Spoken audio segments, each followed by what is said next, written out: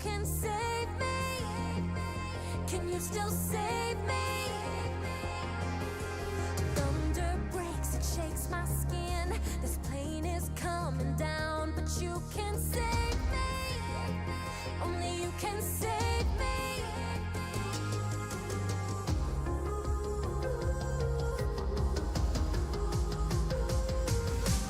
Rain on me, and over my head a million feelings rushing over me. Rain on me, it's something you said keeps coming back and washing over me. Oh, rain on me. I messed things up, what might have been. Still I could make things right if you forgave me. If you forgave me. But your taillights are growing dim. My world is crashing down, but you can change me. Only you can change me.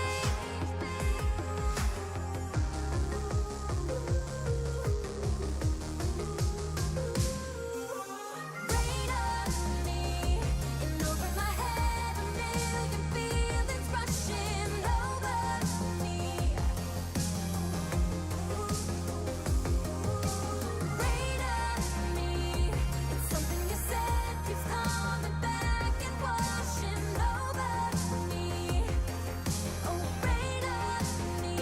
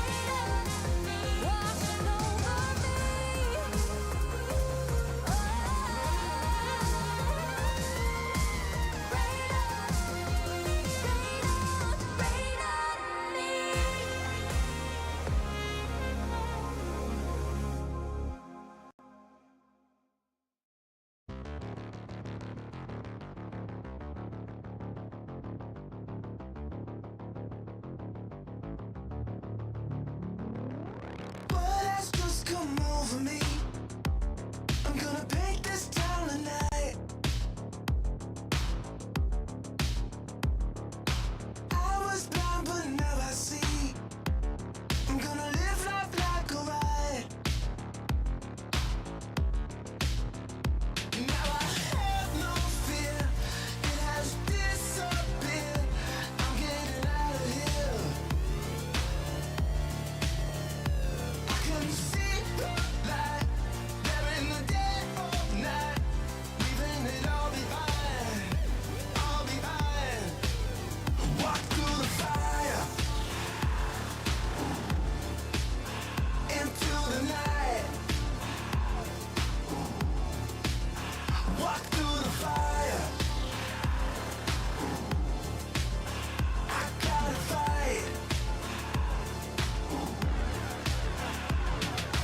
I cannot just face defeat, and I will walk the line. I can feel the fire telling me, gotta bring myself back to life, back to life.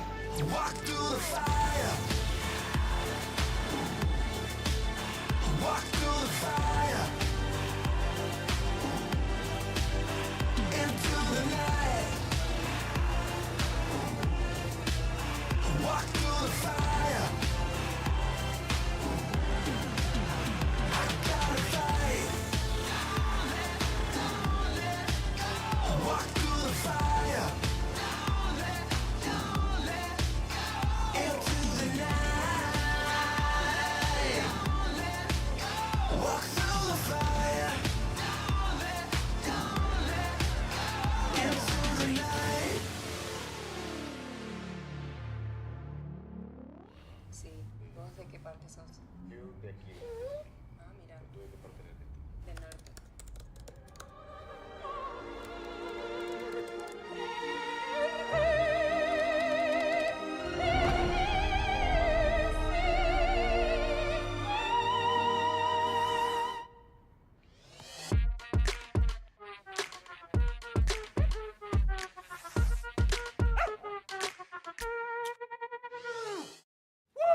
Oh man, I feel like that was my best intro ever. Yeah, not bad, hey, not bad. I can go pro. You know it as well. I also know you can dance. You should join me next time. And yes, I feel like you've also deserved a bit of a break. You've earned it. Thanks.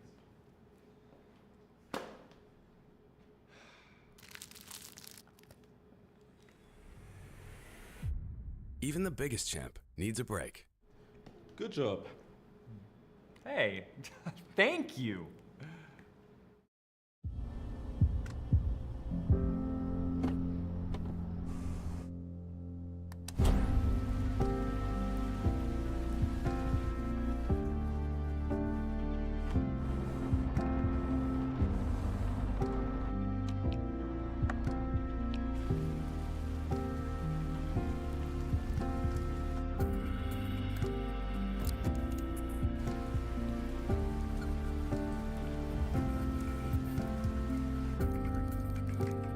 Wjedź do elektryzującego świata esportu i zagraj z nami. Moc energii zapewnia elektryczna Kia EV6.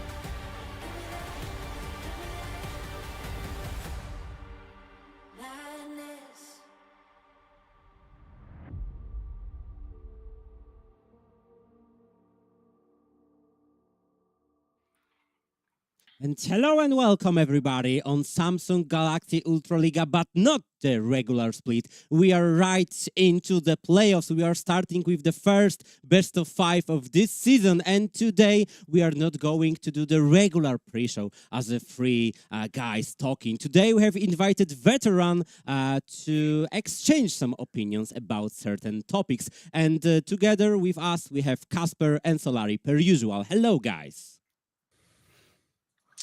Good to see you. Good to hear you. And well, I'm gonna be honest. It's quite weird to see so many faces in here because I was used to like last time we were in the Ultraliga, it was me and Majutek, so it was 2 faces. Now it's 4, so yeah, it's doubled up. I like that. I like that. We should do it more often. Yeah.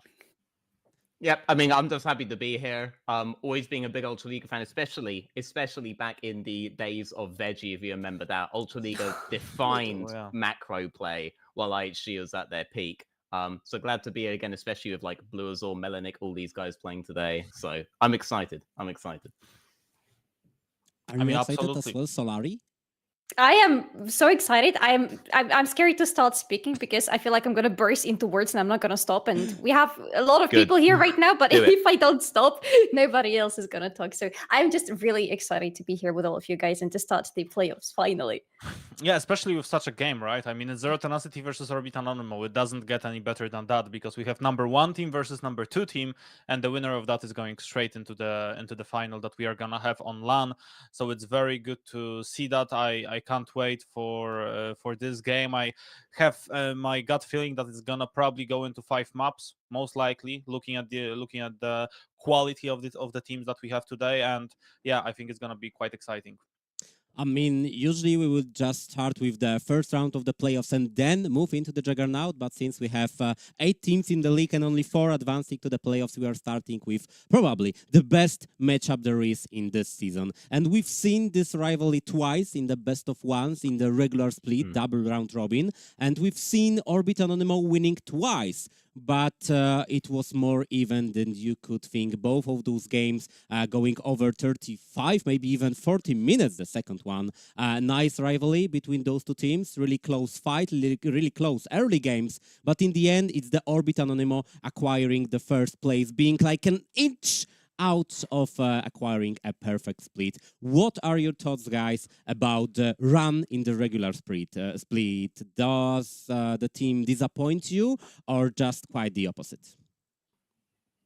How long you got? Because it's really interesting watching these two teams play against teams that aren't each other, because they fall into very, very distinct styles, right? Like Orbit and Anonymo have a very kind of reactive early game, but when mid-late game hits, the way that Prime and Roizen play around lanes and basically don't allow you to ever be in a position where you could win a fight and take an objective, you always have to choose between the two. It's very calculated from that point on. But early, the way that Z10 play, you would expect them to have all of the advantages. The X factor is Orbit Anonymo's bot lane. Nerriman plays like an absolute psychopath. And that's been what has given them the edge in the early game, where otherwise you might think they might not have something. He pushes through an advantage, and suddenly Z10 don't have the clean early game that they thought they might have against Orbit and Anonymo. So for me, a lot of this series is going to come down to that bot lane, how volatile it gets, how successful Nerriman's all-ins are. That's where my eyes are going to be for most of the series. To me, that's also interesting that you mentioned the early game for Orbit Anonymo being mostly reactive. They're not really very proactive there. And I wonder how it's going to resonate in the best of 5, because both of the victories for Orbit Anonymo so far were in the best of 1s that were really separated from each other. But right now, in the best of 5 series, I feel like it should give Zero Tenacity enough time to adjust to what Orbit Anonymo are bringing, because we don't really see Orbit Anonymo adjusting their playstyle in the grand scheme of things way too much, right? Yeah.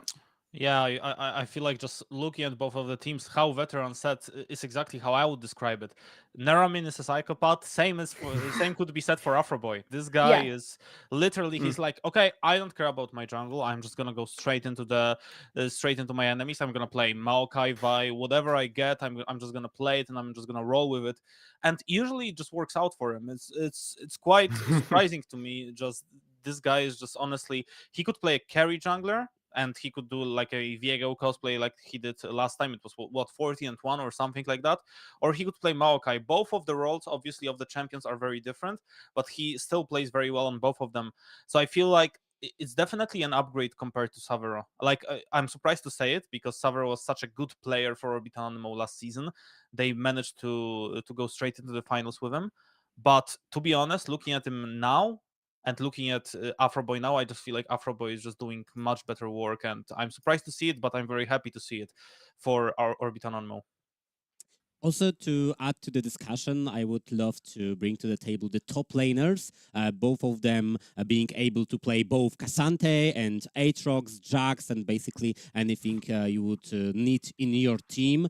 Being able to first pick, last pick as a counter pick really doesn't matter. And both of those players, Prime and Melonic, being able to solo kill pretty much everybody in the league, and at the same time being killed by pretty much everybody in this league. So top lane might be a big flip of those two players fighting against each other. But when we look at the mid lane, in my opinion, we see two of the most, stable, informed players in the league. Both of them are just playing control mages, just playing the waves, just playing whatever the team needs. And then while joining the team fight, just bringing a lot of the DPS, a lot of farmed items and experience into this. Just taking it slow until team fight happens.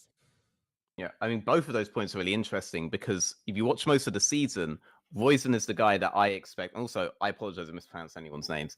Roizen is the guy that I think of as being this global map-based kind of mid laner. But then when they clashed with each other last time, it was Kofta on the Talia that was controlling the map and making it so you couldn't outpush these sides the way that they're used to being able to do so. They didn't give that to them for free. So Kofta is able to match Roizen on Roizen's home turf. When it comes to the top lane Prime view Melek, I actually think overall, like I've highlighted the bot lane, I think Prime's actually the most important part of Orbit Anonymo's success, because every single time that the enemy thinks it could get some kind of an advantage, Prime's completely outpushed a wave all the way to tier 2, and now they have to respond to that. And that seems to happen over and over and over again. The amount of pressure this guy exerts on the map alone is absolutely insane. So Melonic definitely has to shut this guy down, because that guy really understands how to play the map states out really well, and basically gives his team an extra life over and over again. Honestly, that's why I'm a little bit worried about Zero Tenacity, just very quickly, because Melonic, he is a good player, but if I compare him to Prime, I am not seeing how well he's going to stand today against him. And I'm a little bit worried about how this top lane is going to look like. Well, I had my issues with Melonic, I'm not gonna lie, because I feel like looking at what had happened throughout the season, I feel like he is just not the same Melonic that he was. And today he's gonna be playing against Prime, so it doesn't get any harder than that in our league. So I feel like this is gonna be a true test, and it's gonna be a very big test to see what is gonna happen with this game, obviously, because to me, Orbit Anonymo versus Zero Tenacity, even though topside maybe is not the most important current role in the game, I feel like it's gonna be pretty much in the topside, especially with the champ pool of Prime. He's playing what? Fiora, Camille. He's playing split pushers. If Melonic is not able to hold him, this guy is in for a long night, really long night. And I kind of agree about what you said, Kasper, that the top lane might not be the most important role right now in the game. But when we look at the heat maps of the eliminations that happen pre 15 minutes of the game for both of those teams, we can see mostly bot lane. That is when the aggression and when the magic happens. Mostly under the towers. A lot of dice, especially when you are playing as a blue side. You know, diving the red side bot lane, doing those cross map plays really amazes me, this heat map. That only means that both Neramin and Harpoon are going to be ready to be put on a position of a star. Really carry player. It only means they both are psychopaths. Yeah, I feel like this heat map's quite explainable because Prime Poison, they really come online with their influence mid-late game, especially after balance spawns. Prime around the map is an absolute monster that needs to be stopped.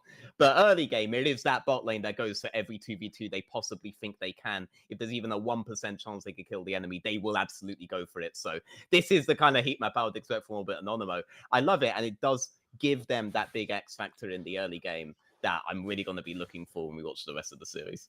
And I'm not surprised looking at mid lane. Like, looking at mid lane is exactly what we are expecting. Like, you are not going to see a lot of activity from Royson. This guy is just going to chill. He's just going to wait for the guy to go into him to do some action. And then he's just going to be like, you know what, guys? I can just play Azir. I can play Vladimir. I can outscale every single pick of Kofte. So I'm good. We need to remember, this is the guy that picked Aurelion Sol when it was really heated in the finals of the last year, and this Aurelion really did some work. And I feel like if he does it again, we know that Aurelion could be played. It's kind of in and out of the meta. It's definitely something that Zero Tenacity needs to be worried about. But does the hitmap for Zero Tenacity look any different at all? I mean, we do see a little bit of more of those blue dots around the Drake area, but besides that... Yeah.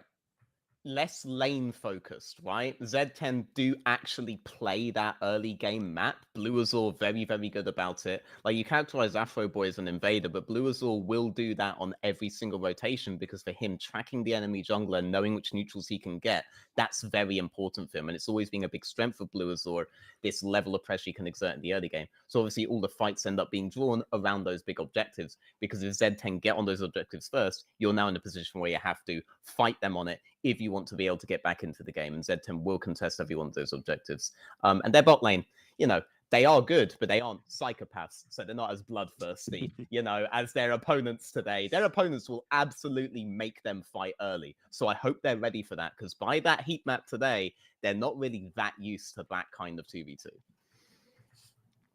Absolutely, and I just feel like it's gonna be really interesting to see what is gonna happen, especially for Zero Tenacity, because we've seen, like I said about top lane, but we also need to talk about jungle. This is gonna be a very interesting matchup between Alpha Boy and Blurzor, especially seeing how Blurzor had some shaky early games in this season.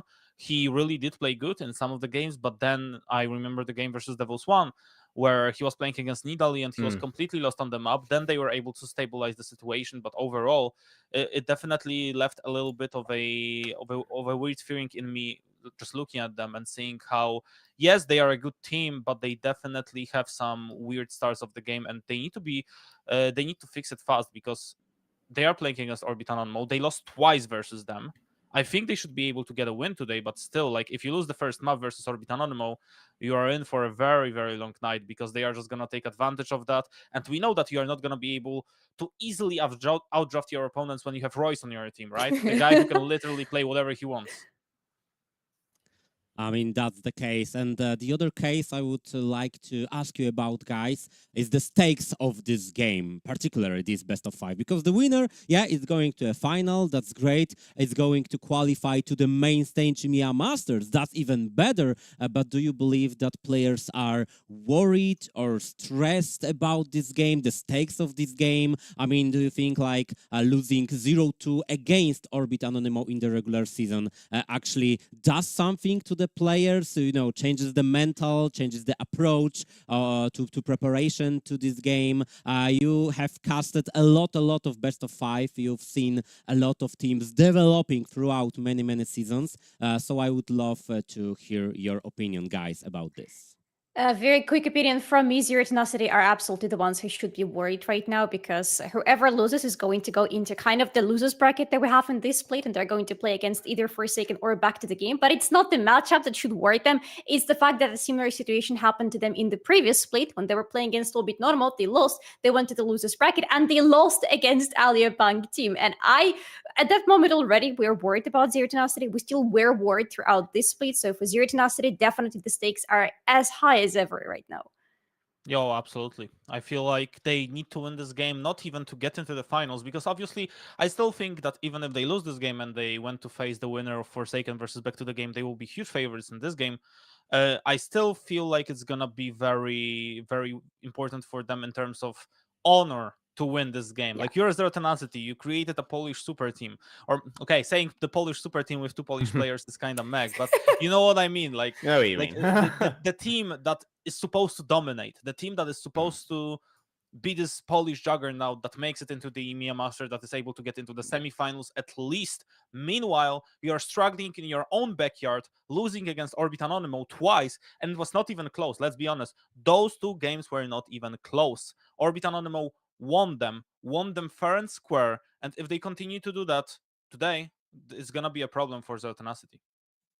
What's really frustrating for me if I'm Z10 is I feel like I am due a win here, because they are a team that does have their opponent's number in terms of the early game macro style, and then I feel like later on they always end up dropping the ball by overgrouping. And we've talked about like Melanic v Prime, etc. The way that Z10 play mid-late game, Melanic can't even face Prime the way that they do it there. I think they really need to start splitting their team up in those late game scenarios, try to meet their opponents where their opponents are strong. You can't just rely on globals, though picking a lot of globals would probably be really good against how Orbit and Anonymo play later.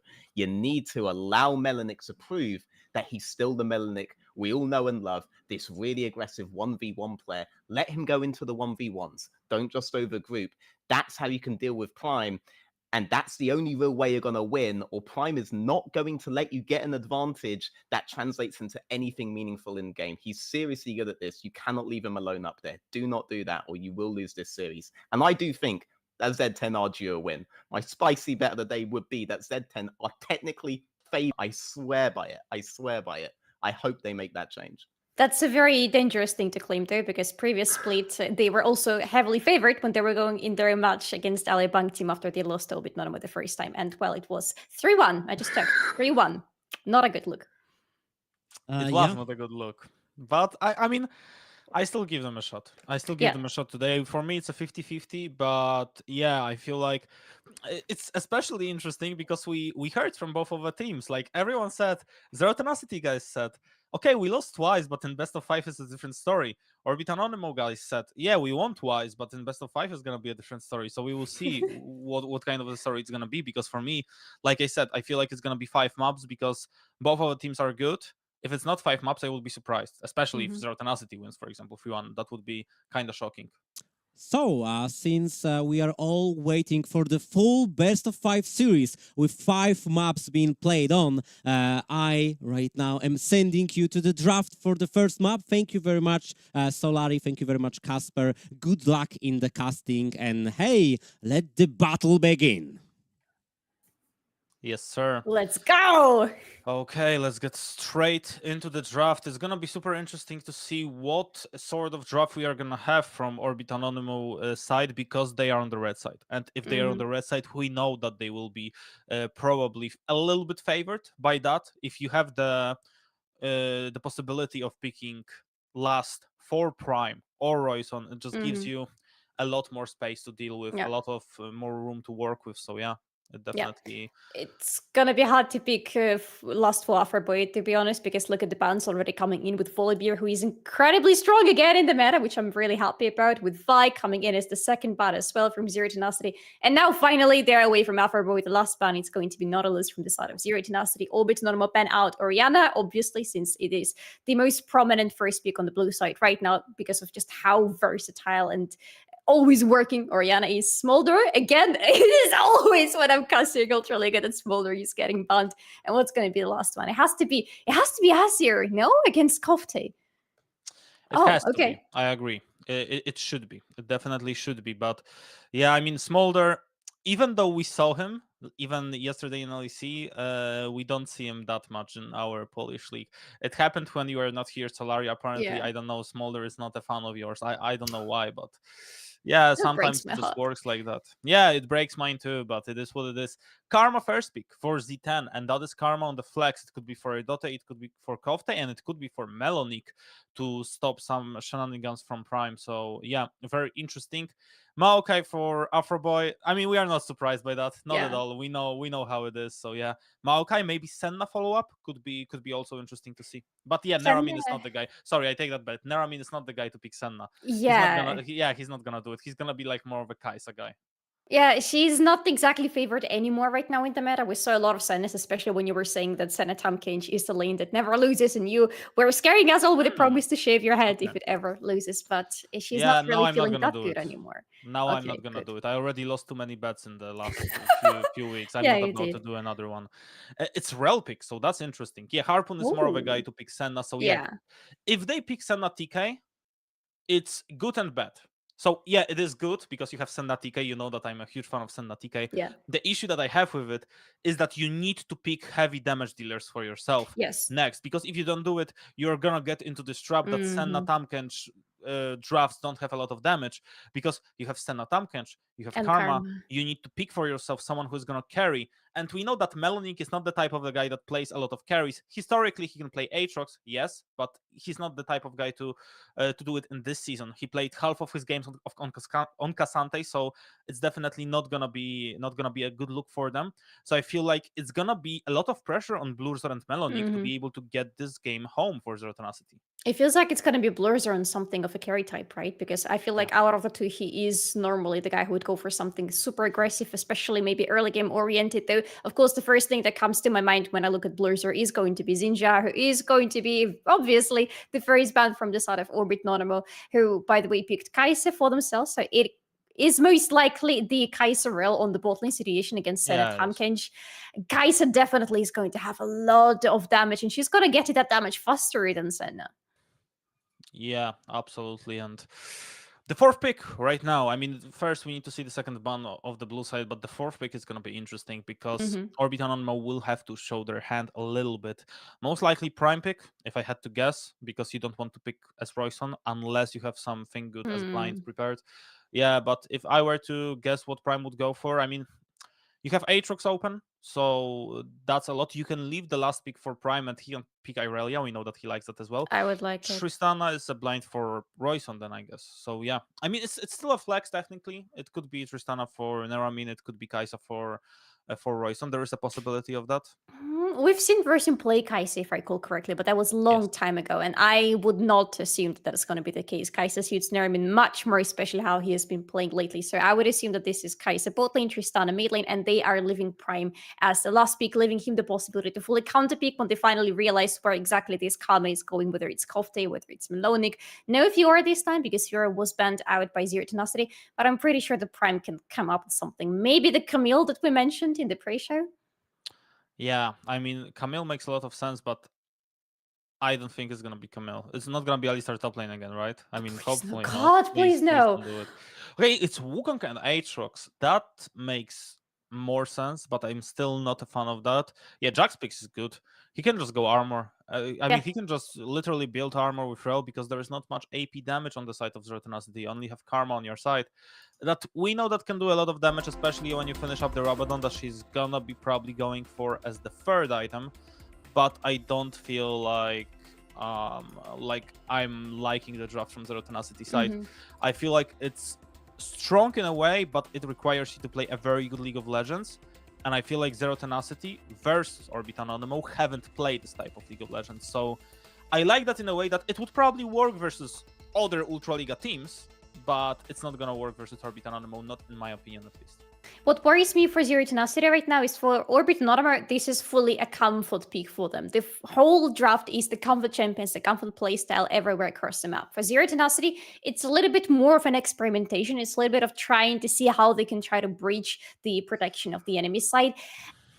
This is a team that has its strength for sure, because I'm looking at the combination of Karma and Senna together, plus a lot of frontline for both of them to work around. And these are the things that I like, because if they feel comfortable in a team fight, if nobody's getting close to them, they're going to heal up everybody. And we've already seen how both of these champions separately feel right now in the team fights later in the game. The healing is going to be absolutely disgusting to do anything about. But other than that, if Zero Tenacity are not ahead by mid-game, that's when I will start to get worried. Yeah, it's gonna be a little bit worrisome for sure, but they have some scaling as well. I mean, when you have Senna, that is gonna be, because she's not gonna be farming, obviously, you have the possibility of trying to play with range. I mean, yeah, for sure. This is gonna be fasting Senna, just waiting for Tamkench to hit some fire point, and when he hits some fire point and she's on like 60-70 souls, then the game really starts happening. Then the game is really going in their favor.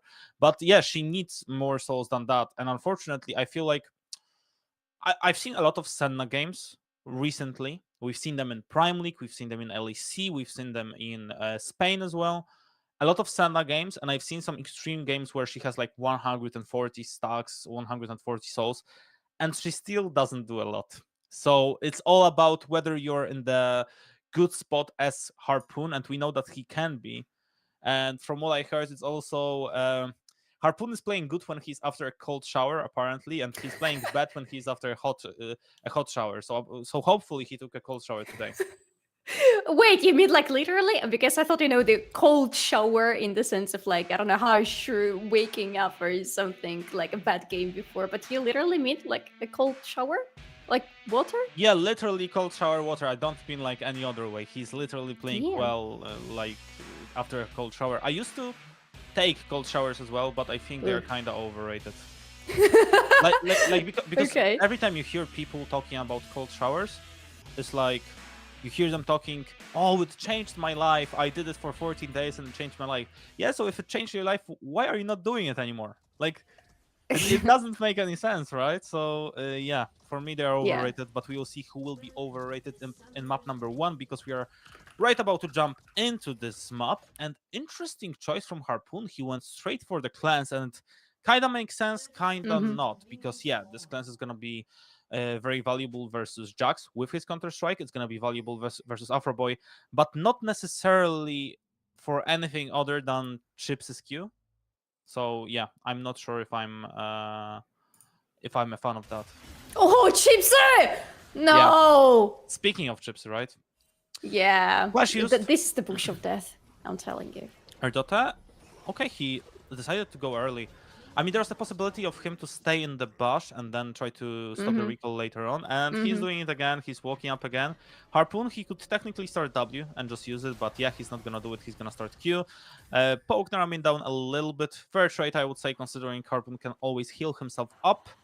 So yeah, Naramin having some fun on the bot side. He's just trying, yeah, as always. I mean, the good thing is that they didn't give away the first blood. That would have been devastating. And it could have happened, obviously, because Chipsy was close to death. And I am pretty sure we have already seen Chipsy dying pretty much in the very same bush in very similar scenario. But he only gave away the flash. It means right now that for Naramin and Chipsy is going to be harder to go for aggressive plays should they want to have any. But again, going with aggressive plays against Sen and Tamkench, especially around level 3, is not really the best idea, because Tamkench is just not going to care about you trying to do anything to Senna. Yeah, Afro Boy, again, he's not gonna have a lot of things to do. Harpoon, yeah, this cleanse definitely helped him. First blood for there. I mean, what the hell just happened? It was so quick. And Erdote now, I mean, he's in trouble as well now. I mean, he's going for it, but Chips is not gonna be able to tank the tower enough. That was weird. Whatever we said before, whatever we thought before, forget it now. I mean, is still an absolute psycho, and he just proved it to us. A very nice first blood.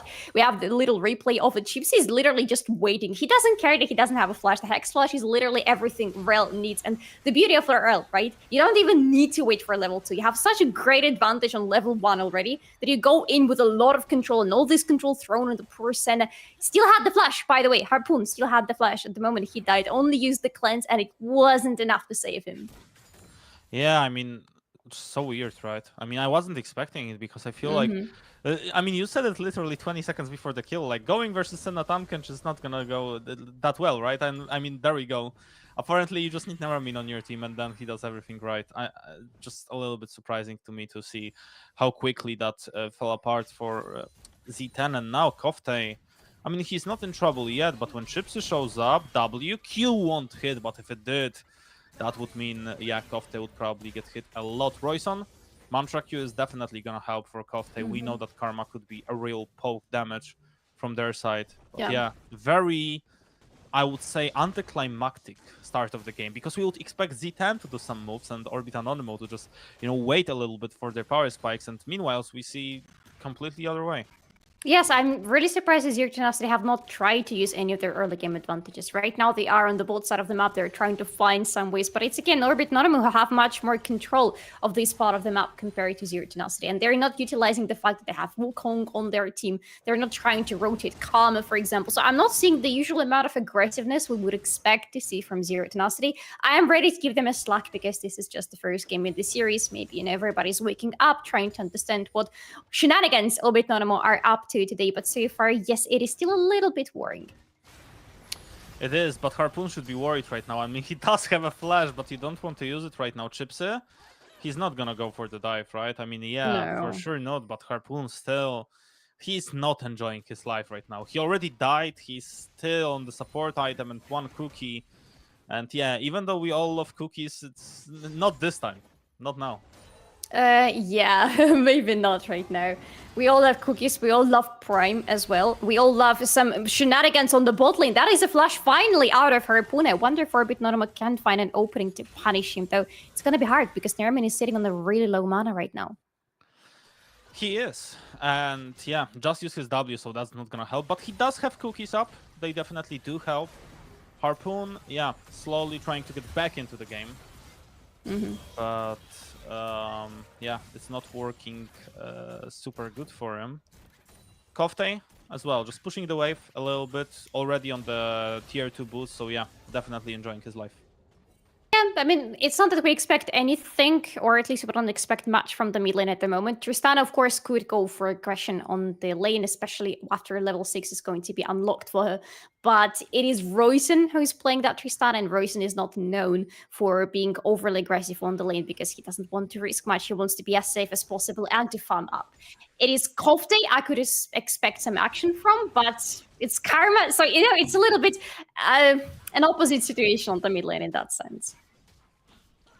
Yeah, it is, and Blursor already starting up the Void Grab, so yeah, he's definitely, he knows what he wants to do. Orbit Anonymo in the exchange will take the Drake, so yeah, they are also happy with all this happening. The gold is even though, so yeah, that's, I would say Z10 are happy with that. Obviously, that's due to the fact that you still have Senna, so she will get some additional gold from the souls, and Aatrox is in the, I would say, kind of advantage, seeing how obviously the wave is going into the Jax right now, but Jax will be able to farm it up slowly but surely, so yeah, that makes sense. It's just the state of the top lane for the last couple of minutes. Every time I'm looking at the minimap, it's basically always Melodic trying to push in, which is a good thing because I would like for Melodic to dominate his lane as much as possible. We talked about the importance of shutting down Prime. I'm not seeing any attempts from Blurzor to have anything started on the top lane, but at least Melodic is doing really decent there. He is. But now, is Prime gonna be doing really decent? Nice counter-strike, and he's going all in with the ultimate. Melodic versus Prime, the flash forward. And Melodic is forced to flash backwards from this fight. It's not the fight that you want to take versus Jax. So yeah, Jax is very happy with what transpired. Look at that. He's going to be able to push the wave, and after pushing the wave, he should be able to get himself a really comfortable reset. A very nice recall with no teleports available for anybody at the top lane, so Melonic is pretty much going to walk back at the lane, same as Prime, but on the bot lane here, I'm looking Blurzer, hasn't been spotted yet, unusual for him on the bot lane. And Afroboy is not recalling. Okay, are we going to see a fight here, Kasper? We should, especially after the ultimate from Afroboy. Nice W from Chips, and now Harpoon is still untouched. He's still doing the damage. Blurzor, a lot of damage from his side, and he's gonna be able to get the first kill. Afroboy now trying to run away. He does have a flash, and he will be forced to use it. But that was a little bit stressful for Orbit Anonymo side. Definitely not how they were looking for it. They were the ones that tried to do it first, and it didn't work out.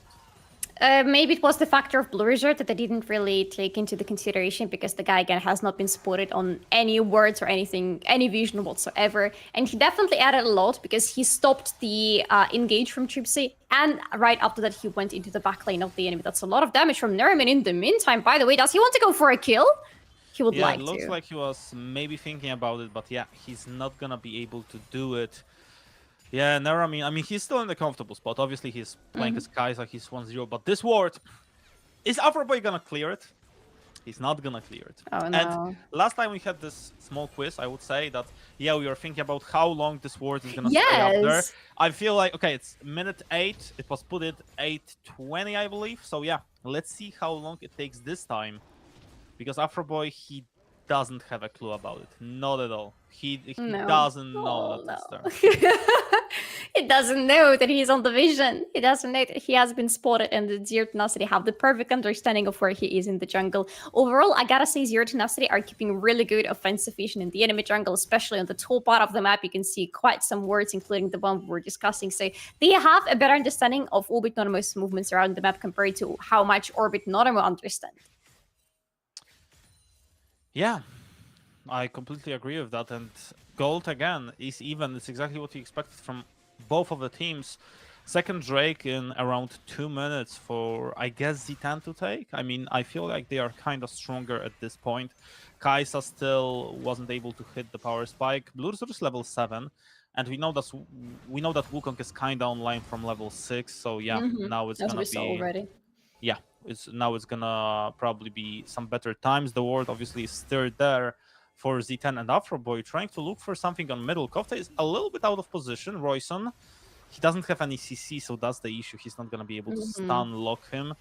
And yeah, Z10 are just trying to freeze the wave, and they are doing quite a good job of that. Yeah, but yes, Royson doesn't really want to overcommit on the mid lane. At the same time, I could imagine they don't want to commit Afroboy with the ultimate into the fight, just in case any pre-Drake fight is going to happen around the bot lane. Their main idea is not to give Royson kills, but to protect Nerman. And if they have to choose between the two, they will always choose protecting Nerman at all costs. Of course, yes, absolutely. And Royson, right now, I mean, he is in the situation that I would say is quite comfortable. In a way, I mean, yeah, they still don't know about both of these wards. That's the problem, because they are playing very well around that. The flash from Korotkiy and Orbit Anonymo won't be able to do anything else. Afroboy spotted, but yeah, still the wards from Z10. They are just doing the work. Look at that. Afroboy, he still won't spot it, so he's still on the ward. They know exactly what is happening. They know exactly what is going on. It literally is like a wall hack. It gives you everything that you want to have. You see through the walls, you know what is going on, and yeah, they are just enjoying their life right now. And I like that they still keep this vision on the top part of the map, because that's where they want some protection, and that's where they would like, I imagine, to go for the next 3 void grabs, since they already have 3 in their pockets. But right now, the bold part of the map is the main course of action for them. They are the ones, as you said, taking the Drake already. Afroboy should know already, so is Orbit Anonymo here to answer them? Yeah, it looks like they would love to go for it, but that's the issue. When you have 4 people from Z10 side, it's not gonna be as easy as it sounds. So yeah, definitely an issue for them. Blue team was able to take the Drake, and Z10 are very happy with that right now. It buys them some time. It looks like they want to go for Royson. He does have a flash. He's rooted right now. So yeah, I mean, he's gonna be dead. He's rooted. The flash backwards, okay, we'll buy him some time, but the ultimate from Harpoon wouldn't be enough. I mean, wouldn't? I feel like it would. No, I don't feel like it would. Okay. No items yet on that Senna. She's the fasting one.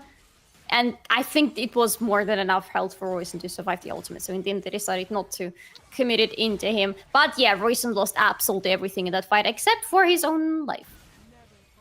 Yeah, that is absolutely true. And now Z10, I mean, they are in the advantage. They will take the Void Grubs. They are very happy for this happening right now. So yeah, definitely working out. 1k advantage for them. The Soul is going to be Ocean 1. So especially, again, Orbit Anonymo can't allow Z10 to have the Soul. No. That would be a nightmare. That would Yeah. be exactly what you don't want to have. To play versus Senna Karma and the Soul, this sort of Soul, yeah, just GG go next, honestly. Yeah, honestly, no way they could do anything about it. Just like they couldn't do anything about the last 2 Void Grabs right now. 6 in the end for Zero Tenacity. They got all of them, all of the 2 spawns. That is going to be a lot of pushing for them. But Orbit and Anonymo don't even need the Void Grabs because they have Tristan and Rosen has been left completely unattended there on the bot lane because Zero Tenacity rotated everybody to get the Void Grabs. So Rosen is getting in the gold plates. He's getting in the gold. Honestly, good for him. Yeah, definitely works out right now, especially for Orbit Anonymo. We know that Royson, yeah, he is known for his AP mages, AP power picks, but he can also play a good Tristana. He definitely can play a good Tristana. So, yeah, we will see if he will be able to scale up into the mid game and then do some work. Nice counter-strike from Prime. Nice ultimate as well. It looks like he's dominating right now, Melonic. And yeah, in the mid lane though, Erdota is stunned up. Does have a flash, but he's not gonna be able to run away. He's not gonna be able to jump away as he's interrupted. And now the second kill for Nero. I mean, that's exactly what Orbit Anonymo hoped for. That was such a clean interruption from Orbit Anonymo. And yes, that is the additional gold for Neriman, as you said. That is the additional kill for him, which is super important because he needs to get to this second item, ideally as quickly as possible. But overall, that is starting to look like the Orbit Anonymo who are approaching the 15th minute in the game, right? This is usually the time when they wake up in the game, they finish their laning phase, and they start scaling up, or rather the scaling starts hitting finally for them. They are taking control of the map, Kasper. They have destroyed the first turret on the top lane. They have pushed in the bot lane quite nicely because they have this luxury of rotating Royson as much around the map as they want to as the secondary split pusher, and they keep getting in the kills and the pressure for Neriman. Things are looking good for Orbit Anonymo, and even the gold lead is finally there for them. A tiny one, but it is there. Yeah, definitely it is, and they are very happy for this happening right now. Look at that, Jax already hitting his 3-4 point, so yeah, he's gonna be enjoying life right now. Jax, who could, in theory, TP to the fight if he wanted to, but it looks like Orbit Anonymo, they don't want to push, they don't want to force the pressure, they just want to play it slow. They want to allow themselves to get into comfortable points, to get into comfortable spots, and as for now, it looks like they are slowly approaching them. Yeah. The only thing is, so far, they've been giving away all of the objectives in the top part of the map, except for the turrets, of course. Those they prefer to take themselves. However, on the bot side of the map, as we've discussed already, it is not something that they can afford to happen. They need to be there at the next Drake fights. Ideally, not giving any of the Ocean Drakes to Zero Tenacity whatsoever, because then, yes, the healing is going to be absolutely unbearable for them to deal with. In a minute, the third Drake of the game is going to spawn, and I would love to see Orbit Anonymo grouping up for it in advance, because so far we are at almost 16th minute in the game, and it is still the case of Zero Tenacity having a much better vision control around the map compared to Orbit Anonymo, including that very word that we talked about in the upper part of Afroboy's jungle. It is still standing, by the way. It's, what, 7 minutes? It's been already? Yeah, it's around 7 minutes that it's been standing there. So yeah, definitely a problem, because Z10, they know what is going on, but Orbit Anonymo also like to put their own vision in there. So I would say the teams are kind of splitting the attention right now. It's not that bad. It's currently a draw, I would say, in between them. So yeah, all good. I'll go especially since Royson is in the top side right now. I really like it for Orbit Anonymo. He has a TP, he can rotate quickly, and at the same time, Zero Tenacity are also the ones who want to be grouping around the Drake, because 5 seconds and it's going to spawn. But Royson, if kept unattended, he is going to keep pushing, because that's Tristana. She doesn't care about the Void Grabs, and now she's teleporting in. It's going to be a fight. Yeah, but Z10 are forced to fight for this Drake. They don't like this idea, but they are kind of forced to do it. We know that this is their win con. They want to fight for it, and they want to try to do something with it. It's a 4v5 right now because Royson TP'd actually. So yeah, Melonic will be able to push away from the top side, TP back into the fight if he wants to. Mm-hmm. He They can have a try good to ward do it. frame. Yeah, Yes, the TP is this gonna one. happen right now. We are gonna have a fight. Oh. Nice engage from Chipsy, but the question is it gonna be enough? The counter strike from Prime is there as well, and now that is going very well for them. 4v4 right now, and Afroboy also in the quite uncomfortable spot. Melonic looking for the reset. He will be able to get it. Kofta will fall sooner or later, but it will come at the price. And now Prime 1v2 trying to do some damage, jumping on Harpoon, doing the work. Is he gonna be able to get him? The answer is no. It's gonna be a 5v3 for Zero Tenacity. Finally, they were able to win the team fight versus Orbital Anonymo. They've been waiting for it a long time. Not only in this game, but also in this season. But they finally did it. That's very true. And that is finally a very good victory for them, taking everybody from the enemy team down. Let's see how exactly it went, because it all starts with a really good teleport coming in from Melonic, exactly where it's needed to be.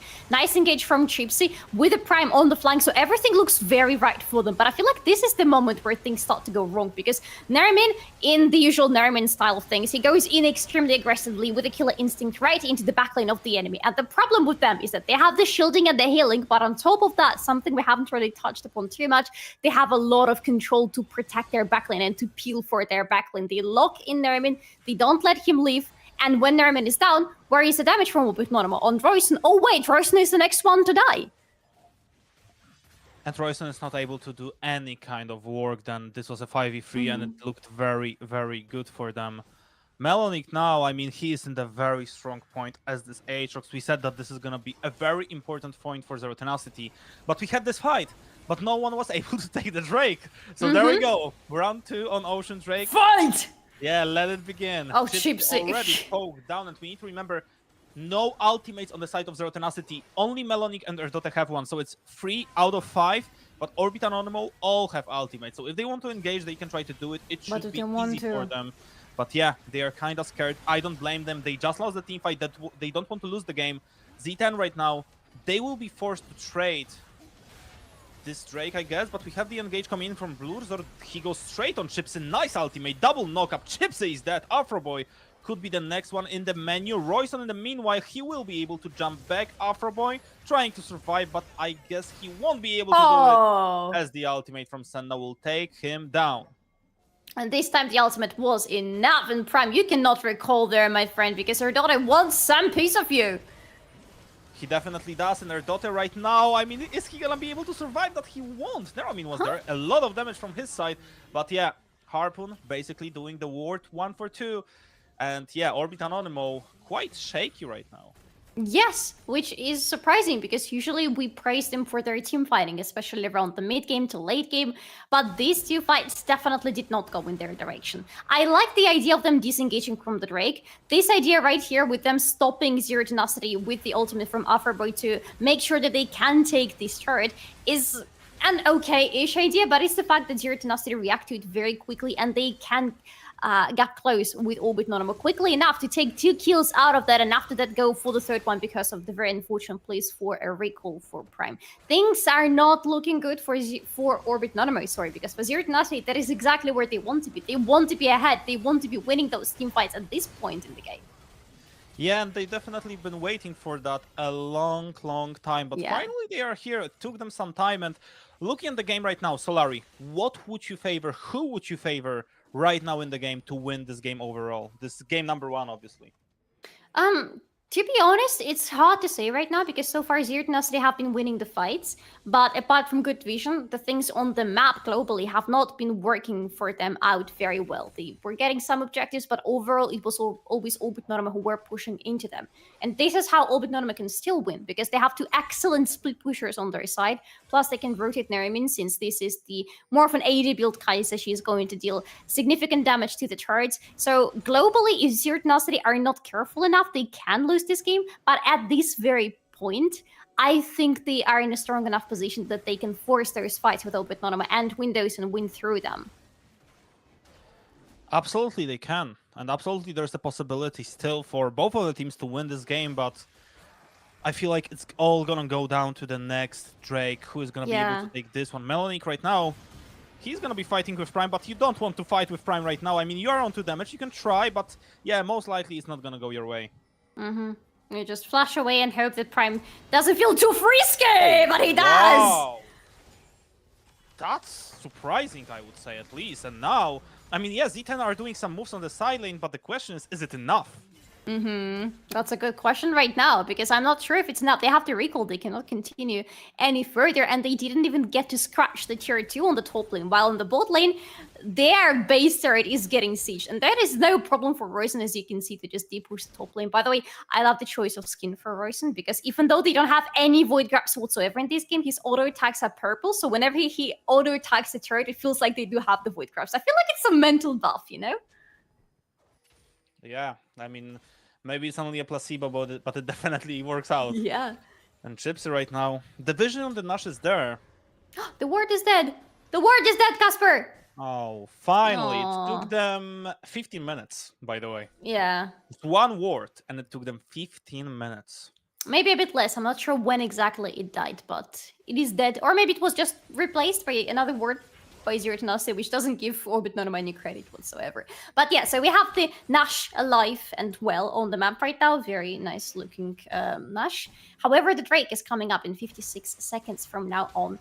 Can Zero Tenacity right now, Kasper, can Zero Tenacity force Orbit Anonymo to choose between the objectives, or do you think it's still in control of Orbit Anonymo where the next fight is going to happen? Well, I'm not quite sure. I'm not quite sure because Z10 right now, I mean, yes, they have a strong Wukong, they have strong Karma, and especially they do have strong Senna, but they still need some time to work with. I'm not sure how much souls does Senna have, but yes, I guess if I were to guess, I would guess she's slowly approaching 100 point, which is definitely something that you want to have.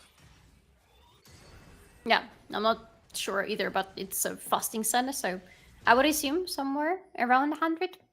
But right now, 10 seconds before the Drake is going to spawn.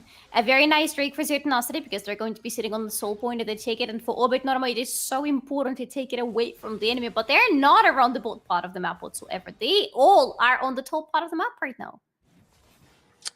Yeah, and Z10 right now, they understand it's going to be very important to fight for this Nash if they start it out. Royson slowly pushing and slowly getting the Gromp that is refusing to die. It's simply refusing to die. Gromp is like, you know what? I'm not gonna do it. I'm not gonna do it. The will to live of this little Gromp is amazing. Z10. Does the Drake have the same? Yeah, that's interesting. All right. That's interesting to see Royson and Afroboy. In the meanwhile, we'll put some vision down.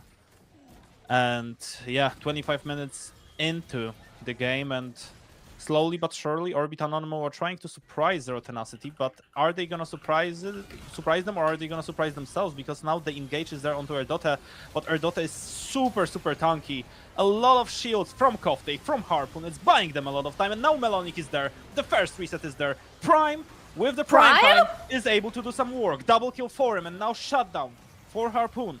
It's 3 versus 3. It looks like it's looking good for Orbit Anonymo. Afroboy is in trouble. Melonic still full health, basically doing the work. One defying this fight. He will finally fall. And Orbit Anonymo, it took them some time, but finally they are healed. It's a double kill for Neramin, and it's a Nash on top of that. Oh, and with Royson alive and Neramin alive, oh, they're gonna take it, Kasper, and they're gonna take it so damn quickly! Finally, a good fight for Orbit Anonymo, which didn't really look that good whatsoever in the beginning of it, right? Because we're going to see it right here. As you mentioned, Erdota is very tanky, on 2 items already. Frozen Heart and Unending Despair, perfect items against the composition of Orbit Anonymo. The healing from Harpoon is insane, together with that Karma still dealing a lot of damage in the process, by the way. But it is the fact that Orbit Anonymo find their opening, and this time, look at Neramin. They keep Neramin safe. They don't let him, or maybe he just doesn't want to this time, jump in the backline of the enemy until he knows that he is safe enough to do so. He's almost guaranteed at least a kill out of that. If Neramin doesn't go too bonkers in a fight, it looks like the fight worked out so much better for Orbit Anonymo. Yeah, it probably would have worked even better for Orbit Anonymo, but now Z10, I mean, they are in trouble. They would love to get back into the game. They would love to do something well for themselves, maybe win another team fight, but yeah, it's not gonna work out, not now. And yeah, it's a little bit problematic, I would say, right now on the side of Z10, because you know, Melonic is playing, I would say, pretty well so far, and they are still not winning. So what is gonna happen when he is playing not well? That's gonna be an issue. I just have a feeling that Melodic playing not bad is not enough for Zero Tenacity. They need Melodic to be on the highest of the highest to win against Orbit Anonymo, because if Melodic is not doing the absolute impossible, he's not shutting down Prime alone. And we didn't see any attention from Bruiser towards him on the top lane whatsoever in the early game. He was always around the bot lane, which worked out once, but then didn't really do much. But now Zero Tenacity, no vision for them in their own jungle. That is a surprising change of pace. Yeah, absolutely. But this Nash is helping a lot Orbit Anonymo. They are able to push where they want to. And yeah, Harpoon, even though he's on 4 kills, even though he's close to getting the third item, he's no carry right now. He's definitely no carry right now. They need some more time to get into this game. And unfortunately, like I said, no damage for them. Like, there is not a lot of damage, and that's the problem. Yeah. I had the hope when I saw Wukong and Aatrox as the last 2 picks for Zero Tenacity, because they can deal damage, but the thing is, when is their window for dealing damage? It is not in the late game where Orbit Anonymo excel, but right now they excel at the enemy's tier 2. They could. They definitely could. And Prime right now, yeah, just using the ultimate, just making sure that they want to put the tier 2 down, and they will be able to do it, which means if they got the tier 2 down right now, I mean, it's gonna be way easier for them to try to utilize what they have right now.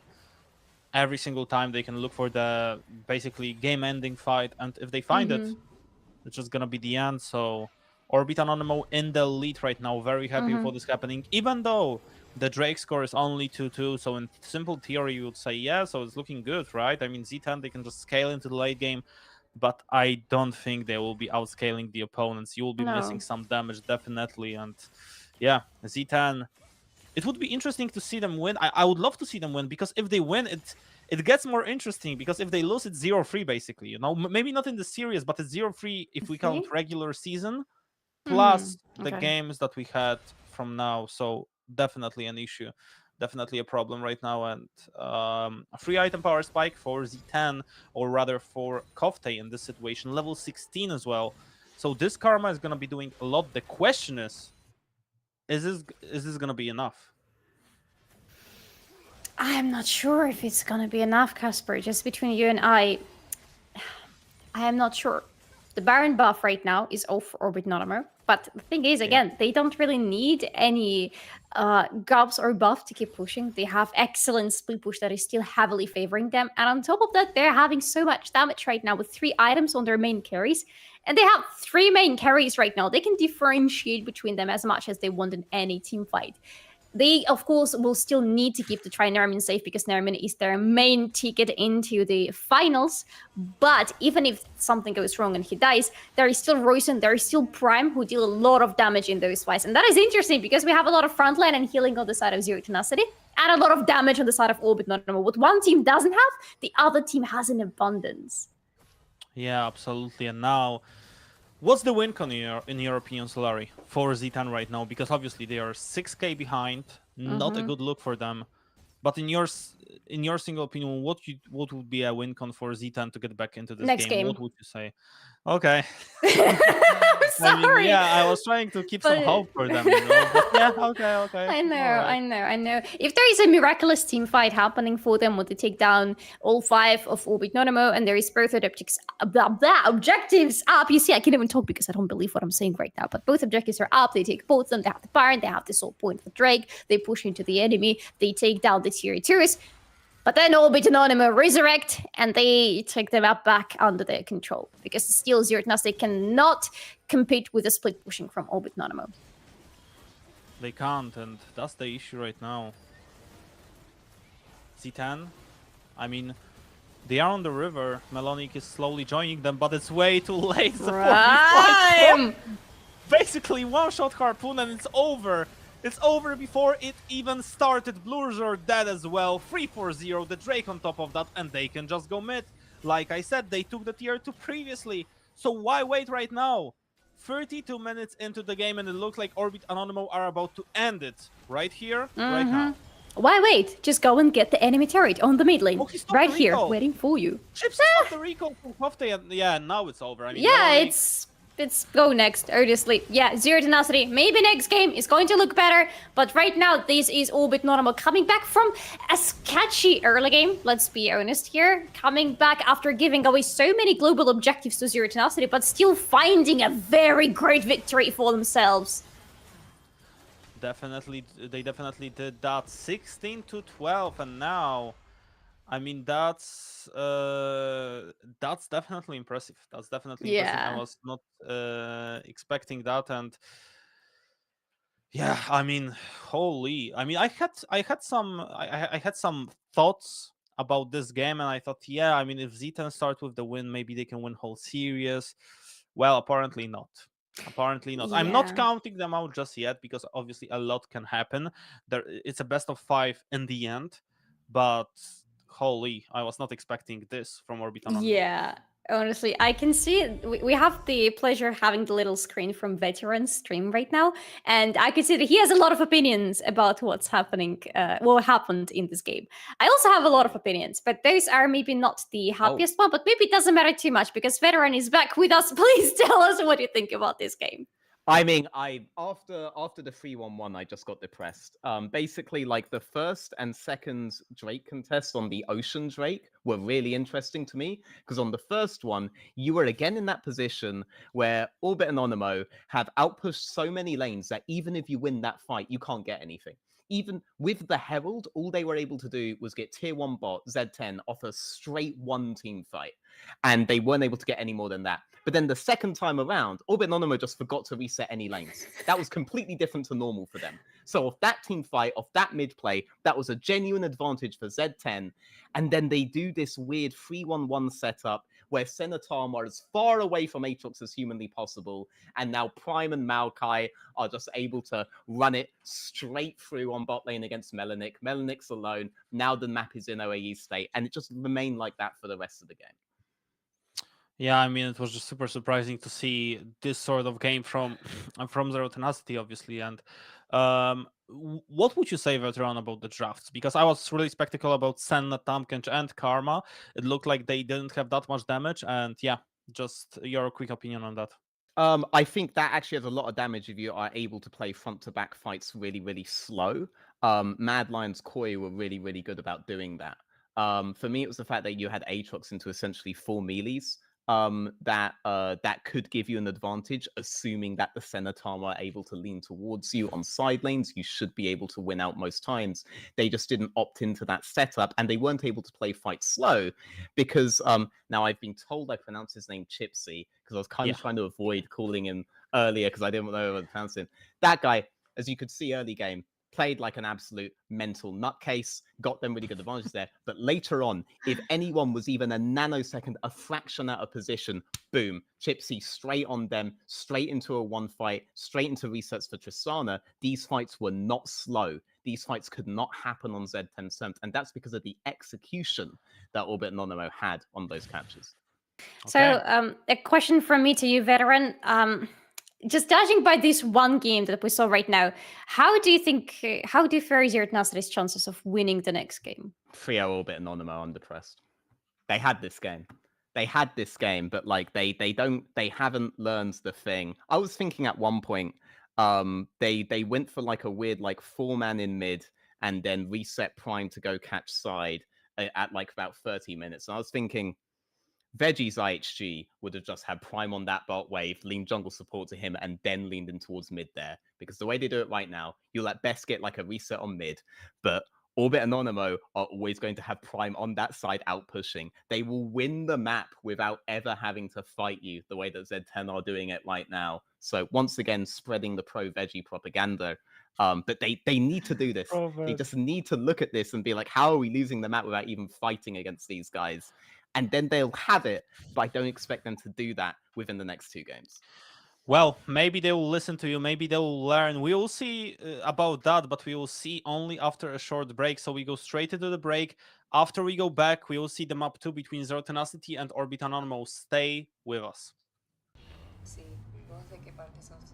Yo de aquí. Ah, mira. ¿Tú de qué parte eres? Del norte.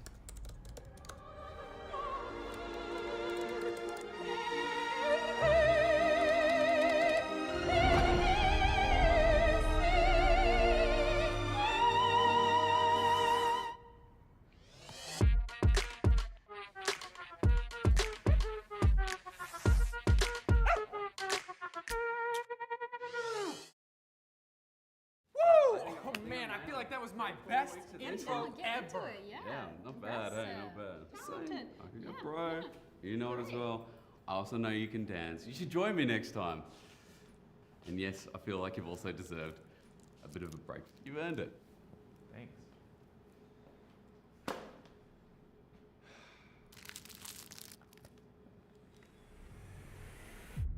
Even the biggest champ needs a break. Good job. Hey, thank you.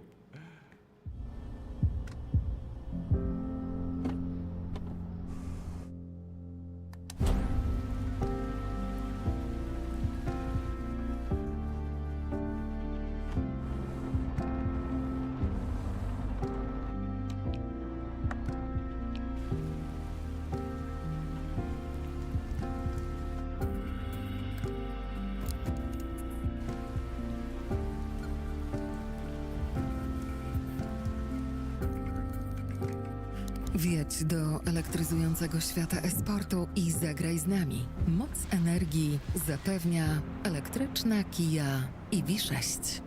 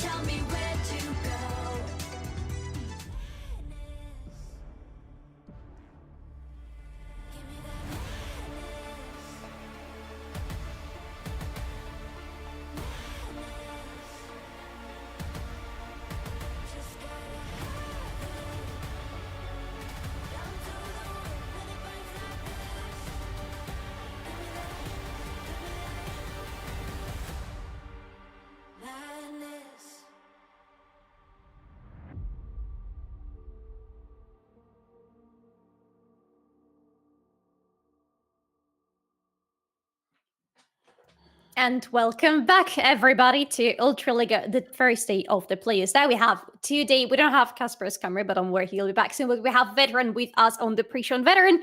Of course, the first question that we have to throw at you immediately. What does your Tenacity need to do different right now? And let's start with the draft. What should be different in the draft for them? Okay, I think they need to get a solo lane setup that you can 1v1 at the later portions of the game, because it is at the late game that Orbit and Anonymo have their huge advantages against Z10. And Linnik v Prime is the thing you need to do. And then when you get that matchup, actually let him match Prime before Prime has already won the map 1v0. Because right now, Prime is basically a macro Einstein against these guys, putting the map into a constant position where they can't do anything about it. It is mental to watch. I also do want to give full shout-outs to Roizen as well, because in mid-game, he was the guy performing that function on the Tristana. So many ways being outpushed top just prevented Z10 from getting more advantage than they already could. Remember, Z10 had 6 grubs, but it never really felt like they were going ahead on these sides, going ahead on the map. And that's what they need to fix, right? I think just get Melanik that big 1v1 matchup that doesn't need the other lanes to be playing towards him, because if you try to do these group things, you're now in Orbit Anonymo's territory and they'll beat you there. They definitely will. They definitely will. And with the first map being taken by Z10, by Orbit Anonymo, the question is how will Z10 react? Because on one side you had the blue side, and I feel like if you really want to react, you need to take the red side from Orbit Anonymo. Yeah. Even if it's not stronger right now, the reason is if you have red side, you make sure that Roizen won't get any last picks or Prime won't get any last picks. You won't be in a very uncomfortable scenario. So I would say this is definitely one thing they can do. And the second one, I'm not quite sure, because it felt like Melanik was doing fight until he wasn't, and then he just then it just didn't work out. Question from me to both of you, actually, because I know what Kasper predicted. I don't know what you, Veteran, predicted for this game, but after seeing this first game, do you think that this was just, Zero Tenacity waking up and the next games in the series are going to look different? Or do you think this is the sign that Orbit Anonymo are stomping their way towards the victory? I mean, there is a way in which you could say, okay, technically, if they don't do that 3-1-1 and they just go with a normal 1-3-1 setup, technically they can win off that. But I would still feel like the game understanding they need, they're unlikely to learn now. They could learn if they have a rematch against them in the finals. But right now, I do think this is a symptom of how the rest of the series is going to go, and that I would just straight predict a 3-0 Orbit Anonymo. I hope I'm wrong, though, because I really like the Z10 lineup, and I think they have the potential to beat them, but right now, they just don't have the brain to do it. Yeah, it feels like they are always caught off guard every single time they are playing versus them.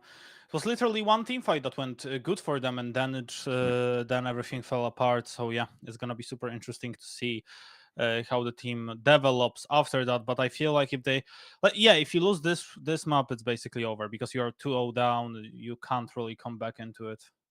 You even said it during the first game, you said that it's going to be a shame for Zero Tenacity to lose the first game because it's going to affect them drastically. But we will see whether the second game is going to be the same case or not, because we will be going into the draft. We will leave Veteran to go into his own stream and see what he can say there about all of these teams without the constraints of the official broadcast. And we will be jumping into the draft with Kasper. And we will be hoping that this time the draft is going to look different than the previous one, especially for Zero Tenacity, because Zero Tenacity are finally on the red side this time. Yes, they are, but the question is it enough to stop Orbit Anonymo train right now? Because it kind of feel like they could just run away. Yeah.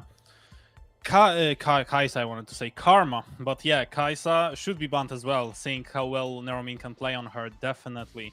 And yeah, it's gonna be Karma, it's gonna be Volibear, Orianna, and Varus in exchange. So yeah, interesting to see. Interesting that Orianna is the banned from the blue side. We know Kofte plays exceptionally great Orianna, but it's just rather interesting to me every time that I see her banned from the right side, just again because she's such a safe first pick for the blue side. I love the Senna ban from Orbit Anonymo as the last ban from them just against Harpoon, but Zero Tenacity are answering with the same. But yes, the day has come! I'm seeing Smolder in Ultraliga and I'm casting! Yes! Yeah, I mean, yeah, I guess we are happy with it. It's good, but yeah, it's Orbit Anonymo that picks it. So yeah, we know that it could be a quick to 0 just by now, and yeah. Yeah, it could be, but yeah, definitely not looking good. Yeah. At least Zero Tenacity, they didn't ban Vi this time against Afroboy, but they're going to pick her, which means that most likely Afroboy is still going to go into Maokai as he speak and be quite happy about that one. But I'm just so excited about Smolder in the hands of Neramin. That is going to be rather exciting to look at. Yeah, it's definitely gonna be super exciting, and the question is it gonna be in the hands of Neramin? We know that Smolder is actually a flex. You can play Smolder on middle, you can play Smolder on top as well. Yeah. And even yesterday we saw Smolder being played in LEC on top lane. It didn't do a lot, but, well, it was there. So, yeah. It's not going to be enough for Orbit Anonymo, though. And honestly, Prime on Smolder, I really don't think that's going to be the case, Kasper. Yeah, I mean... Maybe Royson. That could suit him, but not Prime for sure. Yeah, it looks like Z10, they want to go versus the Smolder quite immediately. Yeah. So they decide to go straight up lockdown comp versus Poppy. I mean, Kalista hates playing versus Poppy. Yeah. So it's gonna be Kalista Renata, if I'm understanding correctly, because there's no reason for Orbit Anonymo to pick Renata in this sort of scenario. I mean, they could technically to disengage the engage coming in, but yeah, it's definitely gonna be Xayah. Okay, so that is Xayah for Neramin, which is something I'm quite happy about because he tends to pivot into Xayah whenever Kaise is not available, and he plays her pretty much in the same role. But this means that this Smolder is not going into Neramin's hands, and I'm still hoping that it's going to be Royson because frankly, I want to see Royson playing Smolder so much. But if it's going into Prime's hands, I'm going insane. Well, that's gonna be fun. I mean, it has to be going to Neramin, so that means Smolder will be going somewhere else. Ashe being picked, that's interesting. It's Ashe for Dota and Kalista for Harpoon. They really want the kill. They really want the kill on the bot lane. Yeah, they really do. So we will see if they will be even remotely close to doing so, because I feel like it's definitely not gonna be an easy task in front of them. Yeah. Good ban of Nautilus coming in from Zero Tenacity, because that would be so good on the bot lane just to have some pressure against the double AD carry bot lane on the enemy side. But yeah, I wonder if it's going to be Rel or whether Rel is going to be banned by Zero Tenacity as the second ban coming from them. But okay, they decided Rakani is going to be a little bit scarier for them. Way so far banned out by Orbit Anonymo. And what's going to be the second ban? We will see. So far, Nautilus, Rakan, Quay, and I mean, you technically can go for a mid laner, right? You want to get Kofte out of the comfortable picks. Azir is banned either way because we won't see him today. So yeah, Nico is gonna be the ban. So yeah, that leaves Kofte with not a lot of picks that he can go for. They can't pick Azir. It's banned from 14 and 4, if I believe correctly. Korotkiy is the pick. So yeah, long range comp coming in from Harpoon, Kofte. Long range that they need to use. Long range that they need to utilize into team fights. Yeah. I would be still a little bit worried about Kalista's range, to be honest, because I feel like her range is going to be just enough for Afroboy to have a good opening onto him in the team fights. And if he gets in the close proximity with Kalista, Kalista suddenly finds the game completely unplayable for her, or at least the fight completely unplayable for her.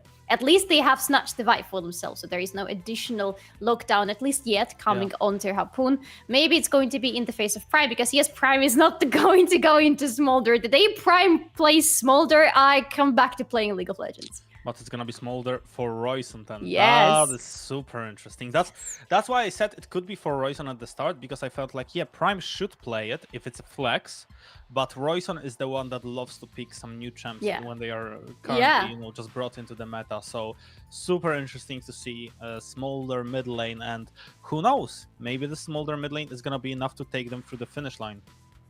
Maybe. Either way, I think it's a good pick for Orbit Anonymo because, first of all, it's just the pick that really suits Royson's playstyle. This is a champion that really wants to scale, that wants to sit on the lane and farm and scale. It's pretty much, in Royson's hands, he's going to look like Victor in that sense. Just sitting on the lane, going around the lanes just to find even more farm there, and then in the late game, 1 or 2 is going to be enough to delete somebody from a team fight, because that's how this ridiculously cute champion works. However, everywhere else, I would say I would still, for the second game in a row, favor the draft outcome for Orbit Anonymo compared to Zero Tenacity. Individually, everybody's playing on their comfort roles again. Team fights capabilities for this team are insanely good. The split pushing is still very much there. While for Zero Tenacity, they have some separate things there that look good. For example, this double 80 carry bot lane can work out really well for them. Korotkiy with the Korotkiy, I feel like is going to have a huge impact, especially if the timings for the fights around the objectives are going to be right. But if you look at this draft and compare it to Orbit Anonymo, I'm not sure what Melonic is going to do in this game. I'm not sure how much impact Bulldozer is going to have. So, just the more you look into it, the more worried I am again for Zero Tenacity. Yeah, it's kind of scary. For sure, Yeah. it's scary. But you know what? I had a feeling that it's going to be a 5-map series, and I'm just going to stick with it. Maybe I'm not the biggest fan of Z10 draft, but if it's not going to happen now, it's just not going to happen today. So it's basically the last shot that they have today, because I feel like when you are down 2-0, it's just way too late to do something. There's almost no coming back after that anymore. Chipsy, will you still go into that? Okay, this time at least he's not going into that bush. I'm happy about that. But as you can see on your screens right now, 23rd of March is going to be the day when either of these teams, maybe both of them, who knows, but at least one of these teams is going to be playing live in front of the live audience, and it's going to be a big audience of more than 50 people. It's going to be actually 650 people who are going to come to the great final of this season of Ultraliga for the LAN party. I mean, I'm still laughing every single time I see this announcement, because it's every single time I hear more than 50 people. Yeah. It's literally on every single advertisement that we I have love so it. far. So yeah. I'm not accepting any argument. I love it. Yeah, I mean, it's good. It's good. It's very good to see that, and we will see if those will be two teams that will be playing against each other in the finals. Quite possibly, honestly. But we said the same in the previous split, in the previous year, when they were playing against each other and Zero Tenacity lost, and they went to play against Alisia Bank team. And we thought it's going to be the reunion of the two teams, but Zero Tenacity lost that fight with the Alisia Bank team and never went into the finals. So who knows how fate is going to look at these teams this time. But so far, let's focus on this one game, because series are one game after a game. And right now, this is the high time for Zero Tenacity to try and win again. But boy, it's going to be really hard, because apart from the bot lane where they have the dominance with the double 80 carry situation, I'm not seeing how they can take control over the early game. Well, maybe this is how. Melonic just going in front of the minions, trying to find a good trade for himself. It's obviously going to be Kasante with a shield, but yeah, level in on Harpoon straight up. Or sorry, level 2 right now. Harpoon is Kalista, so we know exactly what he wants to do. Level 2 for Melonic as well, and yeah, probably you don't want to fight as Prime after he hits level 2. Afroboy is sitting on the bot lane right now, and for a good reason. Yeah, it's definitely a good reason, and right now, I mean, he is going to be spotted up, so yeah, Afroboy, no flash for himself, but still. Some pressure put. Melonic, he needs to be careful. Oh! Another Q. And Prime gets a solo kill for himself. That's exactly what I was talking about. I mean, this is not the same Melonic that we've been saying. And this is so unfortunate. This is so sad. The moment I saw this Xante in the draft, I had a suspicion that he's not going to have a fun game. It's hard to have a fun early game on Xante in general, but in this specific matchup against Prime on Aatrox, what is he going to do as Xante? Unfortunately, the answer so far is die.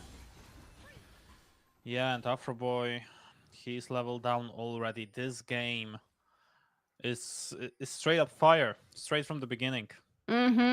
Speaking of fire, Roizen is suffering quite a lot on the mid lane as well. It's no fun for him to stand against Korotkiy. The early game Smolder is pretty much like Yuumi, you know? He's very similar to her, not just in terms of the appearance, but also in terms of how squishy he feels on the lane. It's really easy to bully him out of the lane. This little baby dragon needs to get in the baby dragon practice and scale up. But before that, yeah, this is going to be the case. Maybe Zero Tenacity can find openings to punish him even further. Maybe. But Korotkiy now, I mean, he's going to be pushing the mid wave, and we know that it's kinda... Korotkiy is kind of the same champion as Azir, right? I mean, you just scale into the late game, and then when you're late game, you just straight up one-shot everyone. So yeah, I mean, it makes sense. makes sense definitely for him to pick Korotkiy. We just haven't seen him that much as Azir, obviously.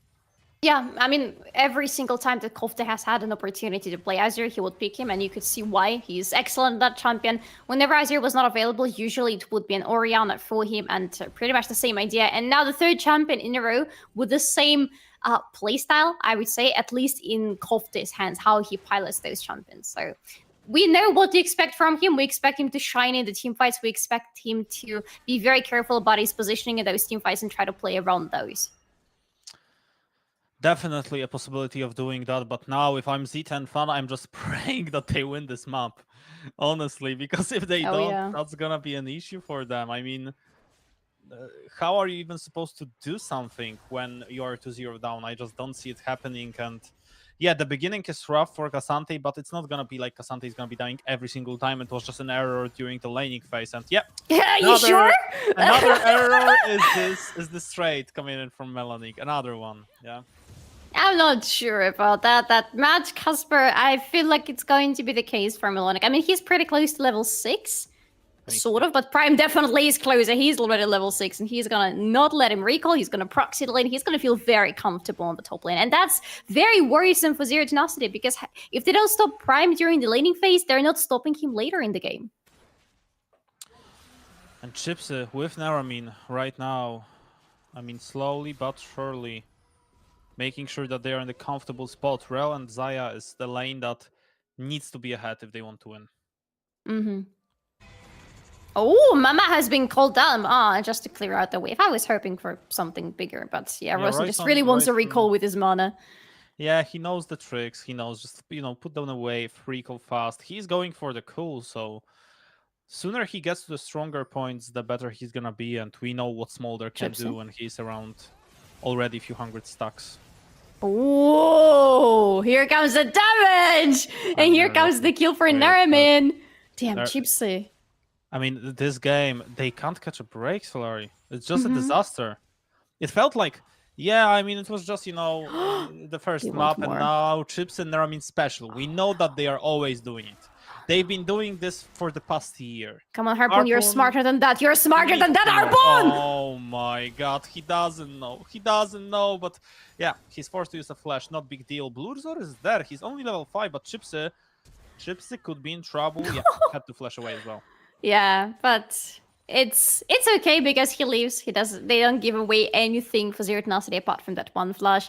Nerman can still stay if he wants, try to get to level 6.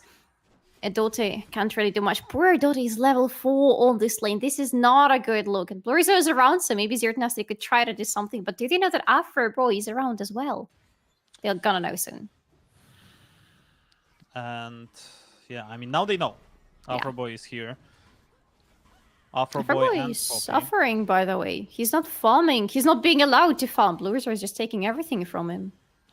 Yeah, but I mean, okay, he's taking everything from him, but look how much on the map they are giving, right? Okay, Blurzor is, I feel like he's still happy, and Chipsy? Ooh, Chipsy.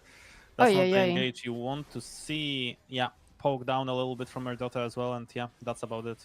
Yeah, and that's gonna be not a very good recall for Orbit Anonymous bot lane if they're allowed to recall whatsoever, but the wave is in a good position for them, so they will. But it's going to be the turret plates for Zero Tenacity's bot lane, and a very good time for them to have control over it in general, because there is going to be more possibilities for Zero Tenacity to fight for the prior on the bot side of the map. The second Drake is going to be up in 2.5 minutes, going to be an Infernal one, and I would love for Zero Tenacity to take it.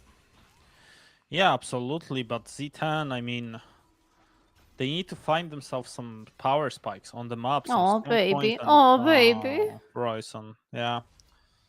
Stopped recall. Never fun when this happens. Mama! Yeah. Oh, and Mama is not enough. I mean, Mama is not dealing that much damage just yet. She's like, baby, you gotta do it yourself. You can't call for Mama every single time you want to recall. But apparently for Royson, that is still the case. Yeah, it definitely is. And now, I mean, Orbit Anonymo slowly but surely taking the first plate of the bot lane. That's important because when Naramin gets this additional gold, we are basically assured that this gold is always in the right hands. Yeah. And yeah. So far, he has been suffering in terms of gold. He has the kill, so it's good. But if you look at the difference in the clips between the bot laners, yeah, that is quite a high one. But again, this is double 80 carry in the side of Zero Tenacity. If they were not so ahead in terms of the Crimson Harpoon, I would be really worried for them. I'm worried for them now because I see Afroboy in the bush, but I don't has a sixth sense about this bush, and they're not really getting any closer to it. They've learned their lesson. Yeah, Afroboy is wasting quite a lot of time right now. Yeah. I mean, in the meanwhile, Huh? Vi is already here, basically, and yes, maybe Kalista is grounded, but the question is it going to be enough to take Erdota down? It looks like it won't. Erdota was able to run away. Now Season Disease coming in from Vi, and looks very good for for Z10. Now the stun. Chips is basically dead. Ultimate throwers from Neramin. Finally, something goes the way of Z10. Okay, and it's a kill for Harpoon. They can't really fight for more kills, right? They're not going to tower dive. Blurzer is not going to be able to tank too much, so they will have to be happy with what they've gotten so far. And again, the timing is good for them. I love when they're pushing the action on the bot lane because it is almost Drake time, 30 seconds before it's going to spawn, and Neramin is half health. He's going to be dead now. Yeah, I mean, maybe Harpoon. Oh, Harpoon! What was that? Enough. I mean, the second tower shot is basically yeah. enough. Always What enough, was man. that? Yeah, that it's gonna stink. It's gonna hurt. That's not what you want to see. It even hurts me, Kasper. I can't imagine how it is right now for Zero Tenacity and for their fans, because that was a huge overstep from Harpoon's side. Definitely did not need to try to go that far to get Neramin down, especially since he didn't even get him down in the end. This fight was a little bit weird, with Afroboy going in on one side, Chipsy getting engaged onto on the other side. No way out for Chipsy here whatsoever, even though they tried absolutely everything they had in their kit. But it's afterwards. It's the fact that Zero Tenacity were not satisfied with a good kill. Package from Koft. Oh Huh? no. Oh no. I mean, when Smolder is gonna be able to just poke you like that, it's not gonna be fun. And Z10, they Yeah. understand that. If we waste our time to doing something on the map, it's not gonna be fun for us. We need to make sure that every single time Orbit and Anonymo try to do something, we do something in exchange. So when they do the Void grabs, we go for the Drake. When they do the play on the top side, we do the play on the bot side. They are trying to match this, but the question is, how well will they match it? It's a good question, and I don't have an answer for it. Maybe now they're gonna have an answer to Neramin. Yeah, Blue will have to Cheapsy. flash away. Harpoon getting a lot done. Look at the bot state right now, 76 Ooh, it's CS gonna to be a good recall. 113. That's a disaster. TP behind coming in from Prime. Prime with the ultimate ready will pop it up immediately. Harpoon basically that straight up. The TP! What is that TP? Are you nuts, Melonic? What the hell is that? I mean, Hey. I guess he is because Prime is going Prime? for a 1v2. It's a double kill for him, going straight onto Kofte, and Melonic there is fighting with Royson. Ultimate from Royson will not help him out immediately. And it looks like the TP from Melonic was apparently a genius move, because he's able to get Royson down, he's able to basically kill Chipsy himself, and Prime is not helping. Prime is like, you know what, bro? Do it yourself. I'm gonna go for Kofte with Afroboy. This flash is not the best, but it will make the work done. Or will it actually? Will it? Because it's the Q1, Q2 will miss, and Prime is dead. Yeah, another overstep, and not a small one. That was a big one from Prime, but he got some kills in the process, so it's fine. He's still 3-1-1. He gave away some gold from the shutdown, but not like it was too much, I believe. I didn't see the numbers. I was still busy with what was happening on the screen at the very time, because I gotta say, I think I like this TP from Melonic. It looked like a weird one in the beginning, but in the end it was a good one. But this engage... Yeah, it's the ultimate from Harpoon that is available. And wow, actually, this ultimate from Erdota is also available. It's going to be the kill number 1. Chips out of position.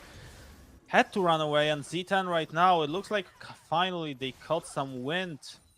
And finally they are doing some good work. Harpoon is super ahead right now. And Yeah. definitely Z10 will want to utilize that. They need to be playing around Harpoon. They have needed to play around Harpoon from the beginning of this game, but now it's an absolute must for them. This guy is going to have a really juicy recall right now with all the gold he has accumulated from the kills, the assists, and the gold plates, because he has a hell of a lot of those gold plates in his pockets right now. Oh, he does. And look at Neramin. Look at the vision from the red side right now. God damn it, Zero Tenacity have eyes everywhere. Yeah, I mean, no one is going unnoticed. Look at that. Mhm. Neramin, he's basically seen all the time. Yeah. They know where he is. They know he's on the bot side of the map. They know that Afroboy must be on the top side of the map.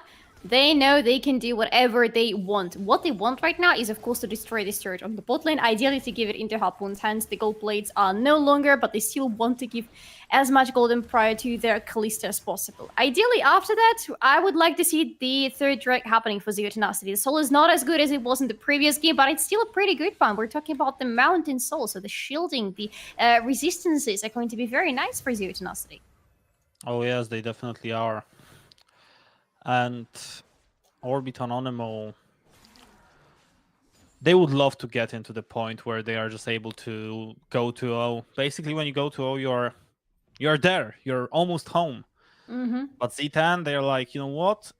Not yet. We are not gonna let you do that yet. We are gonna take you through it. We are gonna take the second map. And with 2 Drakes being taken, them being so far ahead right now, being in the prime spot to take the third one, I see it happening. Honestly, yeah, it could happen.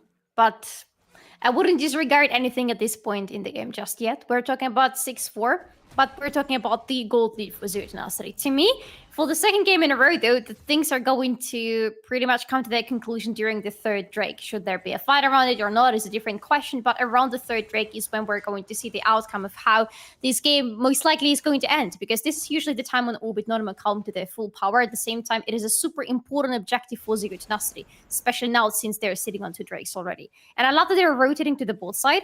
Nermin might be in danger, though, because of that. He could be. He does have a flash and a ghost, but yeah. And an Afro boy. His own Afro boy on the bot lane with him. Yeah, and Orbit Anonymo, they need to react, though. They need to react to the threat that is happening. Royson, yeah, I mean, fun. Champ from 2024, by the way. He hasn't even called his mama, okay? You gotta see when mama comes, he's level 11. That's gonna be a bigger mama than you've ever seen before. Okay, no, that doesn't sound... I'm sorry if it didn't sound nice. I mean, just, you know, the dragon is gonna deal damage. That's what I mean. And they will need this damage when the fight for the Drake counts. It's alive already. And I believe Blurzer is already around the Drake, but not taking it just yet, just by, judging by the minimap. They have the pressure on the mid lane, and they want to make it even bigger onto Orbit Anonymo. They definitely can make it a little bit bigger. Z10 right now, taking the third Drake like it's nothing. Just making sure that they are always ahead, and to be honest, they don't have that much AP damage, obviously speaking of Z10, but it's working out for them right now. None of the teams basically have a lot of AP damage. Both of them are going for mainly AD sources. Maybe Smolder is going to build up something AP-oriented later in the game. I've seen crazy mixed builds for Smolder with a suddenly Andre just popping out of nowhere. But we'll see what Royson decides to go for in the end. So far, yeah, in the previous game, even though Anonymo didn't have almost any AP damage on their side whatsoever, and they didn't stop them from winning the game very nicely against Zero Tenacity. Should that be the case or not, we're going to see. I am a little bit worried for Orbit Anonymo right now because, yeah, first of all, look at the amount of wards still there from Zero Tenacity. They keep doing one thing exceptionally great no matter how good or bad the game goes, and that is keeping the vision. And second of all, if the fourth Drake happens, and if Afroboy dies right now, things could look very good for Z10. Well, it looks like they're already looking very good for Z10 because, well, the ultimate is called from Orbit Anonymo. Or, okay, I take that back. They take a kill on Blurzer, and it looks like Z10 right now, they are chasing Orbit Anonymo. They are making sure that this fight goes their way. But Orbit Anonymo are playing very well with the disengage, just playing very well with the tools that they have right now. The TP from Kofte straight onto boss side Neramin, he's like, you know what, I had enough. I'm gonna flash. But the TP behind Neramin, he has to go for it. If he doesn't go for it, he's just gonna die. That's super smart. Okay, so that's gonna be the execute and the wasted TP. That's, by the way, insane. Or he's gonna get as much as he can before he dies. That's not gonna be an execute.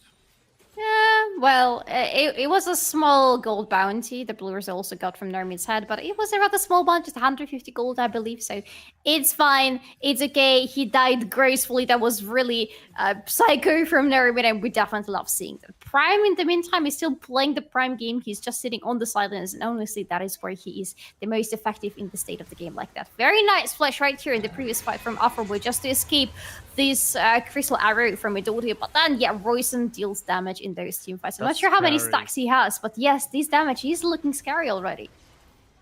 I mean, it looks like it was just so easy for him to deal so much damage. It's getting to the point where yes, it's gonna be definitely an issue. And yeah, Narmin just flashing forward, making sure. And look, he got the kill. That was a shutdown, by the way. He got a shutdown, and he burned double TP. Like, imagine that. How well did he play it? He was still able to also take few minions. So yeah, I would say that's pretty well done by him. Yeah, very well done by him, honestly. And it's the least we expect from Narmin in any game, but especially in the game against Zero Tenacity. But Zero Tenacity right now need to be exceptionally careful about what they do, what their next step is going to be. We are approaching 20th minute in the game, which means the Baron is going to be on the stakes, but at the same time, they really, really have to take this full streak. It's going to help them drastically in the upcoming team fights. The damage from Royson is going to keep getting bigger and bigger. He's at 200 stacks right now. He just needs a little bit more. He just needs less than 20 stacks right now before he's going to be a fully grown baby dragon, not even that baby dragon anymore. So for Zero Tenacity, that is the high time to think about the defenses in the upcoming fights.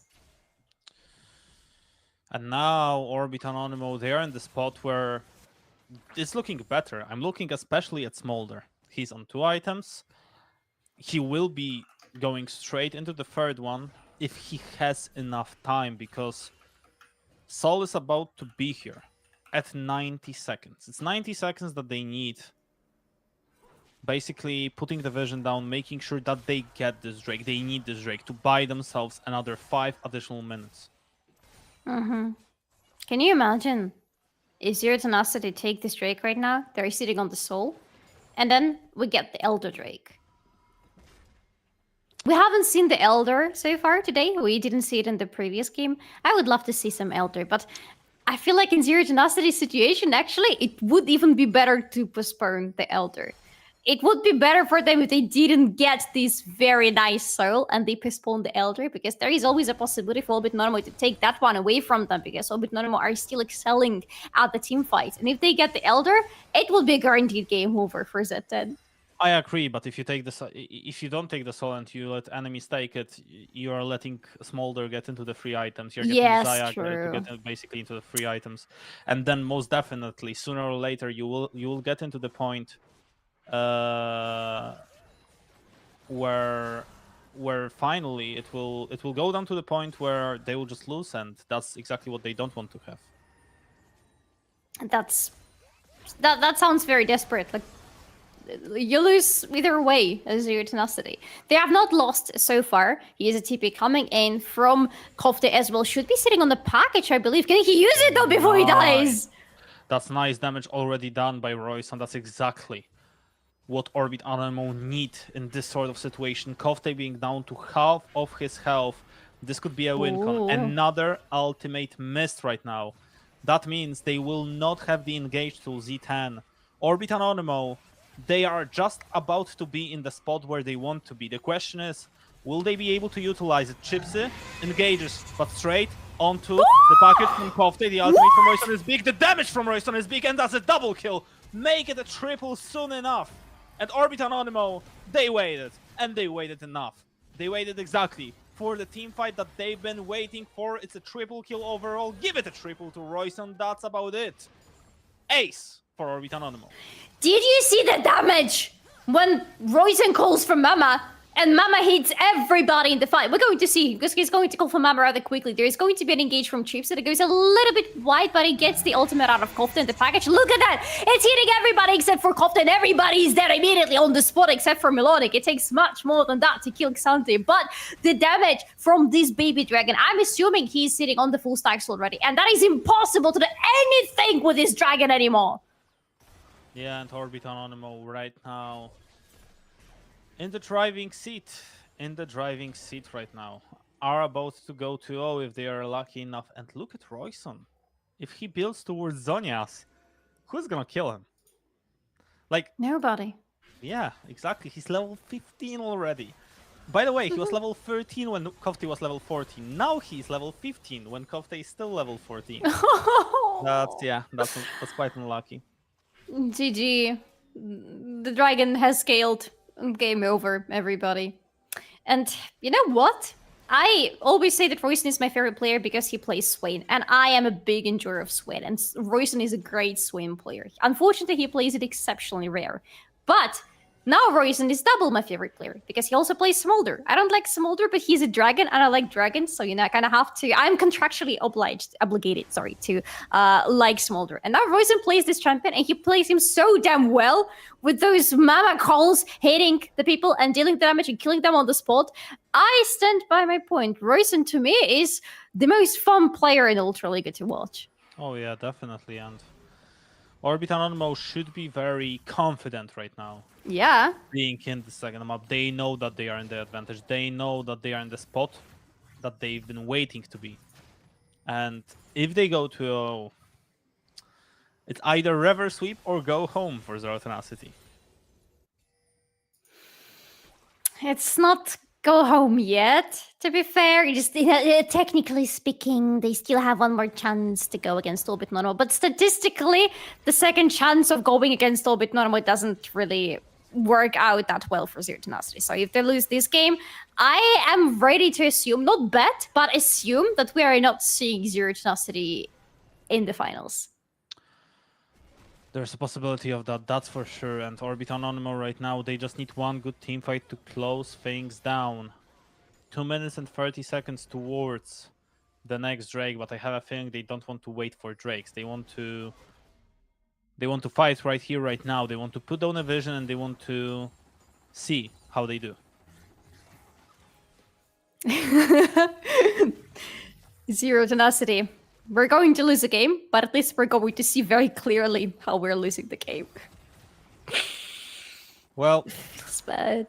They do have Korotkiy on 3 items, though. If that's a power spike, I mean, that is a power spike.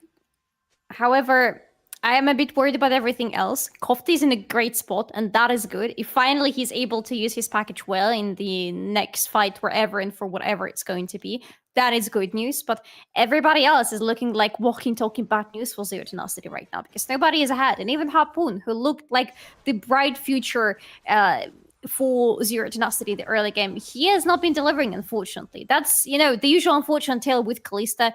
She really needs a lot of helping out early in the game, but even with the help she's gotten, she's on 2 items so far compared to Nermin on 3 items, and I haven't really felt Harpoon in the fights. He was being delivered away from them way too early. Yeah, I mean, now that's an issue because, Korotkiy, I mean, he's just waiting to do something as this Korotkiy, but this Korotkiy is just not doing enough. Mm-hmm. I mean, he would love to be, level 18, 5 items. Korotkiy being in this sort of spots, yeah, he's doing a lot, but I don't know. It feels the same way every single time they play. Early game is kind of 50-50, but then Orbit and Anonymo just outscale. Mm-hmm. That's the case with both teams, right? Zero Tenacity tend to have a very aggressive early game, thanks to Harpoon and thanks to Blurzer especially. But then if it's not about Korotkiy scaling up, they tend to fall off quite a bit. For Orbit Normal, it's the opposite. We rarely see them having a very proactive early game. I believe so far in this split, I saw it happening once when they decided to just go completely bonkers in the early game just for fun, I assume. But other than that, they prefer to scale into the later game. And it looks like their scaling is working much better than Zero Tenacity's early game, but then just sitting back and enjoying whatever's happening on the map. Or not enjoying in this case. Yeah, a lot of things to enjoy for Orbit Anonymo, not so many for Z10. Yeah. Possibly one of the last packages being picked up by Korotkiy. Nice poke by him, but they need much more than the poke. The ultimate from Afro Boy won't hit anyone, so it's a lower cooldown that it would normally be. He will have it right back, and now Orbit Anonymo just waiting. Just playing the waiting game, just making sure Nermin is that... low though. Yeah, and they collapse on Royson. That's the important target. Royson is basically that straight up. Stopwatch won't heal him, won't give him enough time. He will fall sooner or later. The ultimate is enough to kill most of them. Oh my goodness, that's looking incredibly well. It's gonna be a 3-4-3. Middle laner and support versus AD carry and top laner. Who's gonna win this fight? Well, I guess I know the answer because I thought that's basically that. Orbit Anonymo, even when Royson is caught off guard, they win the fight. It was Royson and Nermin caught off guard because Nermin was rather low in the very beginning of the fight. He was already only half health, so it didn't look well for Anonymo. And the moment Roizen is collapsed upon, the moment he's controlled, this is looking bad. But it's the fact that he manages to press the R button right before he dies, and it's the fact that Mama apparently gets only angrier if she sees her baby boy die right before her eyes. And her damage was... it was way too much for Zero Tenacity to do anything about. Yes, it was, and Orbit Anonymo right now. The TP for Nash, the TP behind. Oh my. Oof, Solari, you're about to have another fight. Melonic is healed. Blurzor is here as well. If Blurzor steals it, somehow, maybe that's the way to win the team fight. Blurzor is there, and Blurzor is about to steal it. They are about to kill Royson as well. Orbit Anonymo from heaven to hell in a matter of seconds. And now they are trying to kill Melonic, but it's not gonna work out. It's not gonna be enough. And now... oh, the ultimate from Afroboy will miss as well. Z10, they are right back into this game. Oh, yes, baby! And they're hungry for more blood. They want Nermin, they want Afroboy, they want everybody in this game. And Z10, 3 kills for them. Are they about to go for the end? I mean, it's not possible. Only 30 seconds death timer. They can try to go for the inhib, but that's about it, right? You think? I mean, I guess. What if? What if they have the audacity? What if they have the minions? What if they have the damage? But Royson is there in 7 yeah, seconds. okay, and he's gonna have Mama. Yeah, fine. No, it's not game over yet. But that is an inhibitor, as you predicted. And they are retreating, knowing very well that Royson is going to be very angry because he is finally brought down in that fight. But honestly, Blurzor, the way he stole this Baron, I did not expect it to work out like that. But that's not it, Kofte! Yeah, but Orbit Anonymo, it's not looking that good for them unless Royson shows up. Instant double kill. That's a lot of damage, but Harpoon, he is jumping around doing the damage. But yeah, Royson, he is doing more, he is dealing more, and he will get his 8th kill of this game. Hello, that's the little baby dragon. He has true damage when he's fully stacked. What you gonna do about that? Oh, forgot to mention he also has an execute when he's fully stacked. What you gonna do about that? What a fun time it is to leave. 2024, the US champions are getting funnier and funnier, and even Xante looks kind of like a very reasonable champion compared to Smolder. Yeah, definitely fun champion. I mean, I wish, it's been a while because we haven't seen drafts like that, but I wish soon we are gonna have the draft that is gonna be straight up from the champs that are like 2020 plus, you know, like Aphelios on AD carry, you can have Smolder on middle, you can have Velvet the jungle, you know, champs like that. That would be fun. Disgusting. Absolutely disgusting. But I kind of love it. I'm kind of digging the idea. Right here, though, it is as you said during this fight. The moment Royson joins the fight, if Royson is not dead, everybody else is dead, and everybody in the enemy team mostly is dead. Harpoon dealt a lot of damage, gotta say, with his spears and just jumping around. That is Kalista with how many? 1, 2, 3, 4 items, including Randuin's Omen. But I don't feel like Harpoon is enough because Royson can out-poke him, out-damage him, and then the execute on this baby dragon, Harpoon cannot stand against it. He's on 4 items, by the way. 4 items for Royson. That's disgusting. That's absolutely disgusting. Yeah, that's he has AP, more he than has enough AD, he has everything. Yeah, that's more than enough to do the work. Definitely more than enough. Afroboy, right now, just praying that Neramin will be able to get his team through the finish line, but, well, Neramin is about to have a tough time in front of him because Z10 are also very strong right now. The arrow will miss. So that's something good coming in for Orbit Anonymo, but that's about the only thing because the TP is there as well. Kofte is there, but that's not the package Kofte. If it was, that would be a little bit different. A lot of damage coming in from Royson. Melonix needs to be careful because when he hits like a truck. Ooh, Royson's health! He's nearly dead, but he has Zonya, so he should feel fine. He has the ultimate, right? So he, I mean, it doesn't matter if you die or if you're about to die. If you have the ultimate, you're very happy for this happening. So yeah, Prime is there as well. Maybe ultimate, maybe ultimate coming in from Royson right now. It won't do as much damage as it did last time, but it's enough for Neramin to take the first blood. And now Harpoon is not doing enough. It's a double kill, make it a triple for Orbit Anonymo, and they are right back in the driving seat.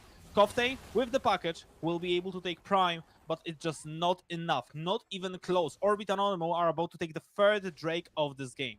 2 seconds, and it's going to go up. Afterboy is already here. This time he is not going to be outsmited because the only person who outsmites in this game is way too far away from him. Third Drake fall, but none of both teams are sitting on the soul point. So for Zero Tenacity, at least the Elder is not happening just yet, but they are losing their chances of getting the soul of this game. This ultimate from Royson, yeah, it was way too far. It didn't do much, but it was the trigger for Nermin to start blasting and dealing damage. And that is the beauty of how Orbit Anonymo usually compose their team compositions. They don't want to rely on one single carry or one single source of damage. They want to spread it across all three of their potential hyper carries as much as possible, with Afterboy being a potential fourth, backup hyper carry if really needed. But in general, if something goes wrong for Royson, there has to be a Nermin who can step up. If something goes wrong for Nermin, Prime is their next hope, because Prime tends to deliver. And, they just rotate between the three depending on what the situation needs. And when we are 34 minutes into the game, when everybody on the team is sitting on so many items, they don't even need to rotate. Everybody just goes in. And for Zero Tenacity, it's whether you kill them all somehow at the same time or you're dead and you're not winning this fight. And now, who would you favor to win this? Because the goal is even. 3 Drakes for Z10, 3 Drakes for Orbit Anonymo. Daryl, maybe my answer to the question will come up right here, but yeah. The ultimate for ultimates on both of the sides, and it looks like Orbit Anonymo are feeling more confident. Lurzor caught off guard a little bit, and Orbit Anonymo take control of the terrain. Full build Royson. Jesus Christ, full build Smolder. It's about the first time I see it in the pro play. You should watch CBLOL. We have that type of things way more often. Though, to be fair, in CBLOL, there is only one person I trust with Smolder. Everybody else kind of under-delivers on him. But still, we got a lot of Smolders in there. But right now, it is about the Natural. It's going down way too quickly. Blurzer. Yeah, how about this Smolder? Because he will miss the ultimate, but it's not a big deal. As soon as you get Blurzer out of the picture. Poke after kill after kill. It looks like Z10 are again caught off guard. Chipsy. Oh, that's a lot of poke coming in from Kofte, but yeah, is it enough to make sure that they are gonna win this? Because we are 36 minutes into the game. Oh my god, Prime is here. Prime without the ultimate, but they are chasing them. It's about to be the perfect situation. The TP coming in, and now Prime. Why? Okay. Why is he TPing in? Because he wanted to their base. Yeah, but he wanted to save the team, and if you don't save the team, Prime is just gonna stop the recalls, and he is stopping the recalls. Meanwhile, Xayah is ending the game. He's gonna finish the game! Oh god, Royson is just slowing them down. The TP is gonna be huge, and the TP is gonna work out. Oh my goodness, thank god that they TP'd, but is it gonna be enough? Kofte doing the damage. Neramin with the ultimate will be able to get a kill. The TP coming in from Orbit Anonymo, and it looks like Z10, they are about to fall. It was close. It was tasty, but it's a win for Orbit Anonymo. 2-0. Why did he teleport in? Why? I mean, if he doesn't, they ace them and they finish the game. If he doesn't, they ace them and they finish the game. It was the same thing. It was pick your poison situation. You lose or you lose. And what they should have done is the guy from the fight should TP into the base, and then you sacrifice the guys, and then you sacrifice only 2 of them. So you lose 2 people, it sucks, but you lose 2 people, you don't lose the game. Because you are able to wave clear the situation, because Neramin is only able to get the inhib. But yeah, they chose wrong, I would say. It was a weird situation for me, and not looking good. 2-0 right now for Orbit Anonymo, and who knows, maybe they are about to go for the third one soon as well. Quite possibly. It's going to be a disappointment, frankly speaking, because I really was hoping to see the 5-game series today, because there were so many promises from Zero Tenacity, both just coming straight from them and us looking at them being like, yes, they lost both of the best of ones against Orbit Anonymo, but they should be able to have an upper hand in the best of 5 because of their adaptability. But in the end, it wasn't the case, it looks like. Yeah, it wasn't, and let's hear from the expert himself. We have Veteran joining by. Veteran, what the hell just happened? Tell me.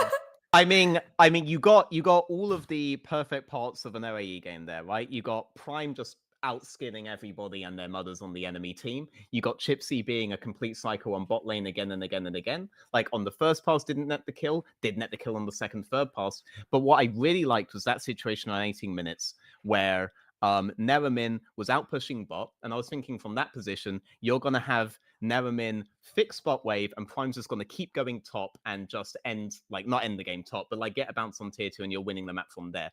What you got was you got Neramin dive straight up into tier 2, burn 2 TPs on the opponents, and get Blueazor down to bot side, and Prime was able to outpush top side on towards tier 2. No way to get back on the map there. The one advantage that they had in draft, though, was the fact that Korotkiy could kite and outrange everyone. And so the fights they were winning were the ones where Prime wasn't able to use terrain to get on top of Korotkiy. But Prime was able to do that so much in so many of the other fights anyway. It was amazing to me how often he was able to actually get on top of the Korotkiy. So shout outs to him for this game. And obviously, Smolder O'Clock did occur. You could kind of see the potential for Koff there. And then the game ends the way that games usually end against Orbit and Anonymo. They are thinking about the waves. Can we just push for advantage? Yes, they could. And at the end, that was such an advantage. They were literally hitting the Nexus while you were still busy fighting them elsewhere on the map. So classic OAE game overall. I feel really sad about Z10 because you had basically one advantage in draft and you were able to get to like 3 Drakes. You were at points literally in the enemy base. So many of these games are so close to Z10. They just need that one little thing, and I swear they would end up being the better team. But I feel like this is going to end on the next game. Okay, I wanted to ask you about your prediction, but then I guess we have the answer either way. Yeah. Okay, So Solari, 3-0. any questions? You know what? No, I'm just very upset about this game. I'm happy that I saw Smolder. I'm upset with everything else. I really wanted this to be a long series. I mean, it still could be. It's 2-0. It still could be Yeah. 2-2. It could be best of 5. But yeah, I agree with both of you. It feels like it's gonna go 3-0. It feels like I was the one in the wrong. But hopefully, we'll go straight into the post-game lobby, just speaking about the game after this game and speaking about the 4th game, fortunately, because I really hope we do see at least 4 maps. It would be really devastating to see this kind of game finish in the 3-0 fashion. And yes, I hope that we will do that. And that's about it from us for now, at least. We'll go in the short break quickly, and we will be right back soon enough. Sí, ¿vos de qué parte sos? Yo de aquí. Ah, mira, ¿Tú de qué parte eres? del norte.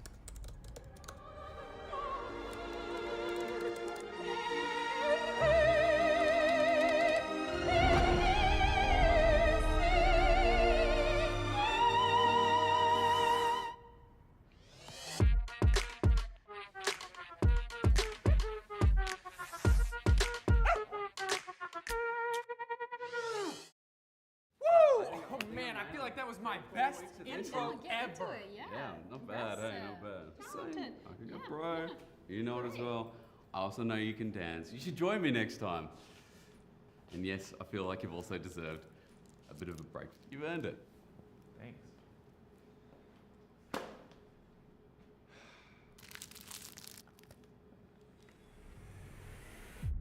Even the biggest champ needs a break. Good job. Hey, thank you.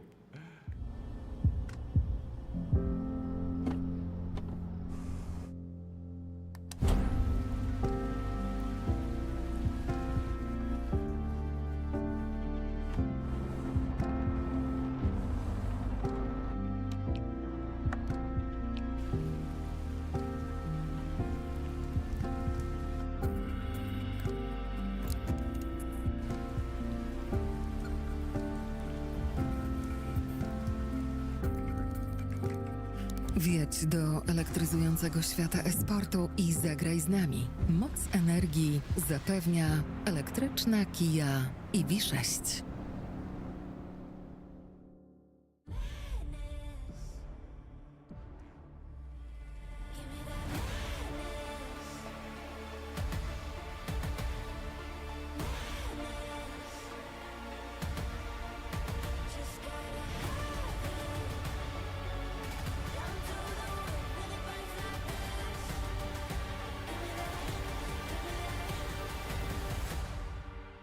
Madness.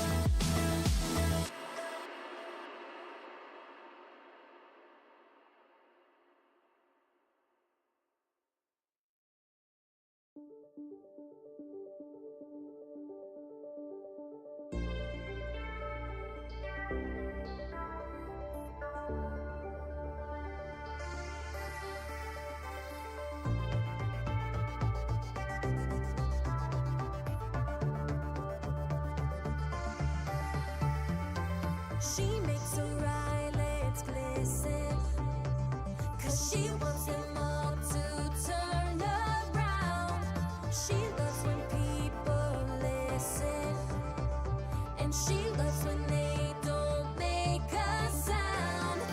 Strobe lights and pop machines, always in the perfect light. The way she pretends to be indifferent. The way she pretends to be indifferent.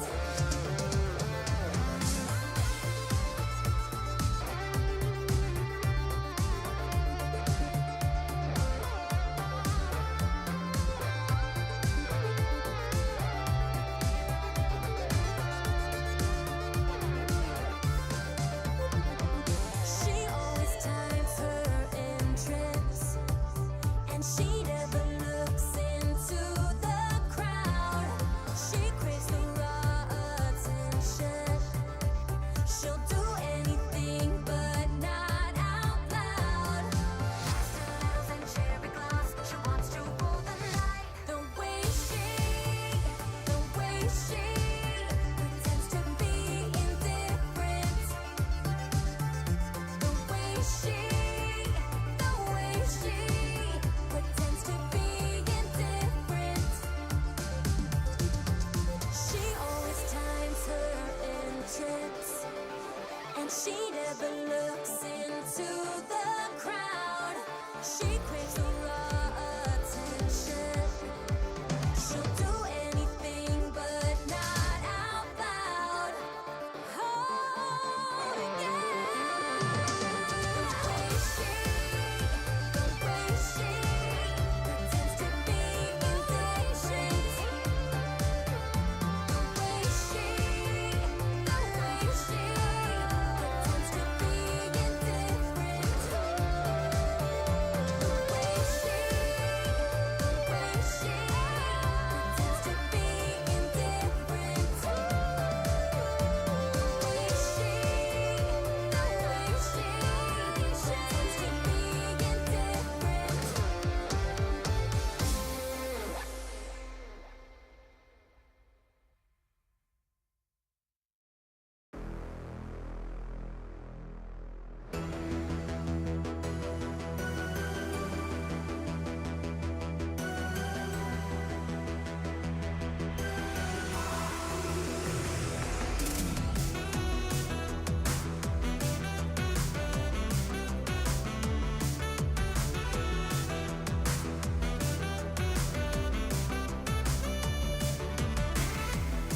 I'm trying not to care, just giving in to the numbness. But I just sit and stare and cry. This can't happen to me. Never believed in the oneness. Now every sentence ends in why. And now she's really gone. The city lights are lonely. Indelible lines were drawn. Life will never be the same without her. I keep falling faster. I can't get past her. I keep falling faster. I can't believe she's gone.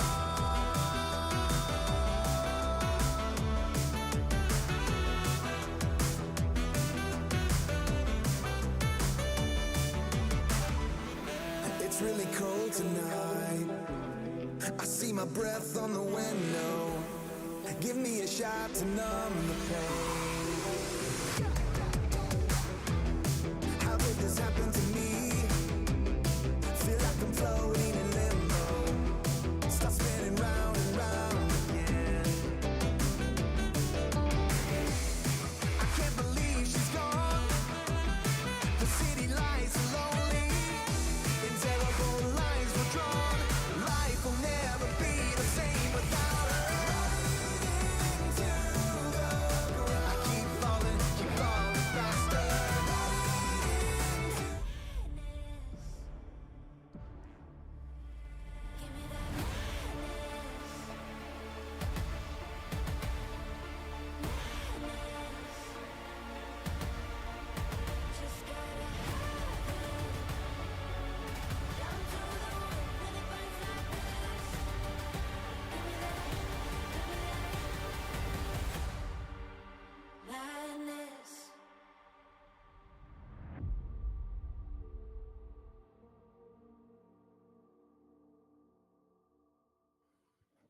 And welcome back to Samsung Galaxy Ultraliga, where we have Zero Tenacity on the verge of losing their first ever round in the playoffs in this split, because they are currently going 0-2 with Orbit Anonymo. I'm Solari. I still have Kasper by my side, but we also still have Veteran by our side. And Veteran, we will have to ask you this question. Can Zero Tenacity do it? And if they can, what is it going to take them? I mean, it's just going to take a better understanding of like fixing waves later on in the game before going recall, because that's literally where they are losing all of these. Like, they will lose the map before a fight even begins, and so they begin every fight at a disadvantage. They now have to make a fast play. If they were able to win the fight, they can't get as much off it as they otherwise would be able to. That's been their consistent issue against Orbit Anonymo. That's where Orbit Anonymo has always been able to have their number. And you'd think maybe Z10's early game could be a thing there, but whenever they are considering their plans early, you know, before Glubs can spawn, Chipsy's already all-in on bot lane twice, and at one point they just died there. So this big thing with Chipsy constantly flipping the coin and eventually getting heads, like that's being a big problem for them early. So if they don't learn this thing mid-late, they're not going to be able to get a proper advantage over Orbit Anonymo. It feels this way. It certainly feels this way. And I'm also going to have the question towards Veteran. Do you feel like those mistakes that they are doing, I know that your prediction was that it's going to be 3-0, but do you feel like the mistakes that they are doing, are they fixable in the best of 5? Yeah. Or do you feel like they need more time? Within the best of 5 is difficult. I think that maybe what you need to do now is you need to just go back. So when I think of a team playing 3 lanes and winning constantly, I think of like 2021 G2 Arctic, right? Which, by the way, IHG beat those guys at their own game. So there is historical reference for Polish people to be able to play against this stuff. And what they lost to in Spanish League was like a Gangplank Carthus Nocturne draft, right? Just all these globals all the time. You want to fix waves? Nowhere is safe for you. So maybe think of picks like that, picks like Pike, picks like Evelyn, picks like Kane. These things where no matter what you're doing on the map, you're going to be scared of it. This is actually how they were able to lose their one loss in regular splits, OAE were. So try to find picks like that. Slam as many globals as you can in your team, preferably stuff with good wave clear as well, good clear options. Ziggs, for example, could also be really good and fit in this kind of vein. And then that will insulate you for now, because I don't think you're going to teach strategy like this in the 15 minutes you have between game 2 and game 3, but you can do it in draft. The thing is, though, I agree with everything you say. However, I feel like the thing is, Zero Tenacity have never played any of those things that you just mentioned, and I really doubt that they're suddenly going to pull it out of their sleeves in game number 3 today. On the other hand, though, it is literally their last chance, and if they don't do it right now, well, there might not be a chance for them to do it whatsoever. It feels like they are just running out of opportunities to do it. Like I said, losing the first map, it's difficult, but when you're down 2-0, your only chance is reverse sweeping right now, and it feels like Orbit Anonymo are just one step ahead every single time that they are playing. Like you said, they need to fix waves, they need to fix their approach, and it looks like they don't have it, unless they have some, I don't know, hidden super pick that they are about to pick right now. I don't see them winning this. Yeah. But Veteran, actually, another question from me. Just going a little bit away from the depressing stuff about Zero Tenacity and going back to Orbit Anonymo, you were mentioning Chipsy a lot. Am I safe to assume that Chipsy right now can be your favorite player on the team, or is it still Prime, or is it somebody else? It's really difficult. Like Prime Poison are the thing that carry them through late game, but Chipsy going all in all the time, I love that kind of a player, right? Because I've said on repeat, if you grab a rookie who's trying to play calm and calculated at the beginning, it's harder to get that guy to go in positions where he should go in than it is to get a guy who goes in no matter what and tell him to like chill a little every now and again, you know? I always prefer the hyper aggressive rookies. What they're doing right now bot lane is they're skill checking. And I think a lot of the time, the opponents just aren't able to comprehend what's happening before it's already happened. That is a huge X factor to have, not just at this level, even at like the LEC level. That is a huge X factor to have. Hylissang's made an entire career out of it. So I really do love it when I see players like that. And I think it's demonstrable, the impact that he has on the early game of Orbit Anonymo. That bot lane is carrying a large amount of that early game, you know, until Prime just randomly solo kills Melanik topside on first clear. Like that was like, okay, well, my next game is kind of done here.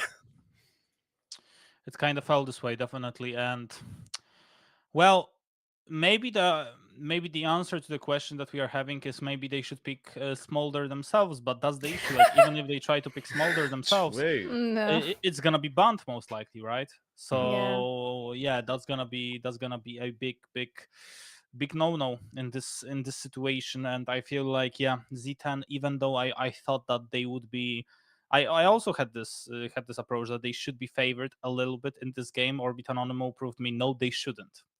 Like not at all. They shouldn't be favored at all, and they are playing very, very well. I must say I'm really impressed, and it just, we need to see tomorrow's how it's gonna be played out as well, because if it's gonna be finished up 3-0, and tomorrow we'll say, I don't know, Back to the Game or Forsaken are about to be 3-0 as well.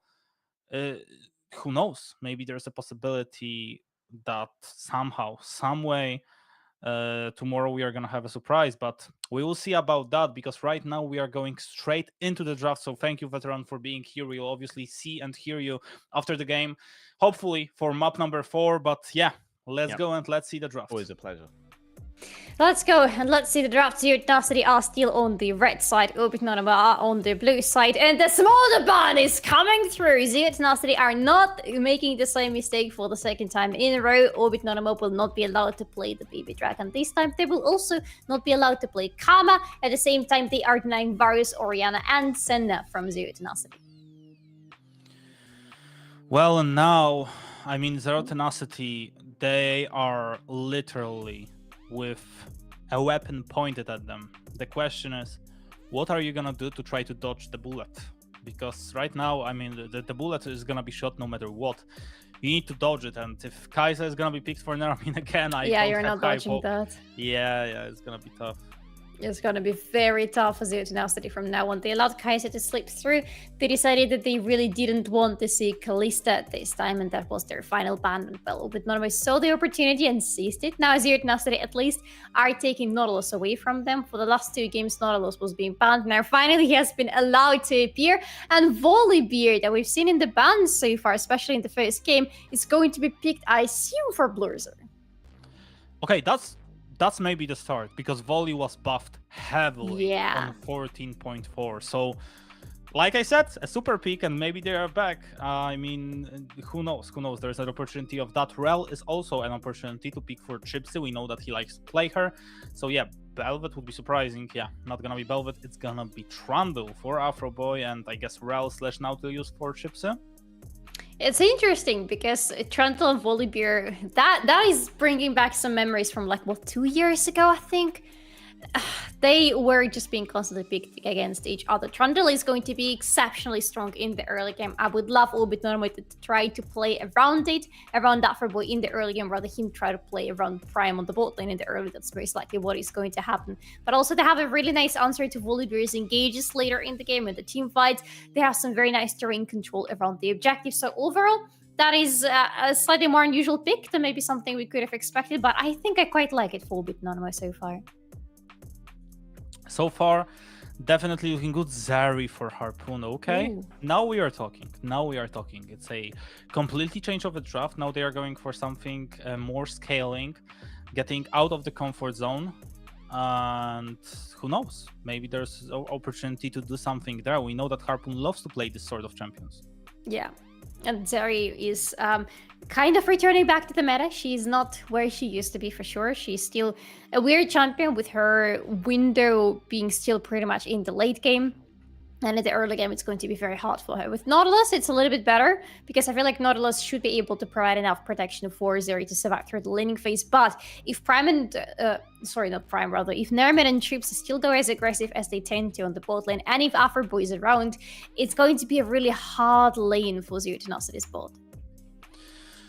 It's gonna be a very hard lane, not only for the bottom, but it's overall gonna be rough. But I like the combination of Zeri with Volibear, especially because Volibear is such a strong champion. It allows her to dive, it allows her to maybe try to save your opponents, not to save your opponents, to save your teammates from time to time. So if Harpoon is in a comfortable spot, this Zeri is not gonna have the Enchanter, she's gonna have Nautilus, but still, there is a possibility that they could try to play around her. Gragas is gonna be picked up for Melonic, I guess. A lot of disengage but what is gonna be the last pick? That's the question. What is going to be? Well, they have the engage, to be fair. They have the engage with the Nautilus, they have the engage with the Volibear, so that is not something to be too worried about. I'm a little bit still worried about the protection for Azeri later after the laning phase is over in the team fights. How well are they going to be able to keep her alive? Because if she is dead, there is a lot of tankiness, a lot of sustain, but not enough damage, I feel like, in the later team fights. So they would either need to up her with something on the mid lane, or just throw even more damage on the mid lane and hope that either of the two survives. Ooh la la, it's gonna be Hui. Okay, so I was hoping for the draft past 2020. We've got kinda a draft, maybe not almost, but yeah, a draft kinda past 2017, I would say. We have Hui, we have Pharrell, Kai'Sa, we have Fiora in there, obviously not being the like super new champion, but still being one of the better ones that we currently have in the meta. The last pick is gonna be Jace. I guess then for Melonic and Kofta is gonna be playing Gragas, or they are gonna switch. I guess they should switch, right? Then it would be Jace for I think they will. Because it's going to be rather hard for Gragas to stay on the mid lane then. I mean, he has in theory, he could have the possibility to go into Hui quite aggressively, but then it is hard to get to Hui in the first place, even with the gap close that Gragas has available to him, because Hui tends to stay very far away from the range of this champion, allows him to do so. They're not switching so far, which is a little bit worrying, but we'll see about that. I mean, they could play Gragas mid lane theoretically, but the issue always gonna be, even if you play Gragas on mid lane, he's gonna be obviously going for Rod of Ages, right? And when he's going for Rod of Ages, he's always gonna be getting a lot from it. My issue is, we see Gragas a lot right now, mainly on the top side, and we see him a lot, but we don't see him winning a lot. Like, I see him on ERLs, I see him on the Spanish League, I see him on the Prime League, but every single time I see him, I feel like I don't want to say this, but he's kind of useless. You know what I mean? Like, every single time we see him, yes, he's there. He's part of the team comp, but he's not doing a lot. So, yeah, that's my opinion on it. I mean, he has a lot of utility in his kit. He deals quite a lot of damage early in the game, then when his Road of Ages is fully stacked, when he has the Cosmic Drive on top of that, he is a pretty decent damage dealer, but he's not a full damage dealer because of his nature of going quite close with the enemy. He's a good disengager, but other than that, it is sometimes really hard to fit Gragas into a team composition. So let's see if Tenacity know exactly the place for this Gragas in their team or not, because if they don't, this is their last game for today. It might be their last match with Anonymo. We'll see about that. But ladies and gentlemen, it might be the last game for today. It might be just the beginning of the beautiful story for Tenacity. We don't know about that, but let's see what this game is going to bring us. Yeah, but now, I mean, Prime is gonna be spotted on the ward. But yeah, they don't know about the rest. Oh, now they know. Okay, now we are in for the treat. So they know about 2 people and the rest recalled. Oh, Prime. I mean, if Erdota just hooks, yeah, Prime is dead, basically. Like, not much he can do. He can flash away, but do you really want to flash away in this situation? Do they really don't want to chase him? Okay. No. I mean, then he's just very happy with what happened. I mean, yeah. Okay, like, he didn't lose basically anything. So, yeah, that's already good information for him. I mean, he needs to recall, he needs to TP, but yeah. So, Tenacity, sometimes they tend to overstep and sometimes they tend to understep, and apparently in this game they choose to be a little bit more careful than before. Interesting choice, but okay, I feel like it's a little bit unfair because Prime got out of this completely unpunished. He didn't even TP. He's just walking straight back to the top lane. He's going to lose some minions, quite likely, but I don't think it's going to be any sort of punishment for him whatsoever in the end. And well, Melonic right now. I mean, he should already be feeling better. Okay. Missing the Q, just like that. Fine. Yeah, Prime is just gonna walk up out once, and yeah. And he's not even losing anything on the top lane as a result whatsoever. That is not good. Maybe on the bot? Yeah, that was definitely not the W you were hoping for, and well, we are gonna be seeing a lot from Orbital Anonymo. I mean, Hui for Royce, and I feel like that's a difference maker in this situation. Like, you have Hui for arguably the strongest member on your team. Like, and the champ is completely broken. We know that Hui is nuts. Like he's just able to do whatever he wants whenever he wants, and he's just Yeah. doing all of the good work. So yeah. Yeah, he's doing whatever he wants whenever he wants. That's exactly the case. And he just, again, it's another champion that suits Troyson so well. He has a rather decent scaling. He's a very good utilitarian champion, especially when he builds the Crypto Bloom. The resets are super powerful for the team right after it happens. He stands in very far away from everybody on the enemy team because he has insane range on all of his abilities. And he just deals a lot of damage in the process. So it's everything that Troyson wants, but Afroboy right now wants none of that. I mean, really? Because I feel like he's actually happy with what happened. Look at that, Royson is here as well. Prime is here, and now Prime is getting very, very happy for this happening. Oh, no! That's not how it was supposed to look. But the first blood for Orbit Anonymo, and who's gonna be winning this one? Because Chips is here. The Flash is gonna save him. But is it enough to outplay the situation? The Ignite is healing a lot, and now the damage is there. Melonic 1v2ing versus Afroboy. Is he gonna be able to do it? Chips, he's only level 2. And yeah, Chips stunning up Melonic, but Melonic is gonna get another kill for himself. Zero Tenacity winning this fight heavily. 2-3 in the end. There were some nice kills going in the hands of Orbit Anonymo, including the first blood. That was a very close fight for the first blood, by the way, but in the end, Afroboy is the one getting it from the hands of Zero Tenacity. Double kill on Kofte looks very dangerous at the moment because the guy was able to recall. The guy is back with the Boots of Lucidity. The guy is feeling rather well on his lane right now. That was a nice reaction from Orbit Anonymo. It is also the fact that at this very moment when the fight is happening, they already are rotating Chipsy from the bot lane because it's hard to anticipate the factor of a sudden support coming on his, horse, to be fair, all the way from the bot lane to help out the fight happening on the top lane. However, it is the fact that in the end, Orbit Anonymo are the one losing one kill to Zero Tenacity in this fight. It just tells you how good Zero Tenacity feel now, including Chipsy being dead. Yeah, and Zeri getting the kill, that's the most important factor. And yeah, I feel like Z10, it's now or never for them.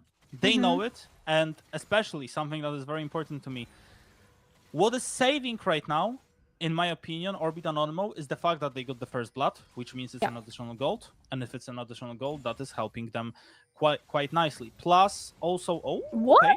I mean, it will hit, but is it enough to do anything else? No, it's not gonna be. No. Yeah, Harpoon, yeah, he's definitely winning this one with Erdote, but yeah, Neramin not scared at all to go for this sort of fights. Chips is back on Summoner's Rift, and yeah, the second thing that is actually favoring Z10 at the moment is the fact who got the kills. Jace, Gragas, and Zeri. Who got the kills on Orbit Anonymo side? It was support and the jungler, so I feel like if actually Z10 react here, they are much favored to win this fight. I feel like they'd win it all day, all night. Oh yeah, they already are though. Afroboy is down, and that means Drake is not going in the hands of Orbit Anonymo anymore. Can it? Do they go further? Yeah, they can. They can try to go for Chips if Harpoon's able to load his W. Oh my god, a lot of damage. If this Q hit, actually, yeah. I mean, they are very, very dead. Yeah. But they won't be in this situation. Weird decision, I would say. I would even say very weird decision from Orbit Anonymo to go for this Drake. It kind of feels like, why would you do it, right? I mean, like, what's the reasoning? You don't have the priority from the lane, so you're not necessarily stronger. You just lost the fight, and now you just lost the jungler, and you just fed another kill towards Zero Tenacity side. So yeah, it's gonna be very tough for them. In the Look next at this few wave. minutes. Yeah, juicy wave for Prime. Oh yeah. That wave tells me that I have a suspicion that Zero Tenacity are gonna go for the wood grabs as well. So they just got the Drake. It's a very nice Drake, an infernal one. They can go for the void grabs right now. The prior the top lane with Melonic coming back, fresh back from the recall, and Blues are being on the top side of the map. And if they take these void grabs, they can continue trying to push for the Orbit Anonymous turrets as early in the game as possible. Because I quite like this idea for them right now. If the game goes into the late game, Zeri is not the 1v9 Zeri anymore that she used to be. I don't think even in Harpoon hands she's going to be the case in this game. And overall, the scaling is going to be much bigger for Orbit Anonymo. So for Zero Tenacity, if they want to win this game, and they should want to win it, it's right here, right now. But they are not winning this one. Orbit Anonymo, I feel like they are trolling again. I don't think you want to fight here. I mean, yes, you have Fiora that is strong, but Blurzor is also strong. Melonic is also strong, and Afroboy is flashless, and he is dead. And Kofte is here as well. I mean, they are trolling. Like you're never winning this. You're Trundle Fiora versus Volley Jace. Hold your horses. You are not winning. Not on level 6. Wake up. Exactly. Where is the team that waits for the scaling? Where is the team that doesn't really do much when it comes to fighting pre, 15th minute in the game? This is unusual, and that is a 2-6 situation so far. More than 1k goal difference between the teams already, of course, mostly in the hands of Zero Tenacity. Can they do something here, Royson? No, they can't. You are not diving here. You can do a lot of damage, but Erdota is not gonna fall. He's still gonna be alive, so yeah, you can just do that, and that's about it. Another 3 void grabs are in the hands of Zero Tenacity. Prime cannot recall. Prime can Prime be is dead. dead. If Blurzer is level decides 6. if Yeah, Blurzer were he's just dead. R the tower, he's very dead. Nice W, but yeah, he's just dead. Nothing that he can do about that. He should be running away sooner because he knew that his team went for the play on the bottom side. So if his team is going for the team on the bottom side, you will be dying here. But Royson, yeah, this dub. Actually, the fact that he was able to get a heal, it was absolutely crucial in this situation. Yeah. Other than that, he's just dead. He can't stay, right? He absolutely cannot stay. Yeah, after this wave, he needs to recall. Kofti still has a flash. Like, I wouldn't be staying anywhere close to him. I mean, Chips is just, having some fun. Yeah. Royson just recalling, yeah, that's about it. And Royson can always TP back, but this is... I mean, I'm not sure what the thought process is there. I just don't know. I genuinely don't know. Yeah, honestly, I don't know either. They know how many members of the enemy team there are, and they still decide to go on to Jace and on to Volibear. I am trying to find justification for Bitnoma right now. I can't. Maybe they're just, a little bit tired. It's a little bit harder to make good decisions, but overall that was a bad decision, and Zero Tenacity are capitalizing on the fact that Bitnoma are not playing as sharp as in the previous 2 games. Yeah, absolutely. It's looking like Z10 finally. I mean, I'm gonna be the first one to say it. It's most likely. Ooh, nice E by the way, Afro Boy. But yeah, you are dead. I mean, yeah, Z10 are just stomping them on this map. I mean, it feels like this one map that is gonna happen on every single best of 5. That the team that is winning got lazy a little bit, and they are just like, you know what, we can lose one, but we are not gonna give them the second one. And it feels like this is exactly what Orbit and Anonymo are doing right now. I mean, they just got lazy a little bit, lost the early game. They did the same during the regular season on one of the games where Z10 were ahead 2k. Still won, by the way. Still won. They still can win this one, for sure. But yeah, I feel like this one should be Z10 favored. And if they actually are able to get a map, maybe that's going to help them, I don't know, mentally to finally do something. Because you finally beat them. You beat your nemesis. Now it's going to be better. It's going to be. But it has to happen first. Zero Tenacity are definitely on the right path right now. They have around, what, 4-ish? 3.5k of gold advantage to their hands. Harpoon, that was close. But it didn't stop their recall from Chipsy. Right now, I like the Blazers on the part of the map because the Drake is coming up and they can take the second Drake of the game, which is going to be a very nice one. Prime! What is this damage? I mean, Eclipse, right? And not even Eclipse, 2 levels down Prime is. There's nothing you can do. I mean, to be fair, it's good for Orbit Anonymo that is happening right now because it should remind them. I mean, you are not winning this 2v1, by the way. You Why? Why? Okay, 3v1, it's a little bit different. 3v1, I can accept. And if the kill goes the way of Neramin, that's about it. Shutdown for him, that's more smart. Okay, I like that. I mean, the fact that you are able to get a kill. Okay, Neramin goes for a static in this one. That's interesting. It's been a while since we've seen a static Shift Kaisa, honestly. I think it still appears from time to time, but yeah, it's a very rare occasion that we actually see it happening. It sometimes pops up in Brazilian League as well, but right now Prime is on the bot lane, not really popping up so much, but they need to defend this turret, and that's everything that they're here for. And yeah, 3k gold lead, 3.5, like you said. Getting this shutdown didn't help that much, but Neramin... I mean, basically, your all hope is on Neramin. The replay of the situation, it was a really nice pillar, but yeah, Z10 are just faster to the occasion. That they're rotating very quickly, and I like that they are rotating towards the top side of the map, because in the previous 2 games they were trying to have things accelerate in the bot lane. We saw blurs are being a lot around the bot lane just to try to help Harpoon out. This time they decided to switch their priorities and to try to shut down Prime and to shut down the top part of the map in general, and they are doing it rather nicely. It's the fact that Nermin got the kill out of it and not Prime that I really like a lot. If it would have been the Prime who got the kill in this fight, I wouldn't like it that much, because Prime right now is on the split pushing duties only. That Fiora who's 0-2 cannot really do anything just yet. She needs for the money to come in to stock up the coal and everything. But Nermin, yes, it is always the ticket out of any unfortunate situation for Orbit Anonymo. Yeah, but Orbit Anonymo are gonna need more than that. They are gonna need the Drakes, they are gonna need some kills, and they are gonna need Hui, who's gonna be in a good spot right now. Yeah. He is not 0-1-1, 170 farm. That's not even close to being enough. Blurzor won't be able to stop it, so yeah. It's so rare that we see Rosen die so early in the game. And actually, I believe I only saw in this regular split, at least from the games that I personally cast, I only saw him die once during the laning phase, like pre-15th minute. And it was actually in a very weird game that they lost in the very end of the regular split. I would like to say that maybe it's just a coincidence and this game is not going to prove it, but we'll see about that. It's definitely a worrying sign. Yeah, it is, but I feel like both of the teams are just,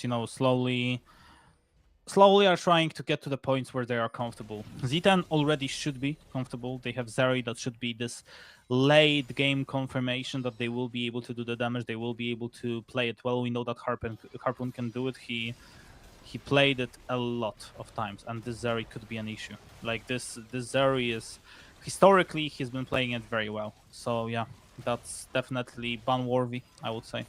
Yeah. However, right now, he's not ahead of Nermin, neither in terms of the kills, nor in terms of the minions. Item-wise, they're going with absolutely the same builds, so they're going to be as effective in the fights as they are in the clearing out the waves. So it is... if it's an advantage for Zero Tenacity, I would like it to be shaped out a little bit more by this time or somewhere very soon, because otherwise it is not a strong enough advantage for them to lean into. Maybe it's going to change. For example, maybe in a little bit less than 2 minutes, because the next Drake is going to spawn. Again, Zero Tenacity are going for all the early game Drakes. It's going to be their sole point to get this one. And they are again lucky with their Ocean Soul. That is also going to help them a lot in the team fights. Yes, it is. And Orbit Anonymo right now, I mean, they have a lot of engage. They have Trundle, they have Nautilus, but they need more than engage. They need damage, they need survivability, and their tanks are not tanky enough right now. Yeah. The tanks are not tanking, the damage dealers are not damage dealing, the split pusher is not split pushing, but rather being split pushed in. Things are not looking good for Orbit Anonymo whatsoever. We have seen them losing the early game a lot and then finding their ways back into the game. They need to slow down, and to be fair, they have slowed down. I'm not seeing them coming for those stupid, unwinnable fights anymore, at least now. Or maybe it's just that the fights are not coming their way. Again, we will need to see. But if Orbit Anonymo continue playing this slowly right now and try not to give too much to Zero Tenacity, I'd say they still have a way back. There is a way back, but you need to... I mean, I need to see the arguments of the way back, because right now I don't see them. They can't even feel safe under their own tower because, well, hello, Volibear can always just use his R on it, and this tower is basically non-existing. And yeah, now Orbit Anonymo, they will have to give this Drake up as well. Oh, Afroboy, yeah, you can't walk up like that. No, this jungle is not your jungle anymore, February. This poke coming their way, especially from Melonic on Jace. Finally, by the way, Melonic is playing a different champion. Finally, it's a champion that has their own say on the lane and outside of the lane. They deal damage, they poke. I prefer this type of champions on Melonic. I feel like he can do much more compared to when he's just being thrown on like Santé duties or any weak side duties and just sitting there and rotting against Prime. Yeah, it's definitely feels like possibility, but now, oh la la la la, Orbit Anonymo, that's a shutdown that they've been waiting for. And they've been waiting for it for a long, long time, and now they got it. That's one way to go back into the game, but yeah, they are still not there. Hey, let's not get ahead of ourselves, right? It's just one kill so far. Zero Tenacity are still sitting on those 3 drakes, so the next one is going to be a very nice and a very early soul for them. But yes, it was indeed a very nice pickup for Anonymo. They also have the objective bounties up and running for them, so they could look for more gold opportunities. So far, it is Prime who's trying to go a lot on the sidelines, but he's being denied those because Zero Tenacity now finally have something to answer Prime with. This Melonic is not letting Fiora leave on the side lanes. Yeah, and well, it feels like Royson fighting with Afro Boy, with Chipsy, with a lot of people. And yeah, on his own team, unfortunately. It feels like Afro Boy and Chipsy definitely didn't help him in this game, but we know Wei. We know that he can be a champ that is super annoying. It just feels like the question is it gonna be enough? Yeah. It's a good question, and I'm not sure if I can find an answer to it. For sure, Royson will need a lot more money than he has right now to be a positive answer to the question. He needs more items. I need to see Huey on 3 items. I would love to see a rubber on top of everything else in his inventory as well. Then yes, it is the Huey that shuts everybody down, and his R is the death sentence to whoever it lands upon. But before that, it's a bit harder to judge. He definitely needs protection because he's rather squishy. He definitely needs some setup of some sort, and so far it's only Chipsy who can provide a decent one. Okay, that's interesting. I mean, Prime. Oh my God. Prime literally sacrificed. Okay, the flash? The flash? Oh, no, don't tell me he's gonna outplay him, he's gonna kill him. But at the same time, Neramin is out of position. Okay, now Huey is there, now it's looking good. Now it's looking like Anonymo are somehow maybe coming back into this game, but Harpoon is doing the damage. Harpoon is dealing a lot. It's gonna be a double kill for Anonymo, and they are gonna win this fight. But Prime is pushing now. It was not Neramin. It was Prime all along. The 0-2 Fiora. He's still pushing through. What was that? Oh, the top. So wait, he teleported. No, he didn't. He just went straight up to the top lane. We need to see the replay because it was what? Like if I were Kofte right now, I would not like to meet up with Prime ever again in this game because this was humiliating. It was. It really was. And now that's the issue because it feels like... I mean... Oh yeah, look at him! He just straight up walks to the tower and he's like, I don't care. I'm gonna take this turret down and then... Oh, you know what? I'm not even gonna die. I have the audacity to kill you in the process. He outplayed it mechanically. It was pure mechanical outplay. And yeah, the fact that this kill goes the way of Fiora opens up a lot of possibilities right now for Anonymo. It feels like, yeah, completely new world right now.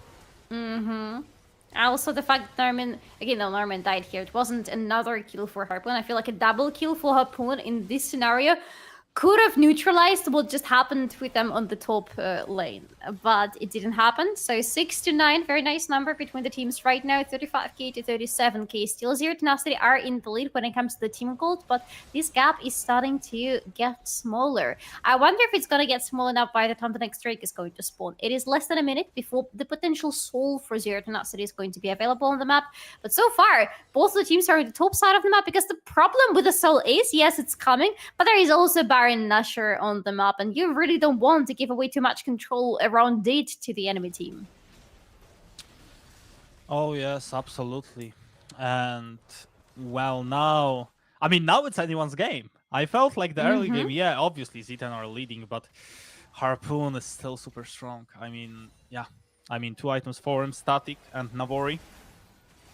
The engage on Royson, nice engage, catching him off guard, but we need to remember, Royson also has a flash. He's almost always safe, but now 11 seconds to this Drake. This Drake could really determine who is gonna win this one, who is gonna win this game. The TP from Royson, 2 items on him, buying another components, making sure that he is on the comfortable spot right now, but they are just running this Drake down. They want to make sure that they have this Drake. They want to make sure that if they want to fight, they fight now. The engage from Erdota is gonna be fast. Royson basically one-shotting Erdota with this sort of ultimate. Chips is gonna fall the first, so it's 1-for-1. Support for support, and Blurzor just running around, making sure he's still alive. The reset is there, But the question is it a good spot for Orbit Anonymo because they've been poked a lot? Oh, Blurzor barely surviving. Speaking of poke. Yeah, but Orbit Anonymo, they need to be careful. If they are poked anymore, it could be a disaster. If Orbit Anonymo somehow wins it, look where Neramin is. It's not a good spot for the fight. It's all about the Drake. Who's gonna take the Drake? Who's gonna be this one to take the Drake? It's gonna be Orbit Anonymo to take it. Now the flash from Neramin is basically perfect. He's buying some time. He still doesn't have the ultimate up, but now Afroboy is there. Maybe that's the way. Maybe that's a possibility of trying to win this fight. The W from Afroboy, it's not gonna be enough to kill Melonic. 6 kills for him, and they will be able to win the team fight, but they are gonna lose the Drake.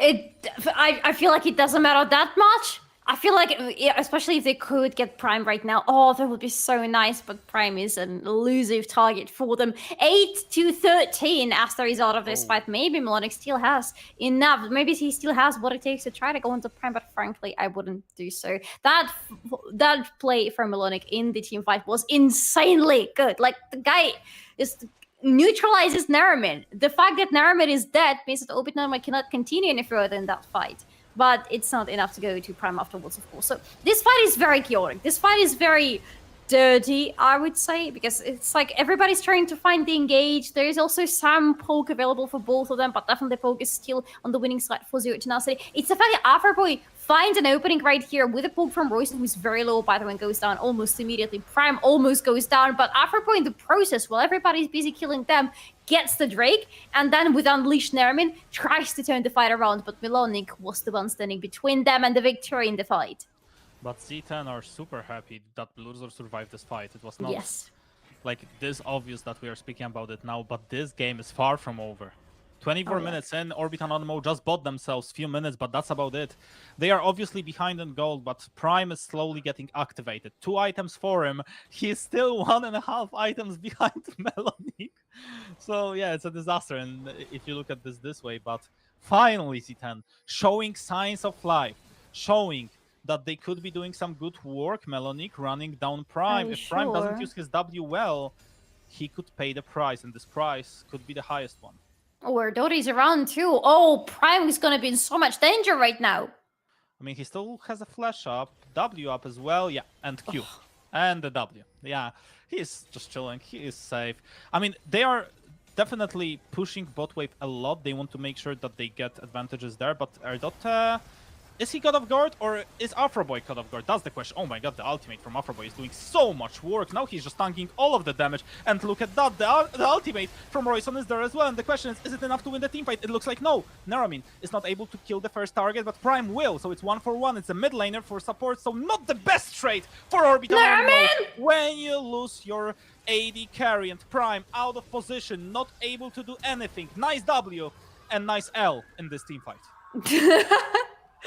Maybe in this game even, Kasper. I am not so sure about Orbit Anonymo anymore after this fight. That did not look like the Orbit Anonymo from the last 2 games. Or maybe, you know what, maybe I think it's the other way around. It's not looking like the Zero Tenacity from the previous 2 games. I feel like still Melonic on Jace is a very big difference between the previous 2 games and this one, because he's doing so much. The guy is literally 7-1-4 right now, and unless Afroboy can perform a miracle, they're getting the Baron on top of everything else. Melonic is just gonna walk up, and that's about it. Yeah, that's enough. So yeah, that should be the last nail in the coffin, right? I don't see Orbit Anonymo coming back from that. I mean, I know that Royson is strong at all, but they don't have the time for that. 90 seconds, that's all they have, and if Erdota and Co will be able to take the ultimate, the Drake and the Soul, it's gonna be over. No ultimates will help you there, and yeah, just too many champs to handle, I would say. Like, look at that. It looks good at the beginning because Afroboy is tanking so much, and yeah, we don't even have time. Why are you collapsing on Erdota? What are you doing? You're not gonna kill him! That's a horrible idea, and Chips is gonna be the first one to fall. Is he the last one? Again. The thought, like, what is it supposed to mean even? Like, you want to collapse on Nautilus, who is literally the second tankiest member in the team. Like, I get it, you want to go on Zeri, you want to go on, like, Jace, but on this guy? Really? I don't know. Maybe they just saw him walking alone in the jungle and thought he's alone, but he's never alone. Erdota never goes too far from his team. He just puts some vision in, well, a lot of vision in, but the team is usually around. Christ. Melanie just obliterated Royson. Yeah. That's nice, Jace. I must say that's way better from Melanie. We haven't seen him for a while, but yeah, now he's back and he's definitely doing the work. Orbit Anonymo. Yeah, exactly. Can they do it now? Because they need to get to Drake somehow, but they have no vision. They have they cannot go to their jungle because danger is waiting for them there. Yeah, they can't even poke. Look at that. It's a third item for Royson, but no TP for him. So yes, they do have the items, but they don't have a TP. And now Royson, he's slowly walking there, but it's taking him a lot of time. Afroboy, no flash. So he won't be able to flash through a wall. They need to give this up. Soul, force the Tenacity. They had a Nash? A Soul? Like, what else do you need to win the game? An Elder Drake? Or just a good team fight, honestly. Just a little bit later in the game. Just a tiny little bit more time in the game. And the dead timers, I feel like, are going to be enough for Z10 to cut through with Normos defenses. Not right now, though. Ideally, they would need to wait for the next Nash, because right now they still have it. They still are going to push in a little bit, but I don't feel like they have the time to get too much out of this Nash. Yeah, they won't be able to do much more. It's still 5k game. And honestly, like, when you think about it, only 5k, it's not that bad. It's definitely a comeback angle for Orbit Anonymo. Yeah. If you think about it, the majority of this money has to be on Melonic's hands, right? It is Kofte who is also doing really great, but mostly I think it's about Melonic.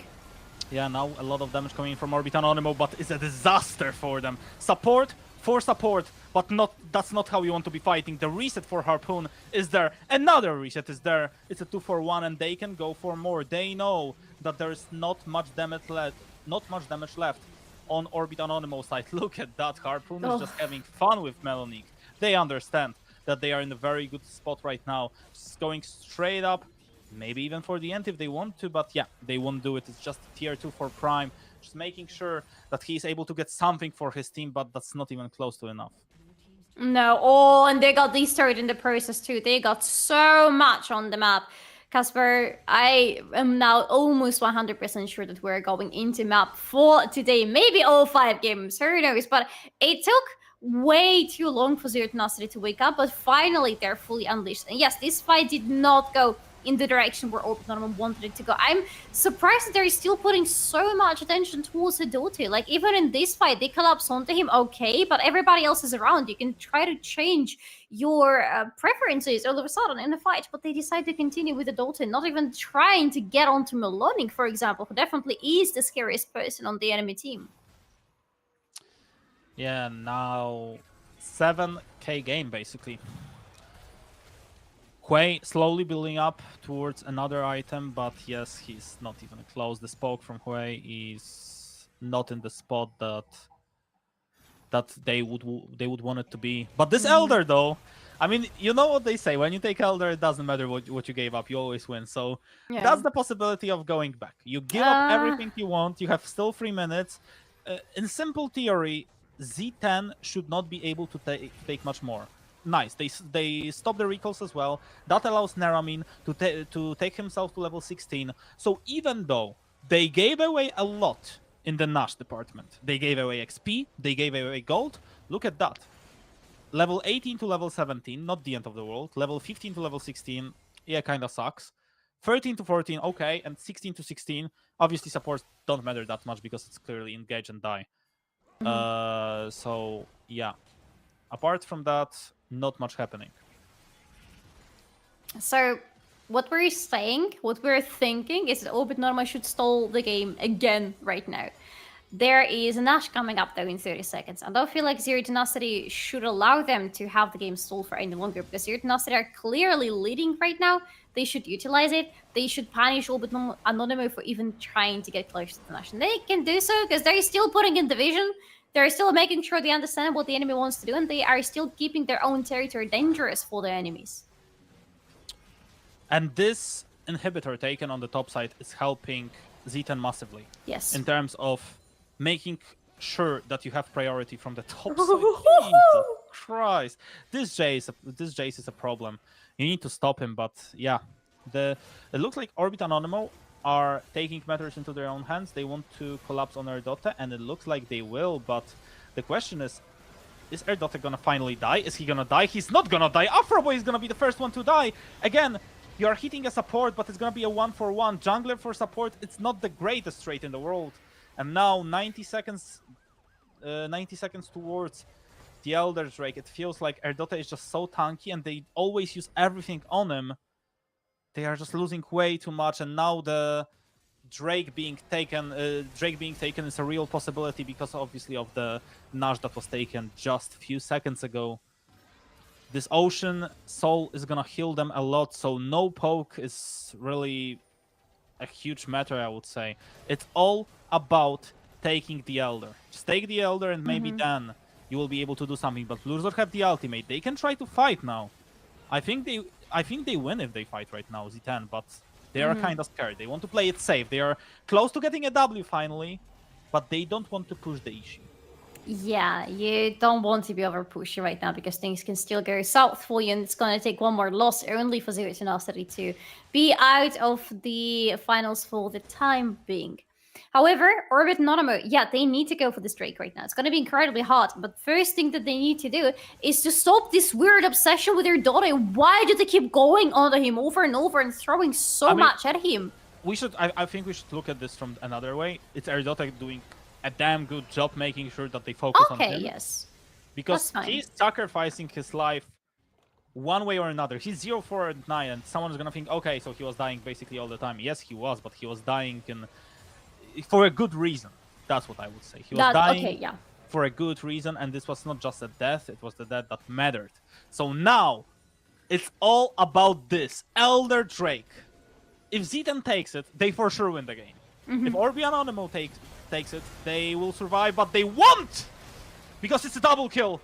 Pretty much instantly, Afroboy out of the picture. Now Prime is here. He is doing the damage, but it doesn't matter when they are 5v3ing you so hard right now, Prime.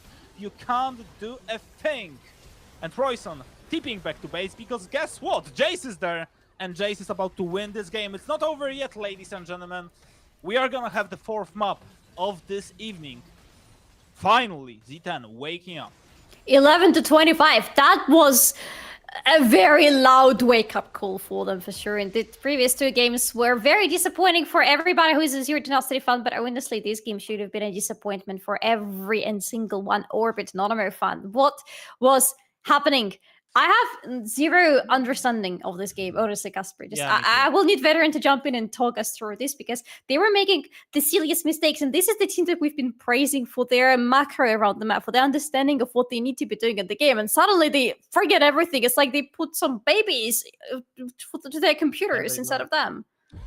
Yeah, and like you said, we'll need to have Veteran take us through it, and from what I know, he is ready.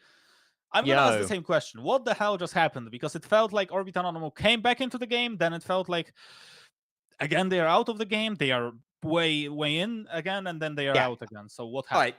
You have a perfect storm of things combining here. So last game, Korotkiy was something that couldn't really be controlled from draft by Orbit and Anonymo. But you were able to get Prime from side doing flanks and just negating that Korotkiyy's potential in a lot of fights. That's also what stalled out the game for ages. This time, the one thing that there was nothing in draft to do with was the Jace. Right? Hui had really good ranges into everything but the Jace. Kaiser's really good into Zeri, at least when Kaiser's on the patch where she does damage, which I don't think she does right now. You had Trundle into all the multiple tanks, all this stuff, but there was nothing there that could deal with the Jace range and the Jace poke and the Jace all-ins. And then that is the beneficiary of this absolutely mental top scuttle fight, right? Where even the fact that he took Conqueror was able to matter there. Because I thought you want to be going Electrocute in this matchup, but then enemy goes PTA to match Electrocute, and you go Conqueror to extend against PTA. I thought that was a really good mind game Linnik did there, but incidentally worked out so well on that first scuttle fight. So now you have a big advantage on the one thing the enemy can't control, and it's into Prime.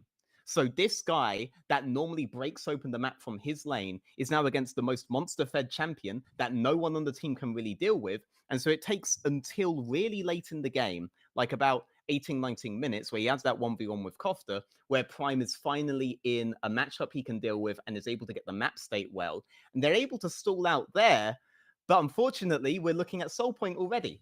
And when you're looking at Soul Point already, you now have to group, you have to fight. So they can't even play the full map thing they want to do. They do it as well as they possibly can to get a couple of 1v0s for Prime, a couple of 1v0s for Neramin as well. I really liked the cross map they did on the second Drake. That was able to get them a lot of priority. That is still a big part of like Z10's macro that they're not quite able to do well.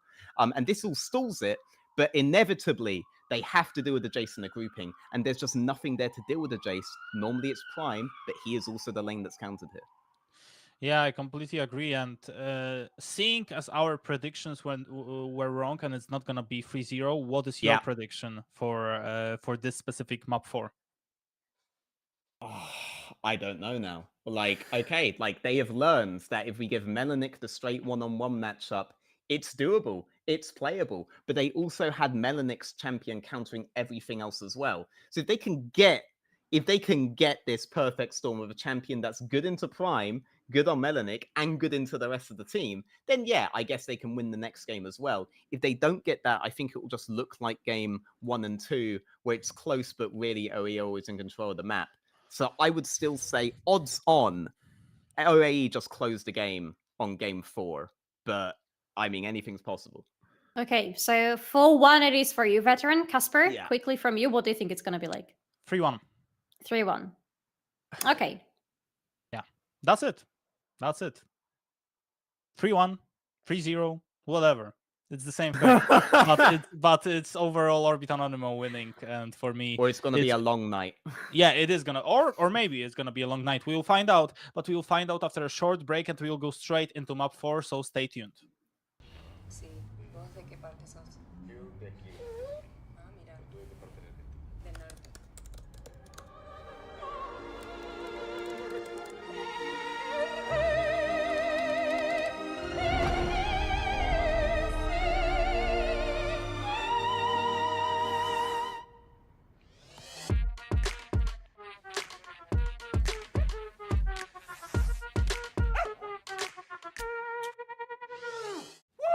Oh man, I feel like that was my best intro ever. Yeah, not bad, hey, not bad. I can go pro.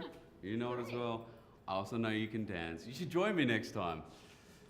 And yes, I feel like you've also deserved a bit of a break. You've earned it. Thanks.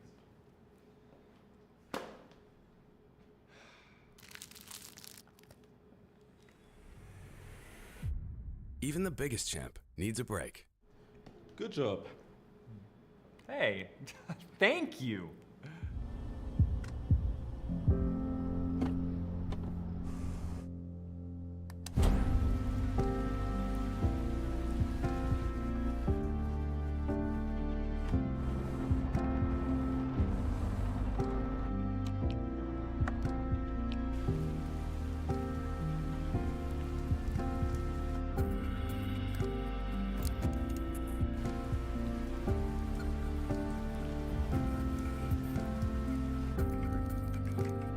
Wjedź do elektryzującego świata esportu i zagraj z nami. Moc energii zapewnia elektryczna Kia EV6.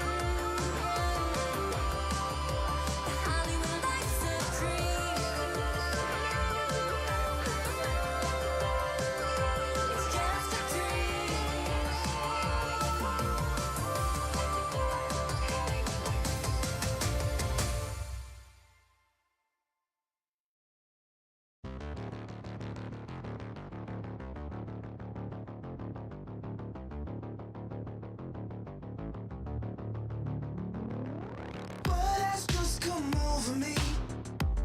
I'm gonna paint this town tonight.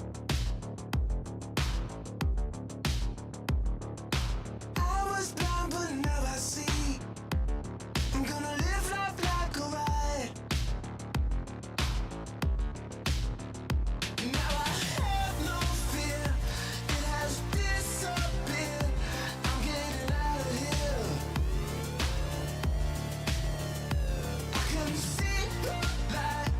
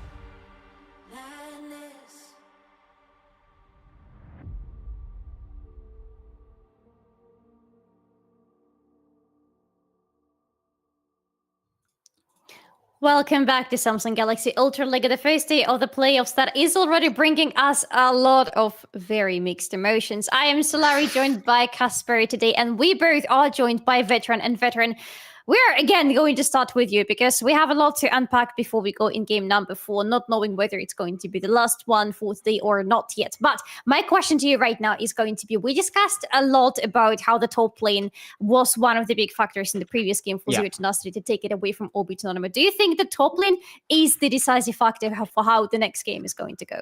Yeah, I mean, I think whether or not you can control Prime from blowing open the game is a really, really big deal.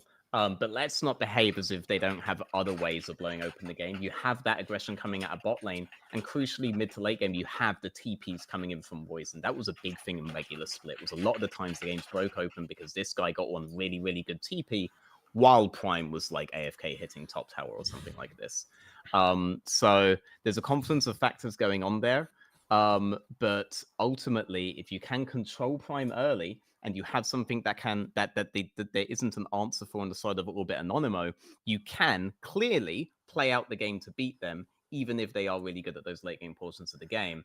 And also, this was a big comeback game for Melanic, right? Like the last game, game 2, did not go so well for him early on, and he pretty much solo carried this game. So like, hats off to him for proving they definitely still has it. Let's see the team puts all of it on him again and says, we trust you, take us to the enemy nexus, take us to game 5.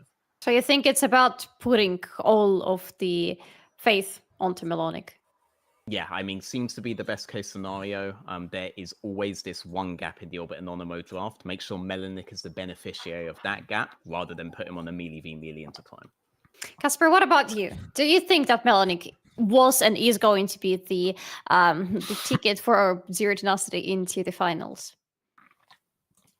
I kind of feel like I have to agree with Veteran with what he said. It feels like right now, when Melanic plays very good, Zero Tenacity play very good. Simple as that. And that's what you need to keep in your mind. If they are playing this way, with him being 8-1 or 9-1, there is definitely a possibility of them coming back into this game, doing even a reverse sweep. I see that happening, but it's not gonna be easy. They just won their first game of the season versus Orbit Anonymo. They lost 4. They won 1, so it's 4-1 right now. And yes, you would expect them to go 4-2, but yes, I feel like overall, if it's 5-1, well, that's gonna be rough. We need to remember it's 11 days till the final, right? The final is in 11 days, so there's 11 long days. They will still have some time to maybe adjust to the situation, but it's not gonna be for long. Yeah, but the record is definitely not helping Zero Tenacity in that sense. However, they still have one more chance to try to get things under their control in the upcoming games. Veteran, what are your predictions for the draft this time? There's gonna be the one thing that they don't account for in draft, and it's just whether or not it's on Kofte or Melanic, and whether or not they play with those in mind. Because we talk about how Melanic was able to run away with the game, but a large amount of that was that when Blue Azul did his usual invade to contest Afroboy, usual invade for information, usual invade to just get any advantage he can in jungle, Afroboy went all in on it, right? And they kind of chose to have this fight over in River, despite the fact that top wave state wasn't really in a good position. So for OAE, their conversation backstage is just be a bit more patient, a bit more chill, make sure you remember to fix lanes early as well as later. We don't have to win the game in the first few minutes. We always win the game later anyway. Meanwhile, Z10, they are yapping. They're yapping more than I am right now about their plans to win the game because their routes in are much more complex. One would say it's impossible, but if you say so yourself, fine, we're going to roll with it. Thank you once again, Veteran, for your input. We hope to see you after and before more games, hopefully today. But for now, Kasper and I are going to be jumping straight into the draft for game number 4. And we will see what type of draft will it be. Is it going to be the Smolder draft or is it going to be something else? Nah. Yeah, first pick Smolder. Let's go. Come on. I would love to see it. You think Zero Tenacity are going to ban it out? I think they're going to ban it out. I think they didn't really like their first experience with a Smolder in the hands of Orbit Anonymo, and I also don't think that I get lucky more than once in a row, so I don't think it's going to be a Smolder game today. But if it is, then I'm saying Orbit Anonymo are winning. Maybe Christmas came early today. Who knows? Or Maybe late. there's a possibility. We all know right now. Yeah. Because if they don't ban it now, it's a straight out first pick. For sure. Mm-hmm. I don't know though. I don't know. There are quite many things they would like to ban, but yeah, no, Smolder is definitely the highest priority for them. So Varus, Orianna, and Senna, the same bans from Orbit Nonomo's side. Smolder, Karma, and Kalista from the side of Zero Tenacity, and Orbit Nonomo decide to take some control back into their hands. They are the ones first picking Volibear. That makes a lot of sense. Orbit Anonymo put them in quite uncomfortable situation with, okay, we are gonna have the Zeri and Volley both open up. So if they are both open up, that means it's just, you know, just comfortable situation, just making sure that just they are exactly where they want to be. And this is gonna be Xen pick. That's interesting now. Okay, that's not what I was expecting at all, but that seems like what they think could be a counter. Yes. It's not even just a counter. Nautilus in the previous game on Nautilus' hands was excellent. We're still not, I am at least still not sure whether it was mostly about him being such a good tanky support or whether it was Orbit Nonomo just, you know, see Nautilus, brain no think, brain need go do damage, Nautilus dead, no, we dead, oh, game lost. But I love this Zinja for Blue Resort right now so much because this is one of his most comfort picks and he excels on those because he becomes super aggressive, especially in the early game. He invades the enemy constantly and I feel like on Zinja against Volibear, you're still allowed to do that. Oh yeah, absolutely you are, and I feel like the tweet that Afroboy did is follow-upping the pick that he did. He did 54 games of 60 in Volibear. Literally 54 games of Volibear in the last 60. How crazy is that? Imagine that. And they let it open. And they were like, you know what? That's what he meant. That's what he meant. That's what the guy meant. He tweeted something very suspicious today, right before this game started. So just like, you know, a couple of minutes ago. And I was like, what does it mean? What do Orbit Nonomo have in mind? And apparently this was what they had on mind. Switching Afroboy from the utility junglers to something that is going to, hopefully for them, of course, deliver them to the victory. And I don't know if you remember, but there was a guy in Polish Ultraliga called Badliga. And Badliga... Yeah, it's hard to forget that guy. Used to be the guy to pick Volibear. And Badliga, overall, not the great player, but on Volibear, he was nuts. On Volibear, he was just diving permanently under tier 2, playing against old Z10 with VZZ on the roster. He was just literally running through them, even though he didn't have the experience. It was his rookie split, but he was like, you know what, give me Volibear, I'm just gonna run at them. I'm just gonna run at them and I'm just gonna kill them all. And this is what Afroboy wants to do. My eyes are gonna be permanently on Afroboy in this matchup because I feel like this is what he's gonna do. He's gonna be looking for opportunities, he's gonna be looking for some good situations for them, and when he finds them, he's gonna take advantage of that. But for now, I need your eyes to be on the bounce because we have the last bounce pouring in. We have Atrix and Vladimir banned out by Zero Tenacity. Orbit Nonomo don't want to see Gragas, understandable, and Nico, honestly, again, very understandable. And that's why Kofta decides to go into what works, you know, don't touch it. Korotkiy is going to be the answer for him. Honestly, in his Korotkiy game today, he was still looking exceptionally good despite his team losing massively in that game number 2 today. Korotkiy was dealing so much damage to the enemies, and the guy clearly knows very well what to do with this champ whenever it falls into his hands. So very good pick up there for Zero Tenacity. Yeah, absolutely. I completely agree with that. And what is gonna be the last pick? It's not gonna be Kassadin, right? I mean, it shouldn't be. It shouldn't, but it could. I mean, that would be funny to see Kassadin. I mean, I would like it because when you pick Kassadin in this sort of situations, it's just fun. But yeah, it's gonna be Tristana. Like I said, not a lot of Kassadin, but yeah, at least we have Volibear. That's fun. Yeah. It's always okay. Rumble as the last pick. That's interesting. The fact, what I love the most about Volley is the fact that he has this funny animation when he's running after the team fight, when it looks like he just lost his leg, but he's still running. like the guy is basically dead, but he's still, you know, trying to get there. So yeah, that's Zero Tenacity today. Yeah, that is Zero Tenacity today. I get it. However, Kasper, we have a rumble for Zero Tenacity's top lane. We have a rumble for Melonic. Do you think this is going to be the factor that we talked about with Veteran? Do you think this could be the winning factor for Zero Tenacity in this game? Or do you still favor Volibear just way too much compared to him? I like Volley more, but I also like what Z10 was able to do.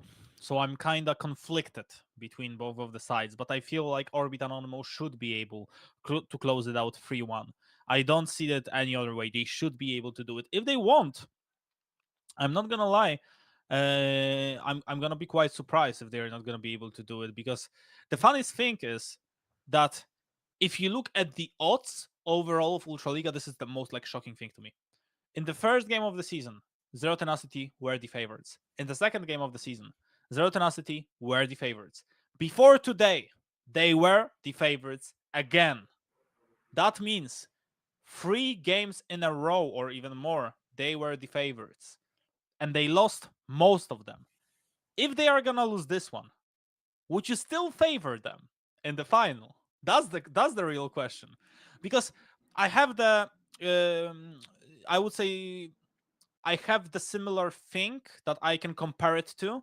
It's a little bit different, but in MMA world, there was a guy called Israel Adesanya, and he lost 4 times versus the same guys. He lost on kickboxing and he lost on MMA, twice on both of the occasion. And they were fighting for the 5th time, and he was favored in the 5th fight, and he knocked him out finally. After 5 fights, he finally won. So maybe this is the way for Z10. Just lose everything that you can, go into the final somehow, and then win it out. Maybe that's the way. That's definitely going to make hell of a character arc, to be honest. Just imagine the development of this main character who is going through so much suffering. There is so much weight on his shoulders, but he keeps losing over. Okay, that is basically the Legends of Korra. You know what? We're reinventing that one. But okay, maybe it's going to be different for Zero Tenacity. Maybe they win right now. Maybe we go into game number 5. Maybe there we finally decide on the champion. And maybe these teams are going to meet again in the grand finals on the 23rd of March. The finals are for more than 50 people. Don't forget about that. Yeah, but like you said, there's a lot of maybes. But the only maybe that you didn't put in there is about 50 people. So we know that there's going to be more than that. That's at least something. That's some good information. That is for sure, everybody. Don't even worry about this. But is this going to be the last game of today? Because if Orbit Anonymo win right here, right now, that's it. This is over. This so-called juggernaut of these playoffs is over. And we have Orbit Anonymo waiting and chilling until the Saturday of 23rd. If Zero Tenacity win right now, however, we are going into game number 5. Yeah, and that would be kind of shocking. I mean, to see even a possibility of reverse sweeping so early. But yeah, Orbit Anonymo, you know what? I said they are about to run into them. Quite literally. They are about to run into them. Erdote running away. Afro Boy is there. The E, the Ignite. I mean, yeah. Leave the guy alone! Yeah, but they were able to at least force the flash out of him. So that's some good information. Yeah, but Chipsy also flashed. He used an Ignite on top of that, so they lost quite a lot. But I guess it's the mental dominance that matters a little bit more here. But poor Erdori, goddammit, I'm telling you, there is some weird chemistry happening between him and everybody on the side of Orbit Anonymo, because they see him and there is like no breaks for this team anymore. But now they want to meet him again. Look at that. I don't think they're interested in Harpoon, brother. I think they are interested in Erdori. I respect that. Or the buff. They want to go. I don't respect that. Poor Erdori, that's bullying. Yeah, but I like that Orbit Anonymo, you know Afro Boy likes to bully. We already know that. Yeah, okay, yeah. He doesn't look like a bully, but he definitely is a bully. Yeah. Oh, no, don't go there, please. Who is winning this one? Who is winning this one? Okay, no one is going to be winning this one. Oh my god. I was so scared there. But yeah, you were saying about Afroboy. Definitely he is a bully. He wants to be bullying the enemies early in the game, even just getting them out of their own jungle. He's doing exactly that. He's getting a lot of fun out of Zero Tenacity. Yeah, absolutely. And now, I mean, I'm like I said, I'm Melonic! to see Melonic 100 games in the Ultraliga. We got there. And from what I know, Erdota is gonna be having 100 games in the Ultraliga if we get to the 5th map. So we have to. Yeah, we will see about that. Maybe that was the plan of Orbit Anonymo the previous game, and it's gonna be in this one too. We'll see. Maybe Erdota. That's a lot of poke coming his way. He needs to be careful. Everybody needs to be careful on this bot lane, honestly. But yeah, going back just for a second, huge congratulations to Melonic! 100 games in Ultraliga. That's a very big milestone, and I really love the little birthday cap they put on his hat on his head, sorry, in that picture. So yeah, let's see how he's going to perform in his 100th game. Yeah, and imagine reverse sweeping the best team in the league on your 100th game of the Ultra. Like like maybe not literally the 100th game, but in the series that was involving the 100 games you had. Prime? Ooh. Yeah, a lot of damage going his way. That's true. He needs to be Speaking of careful. bullying. Now he is in trouble. Nice counter strike, and he had to flash just in case, you know, just preemptively, just to make sure that he's gonna be in the good spot. Oh boy, Afroboy is waiting for some more action. He was, I believe, hoping that Blurzer is going to invade his own jungle since he got so much out of his. But no, Blurzer knows a little bit better than that. He just recalls. A very nice attempt on the top lane. I love it from Zero Tenacity. I want to see more attention from them to the top part of the map, trying to help out Meloni, getting more resources out of Prime, maybe punishing him for being flashless right now, because this is Rumble we're talking about in the hands of Melonic right now. Rumble with a flash, by the way. They need to use it, because if they don't use this flash Rumble, Ignite Rumble right now, without a TP later in the game, they're going to suffer quite a bit, not being able to rotate him to the side lanes. Yeah, and what about Afroboy? We said a lot about this Volibear, but yeah, we didn't say a lot about being caught off guard. He's trying to buy himself some time, and he will buy himself some time, but that's just not enough. Not even close. He tried very hard and got very far, but in the end, it is what it is. It didn't even matter in the end. Yeah, it mattered for Zero Tenacity, but not for him for sure. For Zero Tenacity, however, that is the first blood for them. That is the first kill for Blurzer, which is something I gotta say I quite like. Of course, Kofta would have been a much better receiver of this additional money, but he's sitting on an assist, and Blurzer is going to be really crucial in the early game for the team. Now, I yet again want to see Zero Tenacity getting more use out of the Xinjiao. Yeah, that definitely would be some good information. But this kill is, I mean, it's crucial. We know that Xinjiao can be really useful, but he needs a little bit of resources at least. And now Z10, I mean, I'm not gonna lie, it looks like they are kind of back. It feels like they are kind of back in this game. Like, even looking at the dynamic of what is happening right now, it feels like the momentum completely switched. And it feels like now they know, okay, now we are in the position that we wanted to be, and we will try to utilize it. I like that. I like that too. I want to see more of that from Zero Tenacity right now. That is still the case, that there is going to be a lot of scaling going later in the game, and both teams have the decent amount of it, but I think that Zero Tenacity have more early game resources, much more than Anonymo have on their hands. So I want to see more fights happening when Zero Tenacity wants them to be happening, when they know that they are the strongest. Not happening right now. I was hoping maybe, around the first strike would be very nice time to fight, but no, it is Anonymo getting the first strike. Maybe they learned one lesson out of the previous game, and all of the previous games today, to be fair, and that is don't leave all the drakes to the enemy. Yeah, definitely. And Nermin. But Nermin, yeah. He lost a lot of HP on that trade. He needs to be careful, because if he keeps doing that, that's gonna be not good. And Afroboy, I like that, because he's just walking up, he's just ing, but that's enough to make sure that they know that he is there. And I like that, because it reminds me a little bit, okay, maybe we'll talk about it in a second, because yeah, Blurzer forced to flash away. Prime is here, but he doesn't have a flash, but he had his ward. So yeah, this situation is gonna be diffused quite quickly. Prime close to Kofta, but yeah, I guess he's just jumping on him. Fair enough. Yeah, just hopping around, not doing anything else, not letting Kofta return to the fight even if he wanted to, and frankly, he didn't want to return that much. Zero Tenacity are gonna have 2 void traps out of it, not being able to get to the third one quite yet, and they would like to.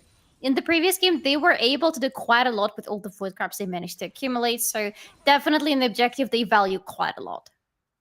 Oh yes, absolutely. And now, Orbit Anonymo.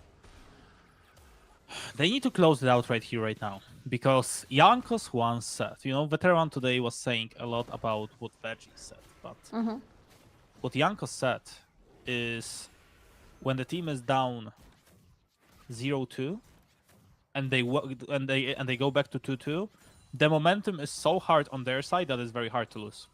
Yeah. So yeah, I kind of agree with that. I'm not gonna lie. But the team needs to get to the 2-2 point. We're not there just yet. We're at 2-1. Zero Tenacity only got one game back into their hands so far.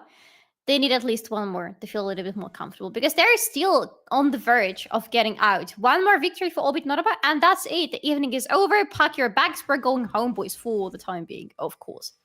I think it's rather important to win right now, right? Because obviously you're going straight into the finals, but I think it's the fact that you have more than a week to...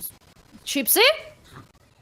Yeah, Chip, I mean, he was dead basically from the beginning. When Harpoon just jumped through a wall like that, he was very dead. He was just in the position where there was not much he could have done. And unfortunately, even though this Volibear, yes, he's farming a lot, yes, he's in a good spot, who is not in the good spot is Royson right now. He is... Okay, maybe he actually is. Okay, nice splash from Royson! That's the outplay we've been waiting for, and that's the kill for Afroboy. The bear is here, and he's about to play Neramin with the killer instinct, but there is no killer in him. So only the instinct. Yeah, prime. He's low. Okay. Whew. Whew. That was close. How stressful is this game? If I wake up tomorrow with some gray hair, that's because of these guys. That's because of some of these outplays. It's the fact that Royson just walked right into the bush where Bluezer was sitting. What is happening with the vision for Orbit Norba? They are so behind when it comes to vision compared to Zero Tenacity. 4th game in a row already, and it's the same story. Zero Tenacity have eyes, they see, they know. Orbit Norba don't see, don't know, and they walk into the most obvious traps. Well, they're not obvious for them, obviously. I mean, it feels like finally Orbit Anonymo went back and they activated. They are still behind, don't get me wrong, they are still not even in the best spot, but if Afroboy is feeling so confident on this Volibear, it's definitely one of the win cons that they are gonna have to make the dream of theirs a reality. I wonder how the game is going to look in just a couple of minutes from now, because we're at the 10th minute of the game. Already we see a lot of movement around the map. The Orbit Norba have started rotating everybody, including Royson, for example. He was just on the top lane a little bit earlier to help out Prime, because it is so hard to say anything to Melonic when he's just perma-pushing this poor lane. But we're approaching the second Drake. It's going to be up in less than a minute. A very nice Drake. Again, it's the Infernal Drake that we have. I wonder who's going to take it. Zero Tenacity would love this Drake. It is unusual for them in today's series to lose early games to the enemy, and they already lost one. They need to try to get the second one, and then see if they can try to get to the very early soul again. Yes, so far they are in the good spot of doing that, but we need to remember, Orbit Anonymo, I would even risk saying they lost most of the early games that they were playing versus Z10 so far. Yeah. So it's all about mid games. It's all about how they fight in there. If they find themselves being in the good spot, I would say they will be happy about that for sure. I mean, I trust Afroboy and Co. It feels like they are definitely in the good spot. They are in the spot they wanted to be. Maybe not necessarily in this game because they are 1k behind. Obviously, that's due to the kill being taken. But they definitely do have some win cons. I'm not sure about this ultimate. I mean, I guess Afroboy can just use his ultimate and then he's just Gucci, okay? Okay, never mind. I never doubted you, Prime. I never Sure, exactly. Yes, that's what is going to be on the records. Kofti with the package, flying very aggressively onto Royson, dealing very aggressive damage to Royson, and then aggressively finishing the minions. Still, very nice engage, but they used the package. The Drake is still standing, but I think Zero Tenacity are getting it. Yeah, I mean, Orbit Anonymo made a play on top, and they get a lot from top due to the fact that Melonic is playing with the Ignite. So Prime will be able to get double played from it. They will be able to get back with gold basically to the even state, but in exchange, they need to give up the Drake. So I would say that's a fair exchange. Prime getting another play from that, definitely keeps them in the game, keeps them working, and definitely could work out.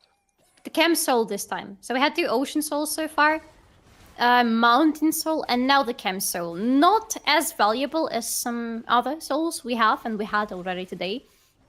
Still a nice one, but I would say kind of, it is not the soul the Zero Tenacity would cry about being 1 Drake away from getting this soul. It is fine right now. I feel like we can see the switch of attention more towards the top side of the map. The Void Grabs are still standing there for 7 more minutes. Still 2 of them in the hands of Zero Tenacity. They have the chance to go to at least 5 and get at least some little Void Grabs whenever they tug the turrets and the Herald on top of that. I feel like that could be the direction for Z10. Definitely could be, but the question is, will they go their way? Because so far, what is definitely working well for them is the fact that Harpoon got a kill, and we saw how well he could play when he was ahead in the last game. The question is, will they be able to utilize Rumble as well? So far, he's also in the pretty good spot. I would say they are even. Yes, he's more than 20 CS ahead. Sorry, less than 20 CS ahead, but almost 20 CS ahead. But Prime was able to get 2 plates, and he's already on Triforce right now. So definitely strong point for him. Very strong. I would be a little bit scared to fight with. Honestly, I would always be scared to fight with Prime. But right now that he's sitting on the Triforce, definitely a very big early game spike for the Jax. Melodic is still very scary though, because Rumble in the mid game is still a huge menace. It is if we get into the late game that Orbital loves so much when we're going to say, yes, that is the prime time for Prime to shine. Is it prime time for Gypsy to die though? Okay, finally not this time. Thank you, Gypsy, for not dying. And well, Gypsy still alive, still doing the work, but yeah, this game you can feel the tension. You can feel you can feel that both of the teams know where they are, know the spot that they are in right now. So yeah, definitely gonna be risky. Well, there is a lot at stakes, right? Especially for Zero Tenacity. It is about pride for them more than anything else. It is about them proving to everybody that this team, this mega strong team, has been assembled for a reason, and the reason is their Blurzer. Well, yeah, this Blurzer apparently. Yeah. Less than half health. Afroboy could be going for this Herald. I mean, the difference in the jungle is quite heavy, I would say. Honestly, I mean, I know it's only Afroboy, someone will say, but even Volley, when he is full build, he's gonna be hitting like a truck. Oh yeah. Imagine he just, I mean, he can always use the ultimate, right? So that's, I feel like this is the thing that would worry me the most if I'm Z10, is the fact that Rel can engage, so can Jax, and Volley can follow it up. Yeah. That's super scary when he's able to do that. Everybody can follow up, actually. All 5 members of Fullbit Anonymo can and absolutely want to be engaging into the enemies. Even Royson and Nermin, the main damage dealers, can and want to be getting up close with the enemy. Very scary situation for the likes of Harpoon and Korotkiy. And their Dota pushing the wave for now with Harpoon. Maybe they are going to be able to take the first tower, and they should be. Wow. So that's going to be the first tower. That's a lot that they got for free. Especially going into Harpoon's pocket. So yeah, very good information for him. Oh yeah, just making sure that the turret falls into his hands. For the Prime, is not able to get the turret in the top lane so far, but he should be able soon. That's a nice flash they got out of Melonic right there. But yeah, he better flash than fight Afroboy and Prime at the same time. They feel way too strong for him right now, but in exchange, this turret now has to go down. Yeah, and Afroboy right now, he's in trouble. He does have his ultimate, he does have a flash, but he's gonna die! That was not calculated. No, the Leandres on Melonic! It was the Leandres, I believe, that killed him right in the midst of the fly. Not that often that you see berries flying, but how often do you see them flying and dying in the process? Absolutely, and now, I mean, now it's getting interesting, because looking at what is happening right now, it just feels like Orbit Anonymo, they just can't handle the heat from Z10. Z10, you know, they won one game, and sometimes it's just, you know, sometimes people are just saying it, but it could be a mental issue. And then when you unblock it, when you win finally, then it's a completely different game. And we can see it right now. Z10 are a completely different team right now. They were a completely different team already in the previous game, but now they need to be very different because Afroboy! I mean, nice engage from Gypsy, but he's alone! He was the only one engaging! And now Prime, I mean, yes, they jump on him, they will get a kill. On Air Dota, they will get a kill. On Blurzor as well, but now Royson has to flash backwards. Kofter is there, Harpoon as well. On the reset, doing the work. Afroboy, he needs to slow Harpoon down to make sure no one else will die. and the ultimate should be enough. Counter-strike on Kof, they will get him, and somehow the fight is still happening. Neramin killing Harpoon, or is Harpoon killing him? And Royson and Harpoon are the last ones standing. Somehow. Fight! Go fight each other! No, they won't. Oh. That would be... a fight. What is happening here? 1,500 assists in Ultraliga for Chipsy. We have a lot of reasons to celebrate today. Congratulations, Chipsy! Congratulations, that's a lot of assists, and all of them were good ones. Even if you die in the process, it's still fine. And honestly, if it continues to be like that, that could be very, very interesting to see. Could be even more reasons for celebrations if it continues like that. Oh yeah, Definitely. especially for Zero Tenacity. Oh yes, absolutely. They only have a little bit less than 1k gold of the gold advantage compared to Orbit and Anonymo. That is not much, but to be fair, it is 6 to 7. It is not much advantage for them on the map in general as well. Afroboy? I mean, Afroboy, there's an engage. Erdoto is pretty much dead instantly, and now Blurs are forced to use his ultimate. So that's a kill for Orbit Anonymo. The question is, will they be able to follow it up? They are dodging the poke quite nicely. They are engaging quite nicely. Melonic is running there. Melonic is there, but the question is, who's gonna be there from Zero Tenacity side? Harpoon is doing the damage. Harpoon is doing the work, and the ultimate will get Neramin. Afroboy falls as well. And Zero Tenacity, it's exactly what they've been waiting for. They waited long time, but finally, they are here, and they are here to play. It's the fact that Melonic was able to find such a good angle without having a TP. Because that is what I was worried for Zero Tenacity. I was worried that without having a TP on their top laner, they would not be able to position themselves as well as Orbit and Anonymo in the fights, especially if they're the ones to follow up the fights. But Melonic just straight up walks into the enemy's backlane like there is no tomorrow. Drops in an ultimate and can walk out immediately because nothing else is needed from him. And yes, it was a Dota who died in the process, but it's again, why is he the one to get all the action and all the attention from Orbit Mono? Look at it, they're just going on to this full support. And yeah, you need to cut through the support, of course, to get to somebody else in this situation, but is that the only way for Orbit Mono to conduct a team fight? I'm not quite sure. The best way, obviously, would be to get Harpoon out of the picture, but it's easier said than done. It's just not gonna be so easy to do it, and now Prime split pushing, making sure that the Herald will be on his side. Oh no! Like, don't use it now, it's too early. Like, oh no! You wanted to have your team on your side because then you can push and then you can fight, and now... What? Yeah, exactly. Honestly, as you said, Kasper, no other emotions. I don't know, it's just... Orbit Anonymo can play better than that. And they do play better than that. What is going on with them for the second game in a row? Do they really want it just to get to game number 5 today to, I don't know, congratulate Erdori with his 1000th game? 100th game? 100th game. Yeah, not 1000th.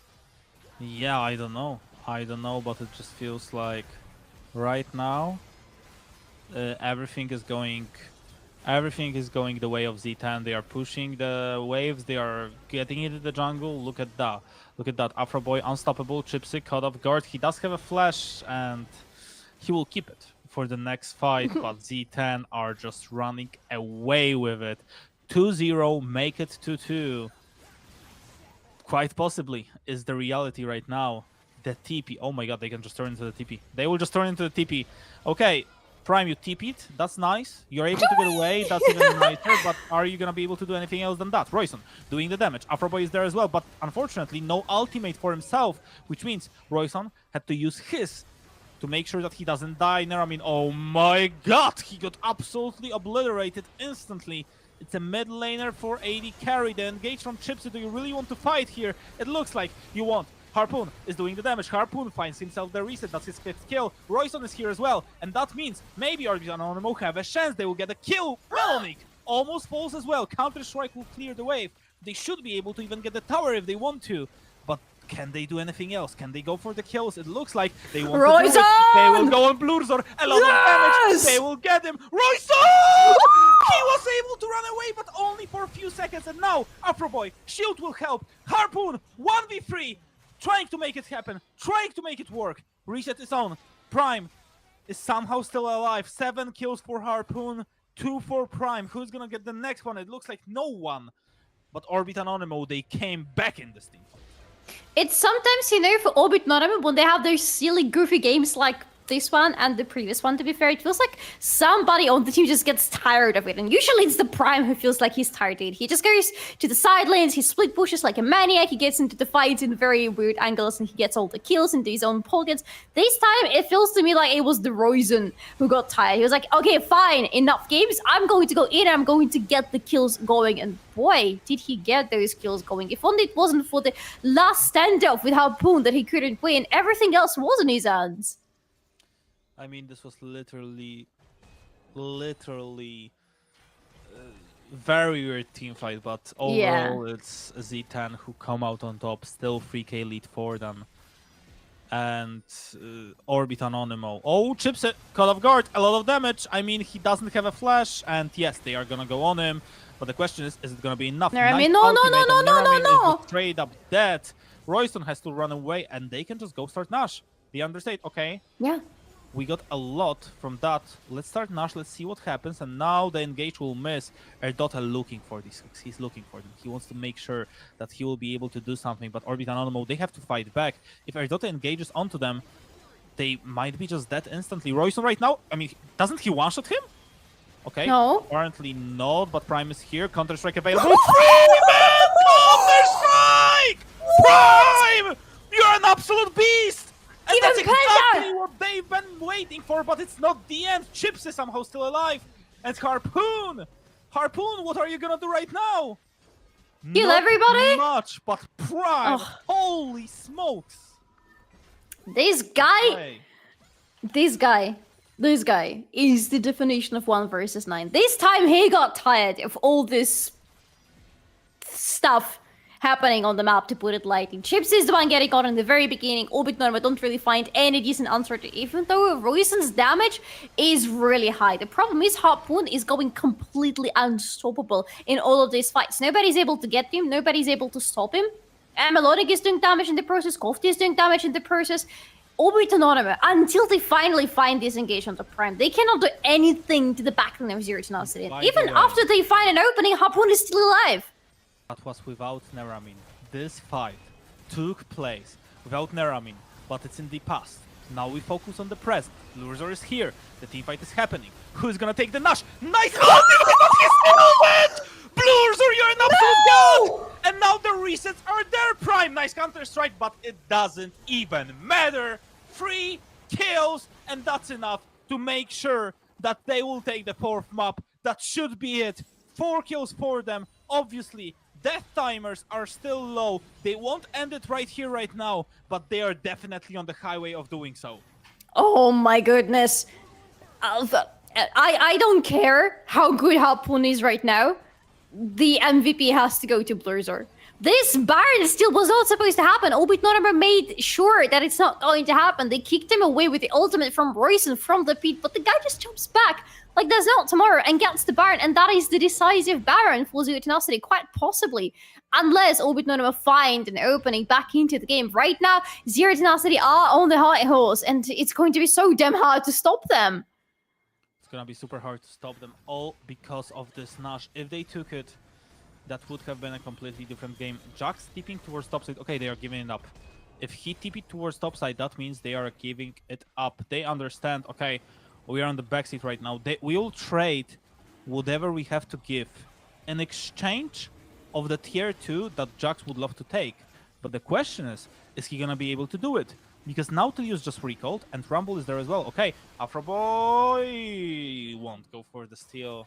No. Nice attempt, but yeah, not possible right now. No, but he's not feeling the Blurzor feelings today, apparently. Not going to go for a steal. And It's a soul point for Zero Tenacity, which is not nice to give away, but it's not the soul yet. So there is still the situation there is still not too bad. And again, the soul is not that big, so you feel like you're losing the game if you give away this one. But what you feel like when you feel like when you're losing the game is right now full bit normal, because what is going on in Dote?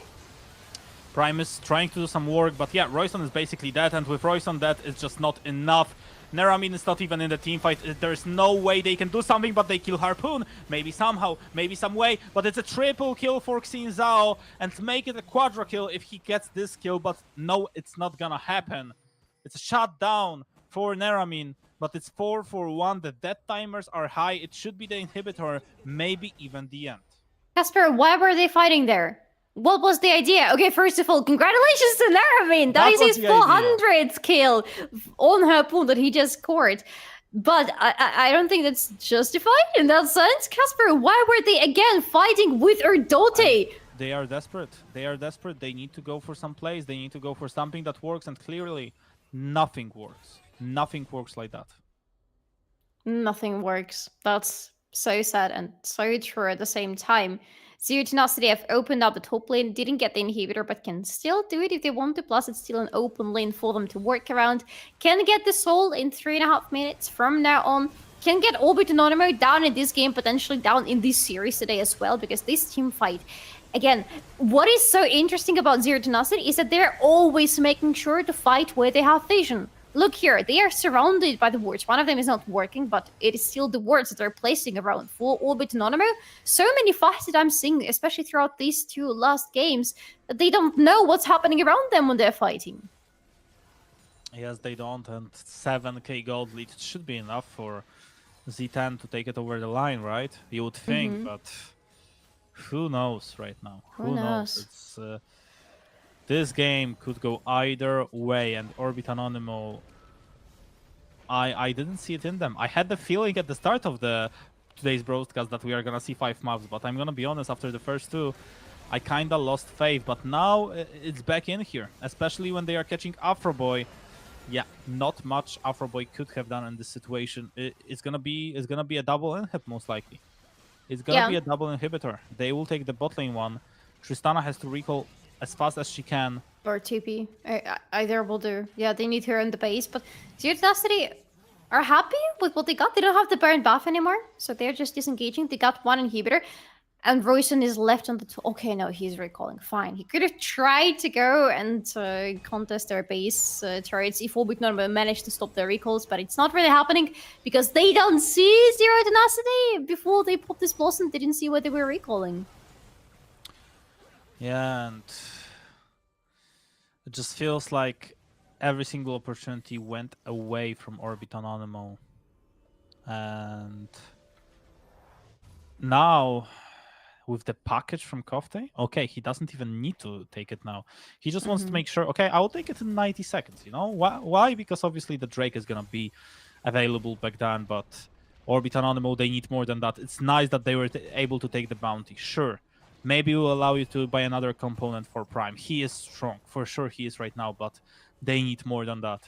They will need to at least cut down the difference to the 5,000, and then maybe, just maybe, you're going to be able to do something with it. But what Prime is going to be able to buy? That's the question, because he's on 3 items right now.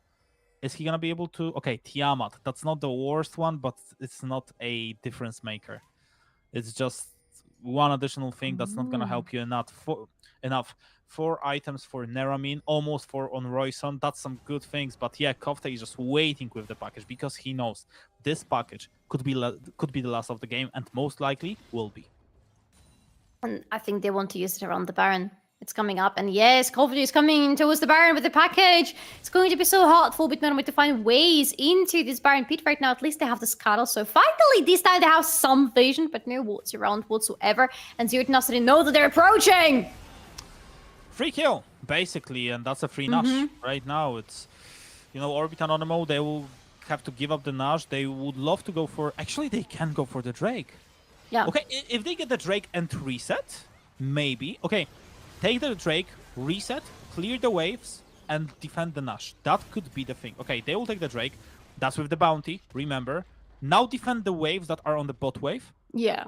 Kofte does have a TP. He could cut them off guard if he decides to TP on the bot wave. He decides not to.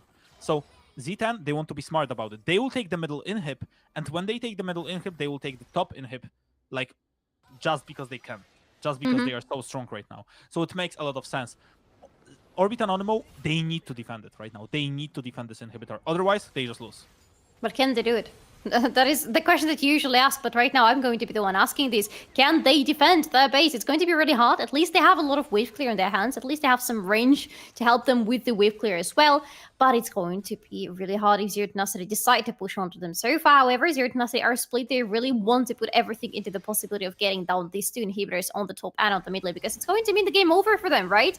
Nothing Orbit Normal will be able to do with all three, sorry, of the inhibitors down.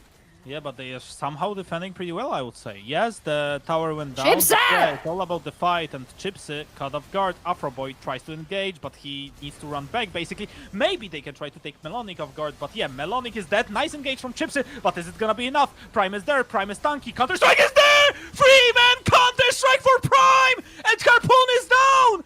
How is it possible that Prime makes it happen? Again and again and again! But Kofte still alive. 3-4-4 Prime. Jesus Christ, the balls on that man to go for that play. But they have to go back to the base! Their base! They have so many big minions in there! Ryzen should be able to defend the turrets. Alright, that's fine, that's fine. What was this fight? Chipsy, again, is the first one to get caught. This guy is the first one to engage and the first one to get caught. Very nice ultimate right there, coming in from Melonic. He goes golden, he buys himself some time, but yes, it's all about Prime right afterwards. The way he jumps in, the way he delivers this control onto the enemies with the Counter-Strike allows Royson and Nermin to deal damage for free to the enemies, except when Nermin again oversteps and decides to go into Kofte. Kofte is too strong right now, you can't fight him 1v1 like that. He definitely is, but that's a lot of shutdown that went the way of Orbit Anonymo. That could be their ticket back into this game, and somehow, if it is, it's gonna be all thanks to one man. Prime. Literally. Yeah.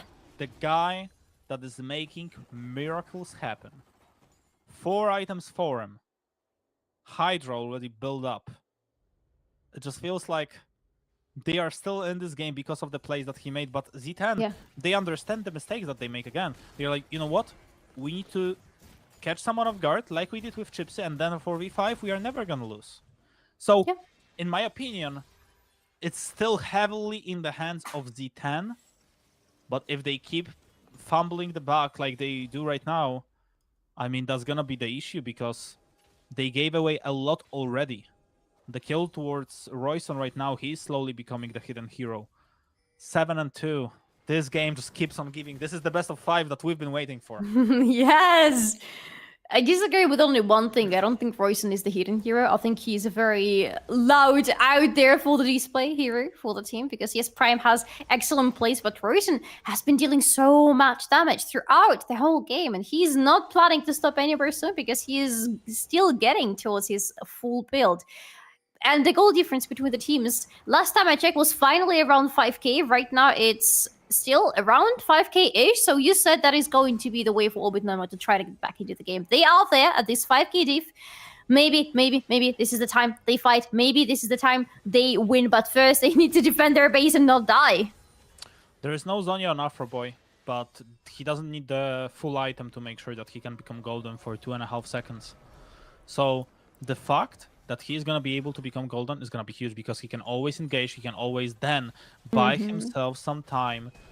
But are Z10 stressed? That's my question. Because, like, this is real close. This is real close. And you can try to... You can even feel it, the pressure that is getting towards some of the players. I mean, I wouldn't say that all of them are stressed, but some definitely. The mistakes are starting to show up. The overextension of some of the players that you wouldn't expect to overextend in a certain position. And now it feels like Orbit Anonymo, they are thriving in this kind of position. They know what they are here to do. They know that they've been waiting to get into 37 minutes. It's their comfort zone. It's exactly what they've been waiting for. But Kofte has something to say about that. He has a package, and he wants to deliver it to the enemies, or at least to the Drake. They're gonna get it. It's going to be the soul for Zero Tenacity. No, but Norma are not in the mood to fight for this like one. that. They are clearing the space for the Baron. And yes, I like it too, Kasper. I like it much more than them trying to go and fight for this not big of a soul. They need to be prepared for the fight that is coming their way right now. Ooh, but it's an open inhibitor. They will look for the fight. They need to look for the fight because Z10 desperately need to utilize the package. If they don't, they understand that 5v5 they are gonna lose most likely. So if they are gonna lose, the question is how are they gonna try to fight there?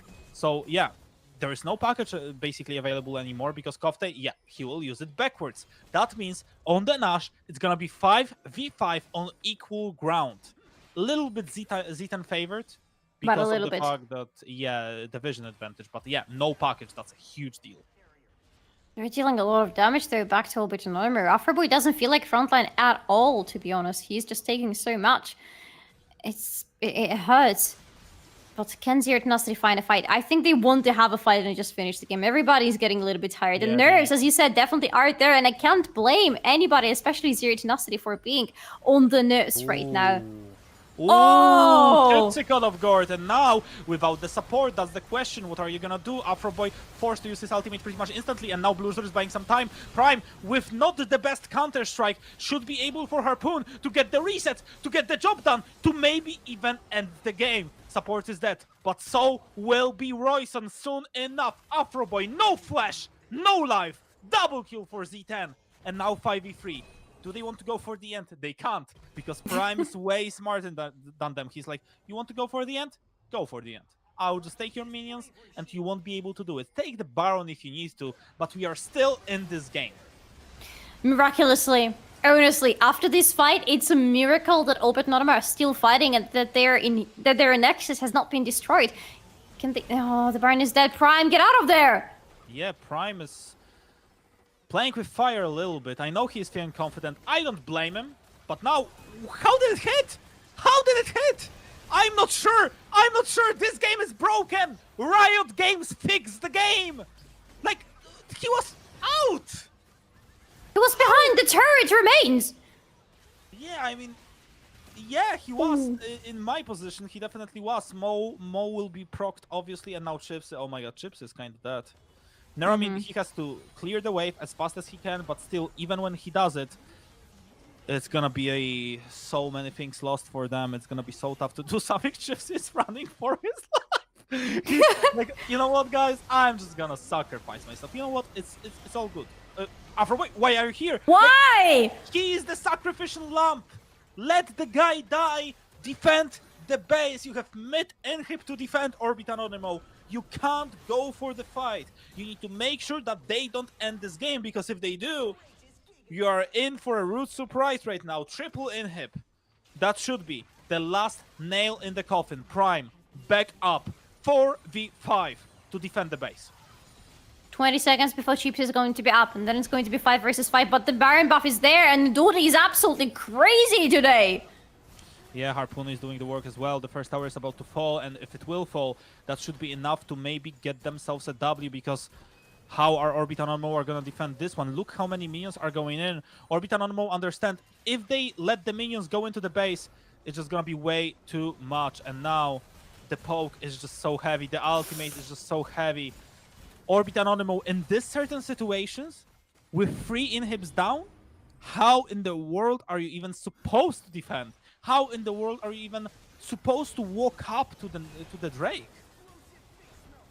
I don't think they are allowed to walk up to the Drake, but look at Nermin. Look at Nermin right here, very close to you. How is this hitting him? I just don't understand. But either way, it hit him. The ultimate was there on top of that. Nermin didn't die right there, but everybody else was either very close to dying or died. And while we have the replay, let's see what's happening in the real life, because this might be the final siege for Zero Tenacity. Yeah, Orbit Anonymo will be forced to fight.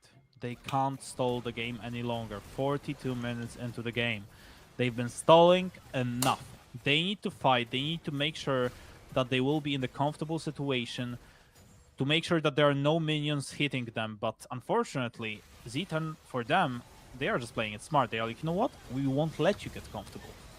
We we'll get comfortable and we will just finish the fight. We will just do it right here, right now. And it looks like we are about to have a fight. The engage comes in from Prime, but unfortunately for him, he's not be able to do a lot. Neramin falls, and everyone from Orbit Anonymo is about to fall as well. Oh my god, Z10 Oh my from god. 0-2 to 2-2 in style. Without Prime, this game would be over way sooner. He was trying, but he was unfortunately not strong enough. It was kind of a 1 versus 9 situation, you know, when the whole team is Yeah. doing their best to lose because they're having some silly plays on the map. And then there is one hero, usually somehow coming from the top lane, who's like, no, I need to get things back under my control. He did a lot, Royson did a lot as well, but everybody else was not having their best time on the Summoner's Rift. That was weird. I have a feeling it wasn't really that much about Zero Tenacity finally waking up and having a good game, which for sure was the case for them. It was about Orbit Anonymo losing the game, just straight on. Yeah, it was just so weird to see what was happening, and oh god, I mean, it's 2-2 somehow. Like some way they came back, and now it's just getting super interesting because I have no clue who's gonna win the last one. No clue at all who's gonna win the last one. We got the series. It's something we haven't had in Ultraliga playoffs for a long time, and it is a rare occasion, unfortunately, for the Ultraliga playoffs. But I'm quite happy that we finally have it because it's been long overdue. And right now, yeah, I agree with you. I have no idea who's going to win this one because you said it yourself about the 2-2 buff. And quite possibly it is going to be the case for Zero Tenacity that they've buffed up, they scaled up, and now they're ready to take the final game. Or maybe Orbit Anonymo will finally wake up and realize that, hey, we've been doing something very wrong this time, and this is our last chance. We will see. Let's ask Veteran about that because I'm quite curious what he thinks about the game that we just watched. 40 minutes of the gameplay, and we have our winner.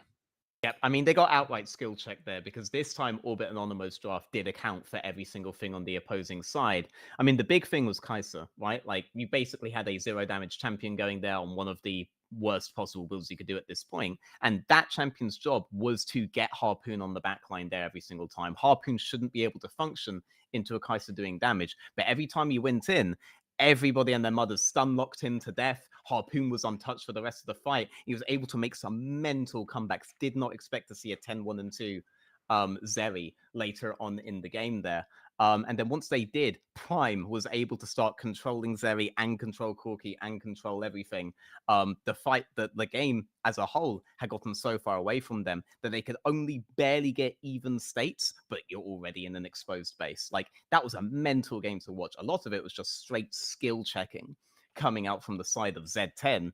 And when you win a game that way and you win a war of attrition that way, that's a really big mental boost to you going in towards game 5. They're looking at a reverse sweep. OAE may genuinely be at a point where they see the loss happening. They're not used to losses whatsoever at this point. They have to have a really good pep talk backstage before coming in for this next game because they had a really good draft. They had some really good play, but in those push coming to shove moments, Z10 had their number and showed why loads of people considered them to be the Polish super team coming in towards this split of Ultraliga. They still have one more game, though, to prove whether they're worthy of this title or not. And then, of course, the finals. But I feel like even the finals don't really matter as much as this series right now. I can't wait to see what's going to be the outcome of the final game. I'm just happy that we got into the series. But before we get into the final game, we need to have a very quick break just to breathe in, breathe out. And then we'll be right back for the final game of today. Sí, ¿vos de qué parte sos? Yo de aquí. Ah, mira, ¿Tú de qué parte eres? del norte.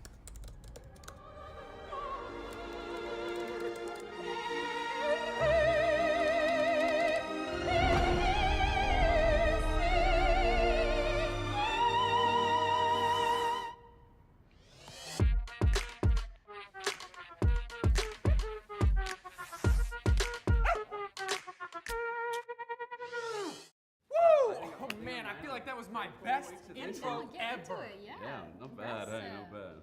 Okay, bro. You know it as well. I also know you can dance. You should join me next time. And yes, I feel like you've also deserved a bit of a break. You've earned it. Thanks.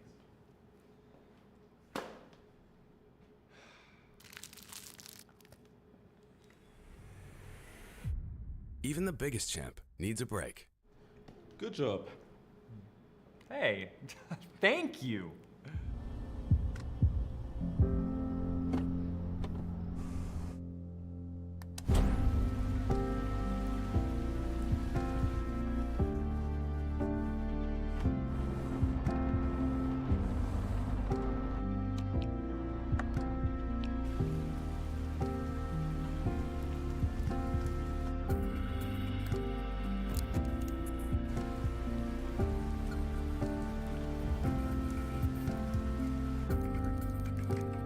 Wjedź do elektryzującego świata esportu i zagraj z nami. Moc energii zapewnia elektryczna Kia EV6.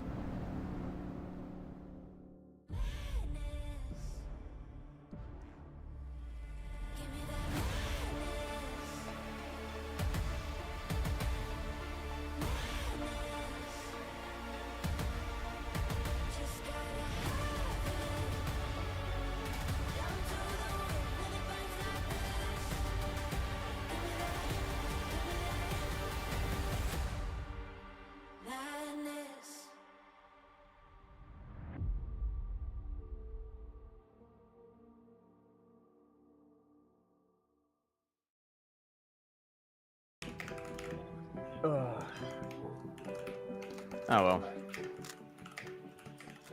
It happens. It is what it is.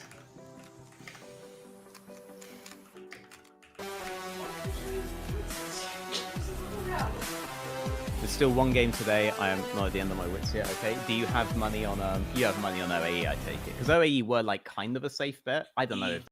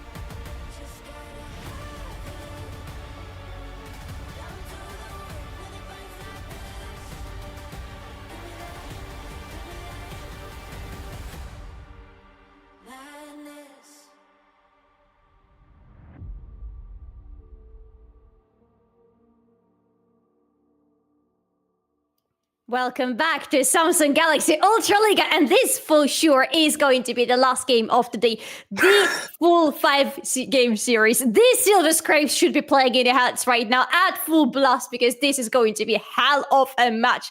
Veteran, since we have the pleasure of having you with us still, tell us please, how do you predict this last game is going to look like? I still think, even though obviously Harpoon was kind of untouched and running away the game later, it's still all about Melanik, right? Melanik did have a pretty good time on top side there. He ended up with like 5 kills coming into the mid-late game. He was a good control factor, even though Rumble's not the best pick there. It definitely stopped Afro Boy in his tracks and pretty much negated him entirely. So I still think a lot of it's going to come down to, can you control Prime? Can you do that from top side? But then if you are able to do that, it's all about, can Z10 win the marathon? Because we're in game 5. Everybody's tired at this point. Everyone's mentally exhausted. Which players are more capable of playing team fight to team fight to team fight in those positions? Because Lord knows, Orbit and Anonymo are still going to get map states where you can't just win the game in one team fight. No matter how close you are. We were on 3 inhibitors for ages that game. Kasper, and in your opinion, when it comes to mental state, which of the teams has the upper hand?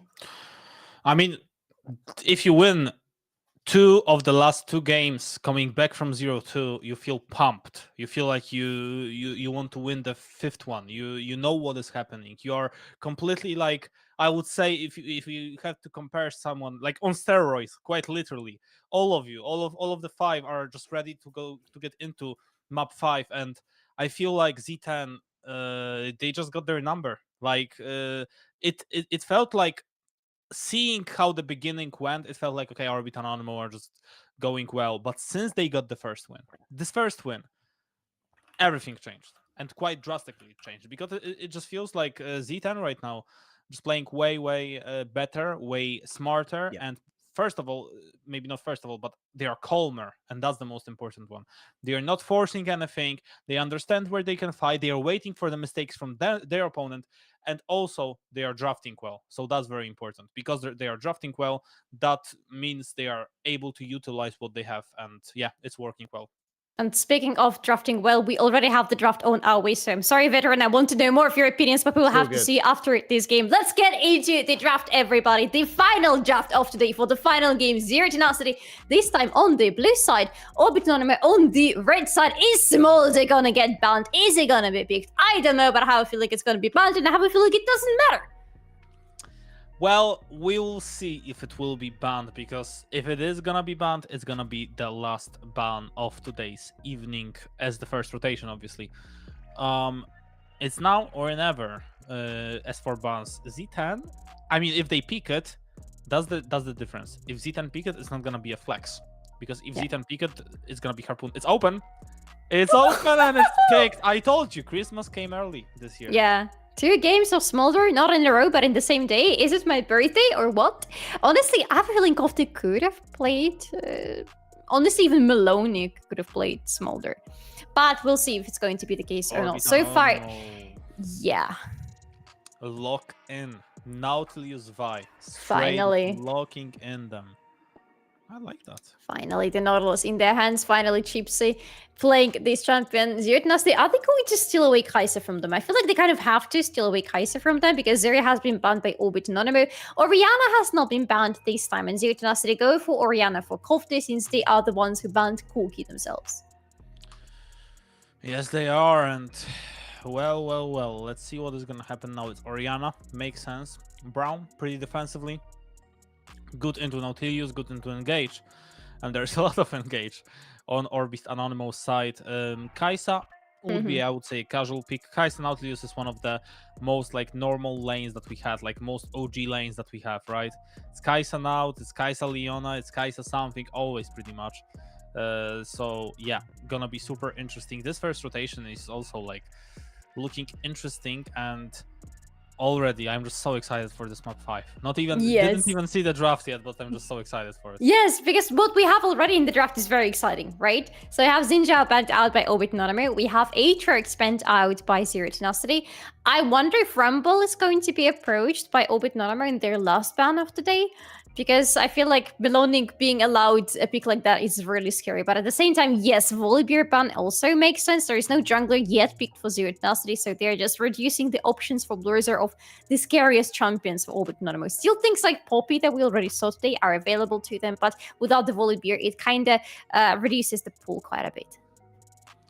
Absolutely, and just feels now who is going to be able to close down the draft better. That's going to be the most important that's a good factor. I feel like, yeah, I mean, a lot of good bans come in from both of Zero Tenacity and Orbit Anonymo. The pick number 4 for Royson or for Prime. We will see which one will it be. If it's for, I would prefer Royson in this one specifically, because you already see that it's Oriana. You need to answer this. So what the answer is going to be? Wait. Is it going to be Ziggs? Oh, no, Ziggs. That's interesting. So that technically could allow... Oh, he picked it. Oh, wow. Oh, no. Oh, no. That doesn't look good for Orbit Anonymo anymore. That definitely doesn't. Nocturne is a game changer in this one. He's gonna be super annoying, but if he's behind, he's not gonna be doing a lot. So let's see what is gonna happen. What is gonna be the last pick? Prime, he sees everything. It's gonna be Yone for him. We are about to have a banger in the last one. We're playing with the big boys now. Look at that, everybody. Look at what's going on. So let's very quickly go through what we have in both of the teams. So we have Rumble, Nocturne, Oriana, Smolder, and Braum for Zero Tenacity. A lot of mid-game power plus some really decent scaling. At the same time, for Orbit Anonymo, we have Yone, Vi, Ziggs, Kai'Sa, and Nautilus. So much engage, so many possibilities to get to the back lane of the enemy that it makes me really worried for the little baby dragon. Definitely scary prospect. it could happen. It could be very annoying for him, very tough, first of all, to play the game. Because when you're playing versus this sort of comps, it's just super hard to do something because they are just so good. And I feel like there are win cons for both of the teams. When I look at Zero Tenacity, it's obviously the first one that comes into the mind, Nocturne. But is Blurzor gonna be the Nocturne that we like? The Nocturne that we love, I would say active Nocturne that is trying to do something all the time, that is looking for the opportunities, or is he gonna be more of a reactive Nocturne, just waiting for the opportunity to appear and then just pressing the R, doing the work? He has to be the first type of Nocturnes, or else Zero Tenacity are losing this game, and this is the last game of the day, so they really don't want to be losing this one, especially after winning 2 games in a row.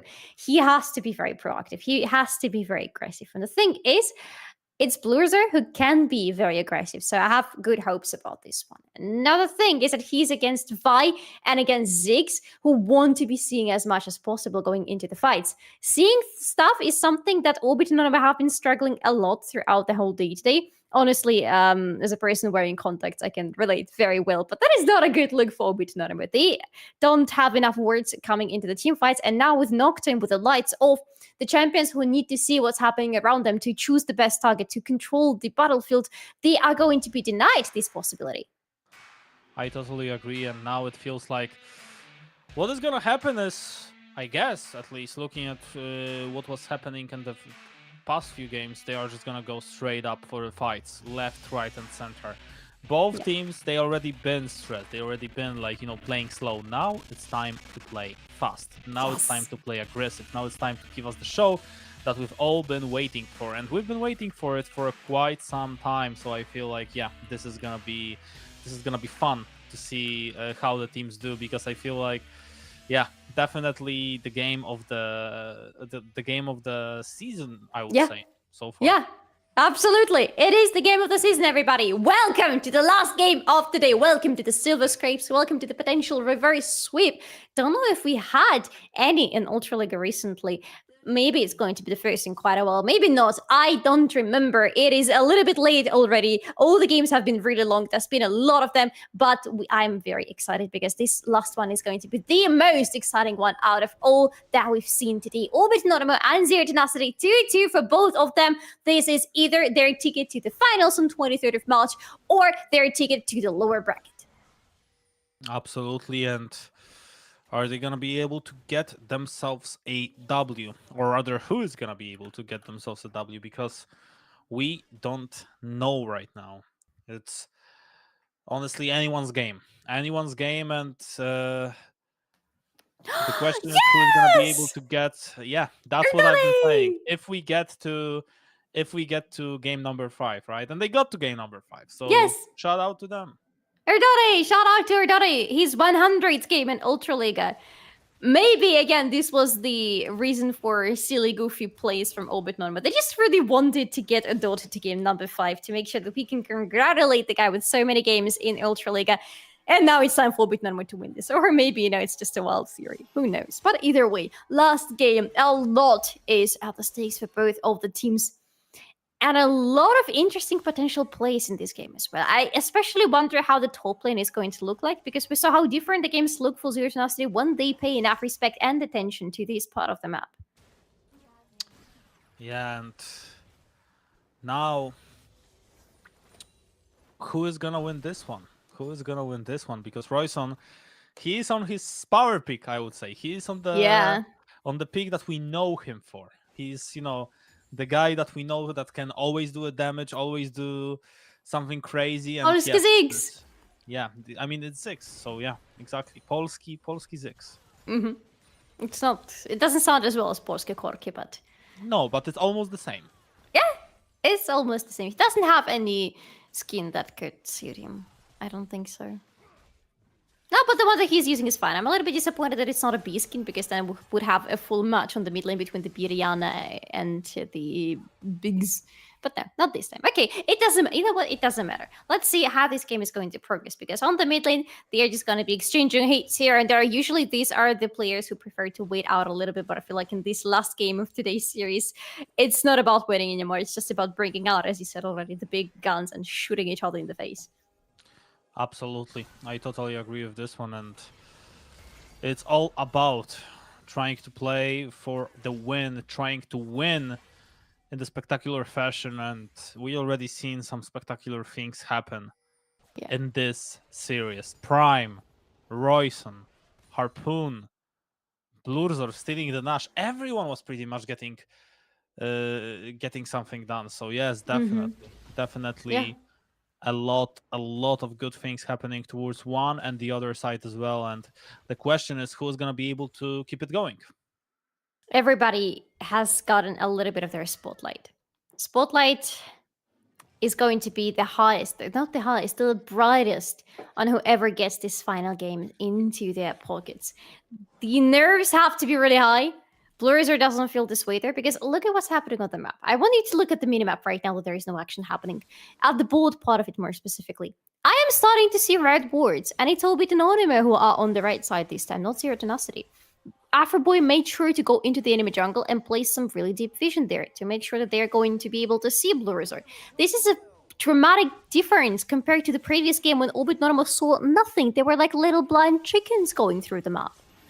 Yeah, now, I mean, every single small advantage is going to be super important for any of the teams, pretty much. I mean, whoever wins this one, like the vision, the war of vision is going to be in the advantage, because if you utilize it, if you change the vision to the win, that's exactly what you want to have. And so far, the guys are going slowly. They understand there's a lot on the line.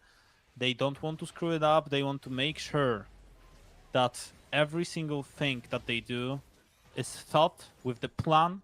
And their Dota, he's gonna be the guy able to make the reverse sweep a reality in the last game. So far, he is the one that is making, that would love to make a freeze happen, but he was not able to do it. He just got a lot of damage on his face, and that's about it.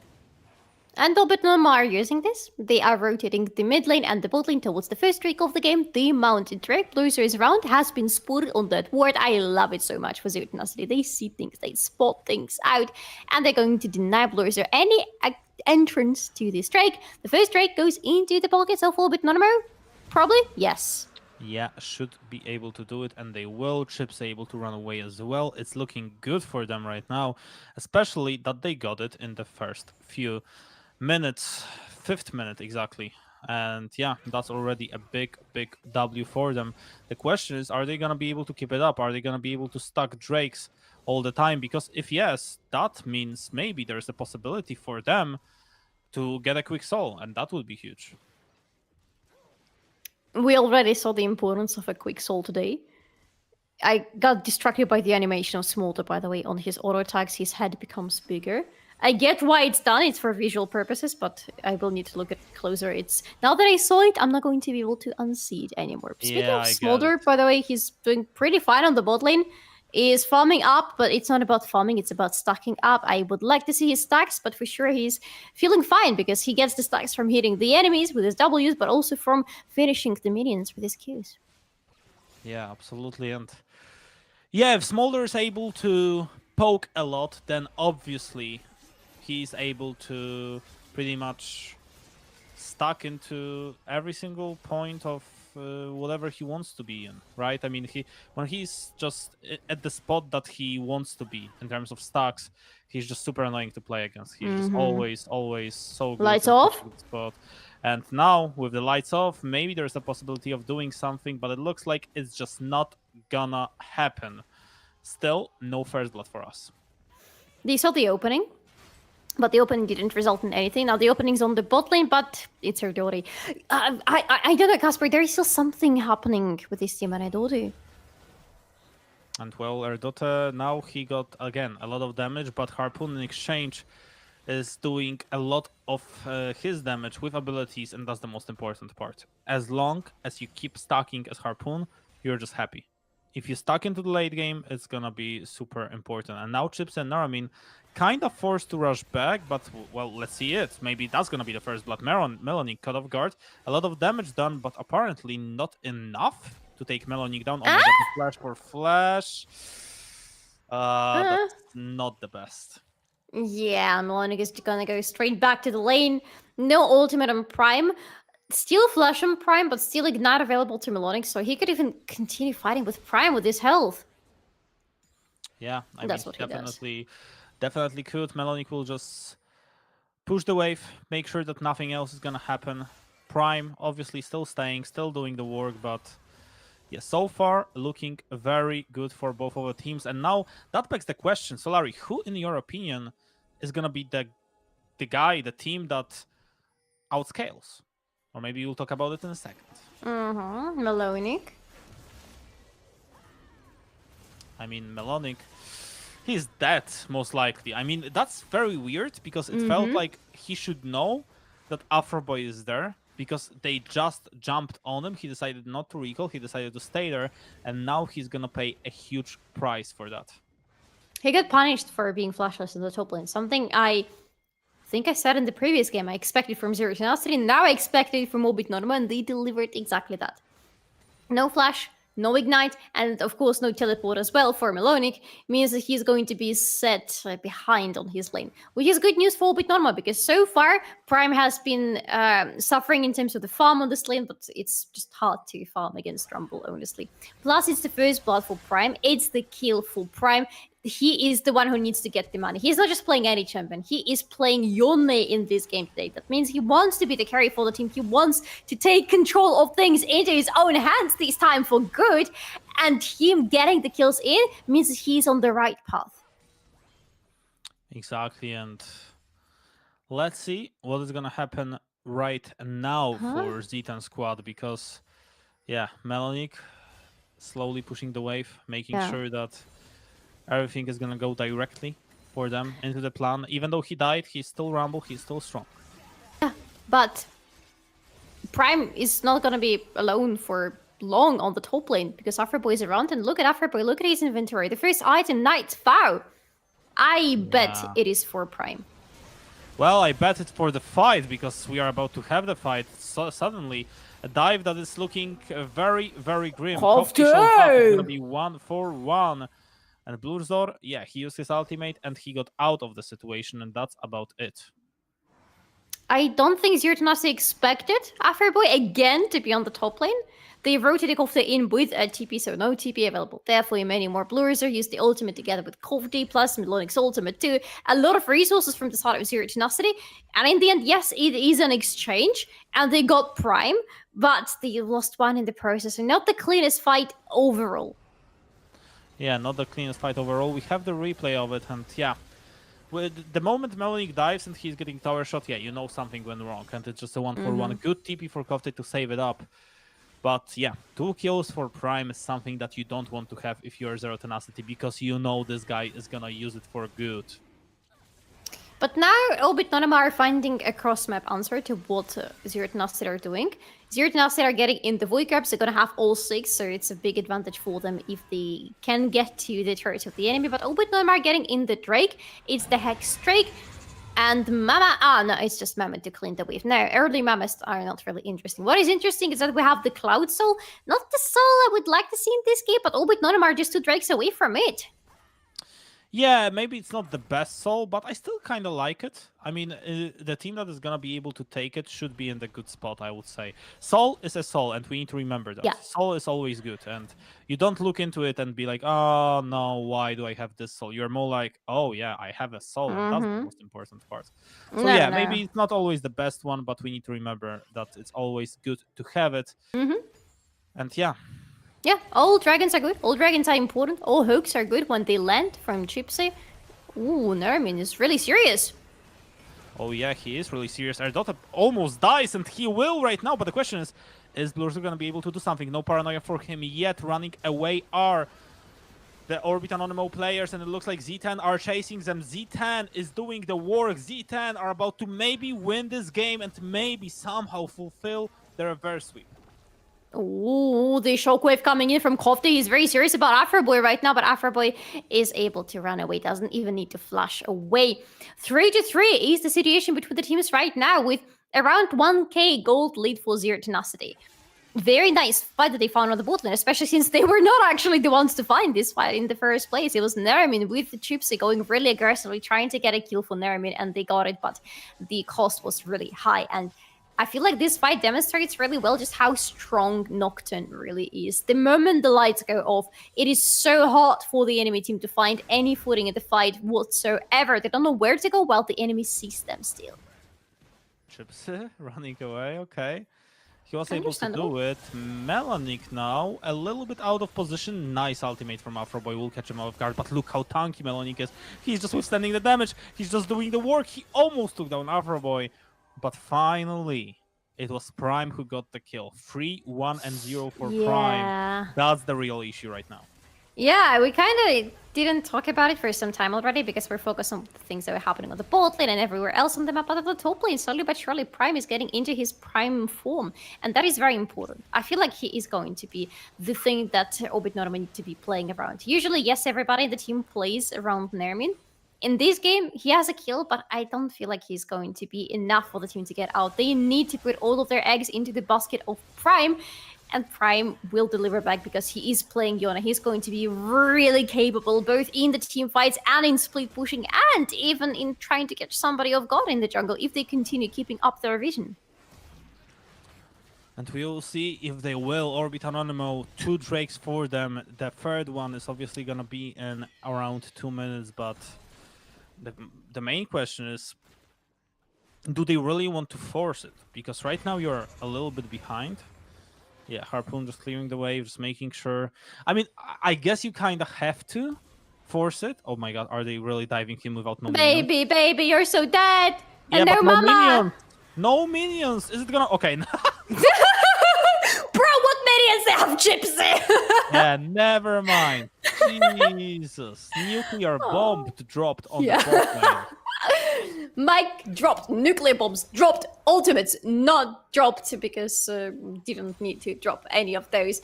But yes, that was a little baby dragon down on the bot lane. Orbit and Anonymo are really serious in this game. They were playing 2 really silly, goofy games just for the vibes, but now finally we're seeing them back in the business. Finally, we're seeing them looking for plays and not just trying to force some things that shall never be forced. Yeah, and right now, Z10 and Orbit Anonymo going toe-to-toe. So close, and we need to remember, Orbit Anonymo, they have some of their ultimates on cooldown, but Blurzor, okay, he was thinking about invading the jungle, but yeah, it would be too risky to go for that just like that. Why do it when you can just play it chill? You don't need to go for some crazy stuff. You can just wait it out. Just don't need to go for anything crazy. It's not like anybody needs to go for anything crazy right now, frankly speaking. Today is, not today, but rather this game is about waiting out for both of the teams. Not for Prime, because Prime just wants to be fighting non-stop in his current state. Again, 3-1 with Kraken Slayer and the boots completed. He is pretty much on the power spike for Yona, but everybody else wants to be looking for those good plays, wants to be waiting until the scaling is there for some champions. Ziggs, Oriana, Smolder, all of them need to be waiting until the later of the game comes in. The thing is, there is no time to wait. There is no next game happening after this one. There is the next Drake happening after this one, but this one is going to go down rather quickly if Orbit Normal don't stop Zero Tenacity. Yeah, and the question is, who's gonna stop who? The TP happening straight up from Prime. He's almost on 2 items, but not there yet. They want to collapse on Prime, and actually, that works out quite well. The question is, who's gonna be able to take the Drake? It's gonna be Orbit Anonymo, the third one for them. Are they gonna be able to run away from the teamfight? That's the real question. Nice ultimate from Royson will buy them some time, but no teamfight is gonna be won by Orbit Anonymo. They need to run back, and they need to do it fast, because if they stay here, they are all gonna die. Harpoon getting a kill. Everyone is getting a kill. And now Orbit Anonymo are aced.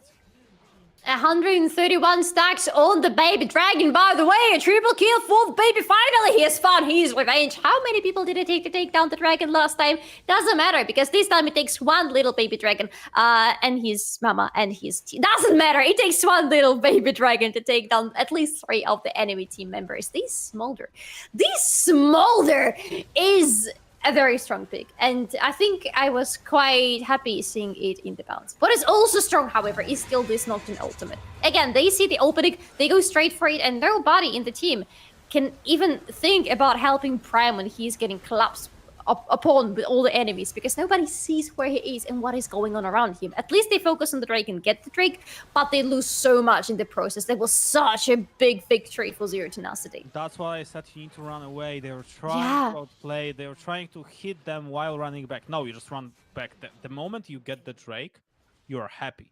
You got the Drake, you got into the advantage, and now you fed Harpoon. You gave him basically 2 items. He's feeling super confident right now, in the very good spot.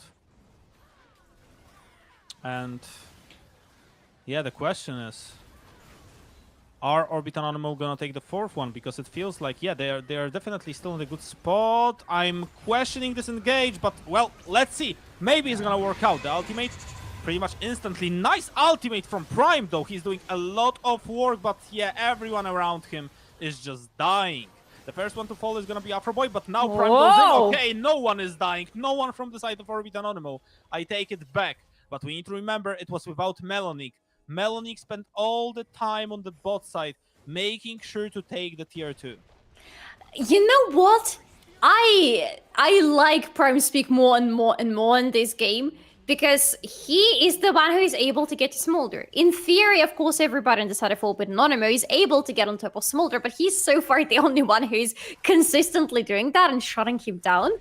The thing is, Smolder has a little bit of the flap of the wings to get away, but it is a very small one, and it's not something that really gets you out of a nasty situation. If he's collapsed upon, the high chances are that he's going to go down. Where are you going, Blizzard? Oh, he's just taking a scenic route, just going by the barn. Hello, but to your right now, you're seeing the barn pit. Now we're going a little bit further through to the pixel bush, and now we are...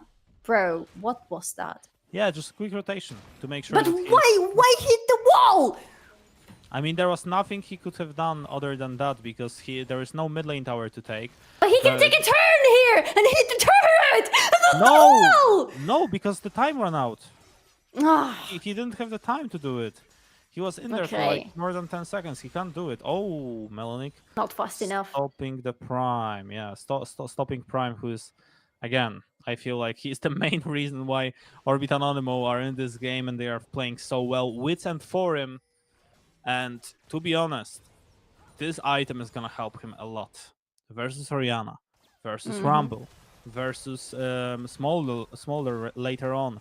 It's just gonna be so useful for him. It's just gonna give him so much. I always feel like Witsend is one of the most underrated items that we have in League of Legends world. And yeah, Neramin, 3 and 2, slowly building towards the 3rd item. I had a lot of questions, but yeah, Kraken Slayer is way better than static shift that he was going for. I feel like he's gonna be hitting the front line, even though it's gonna be Braum or Rumble, he's gonna be hitting them and he's gonna be doing the damage. But the real damage needs to happen in the next 50 seconds because that's the moment when the Drake is about to show up.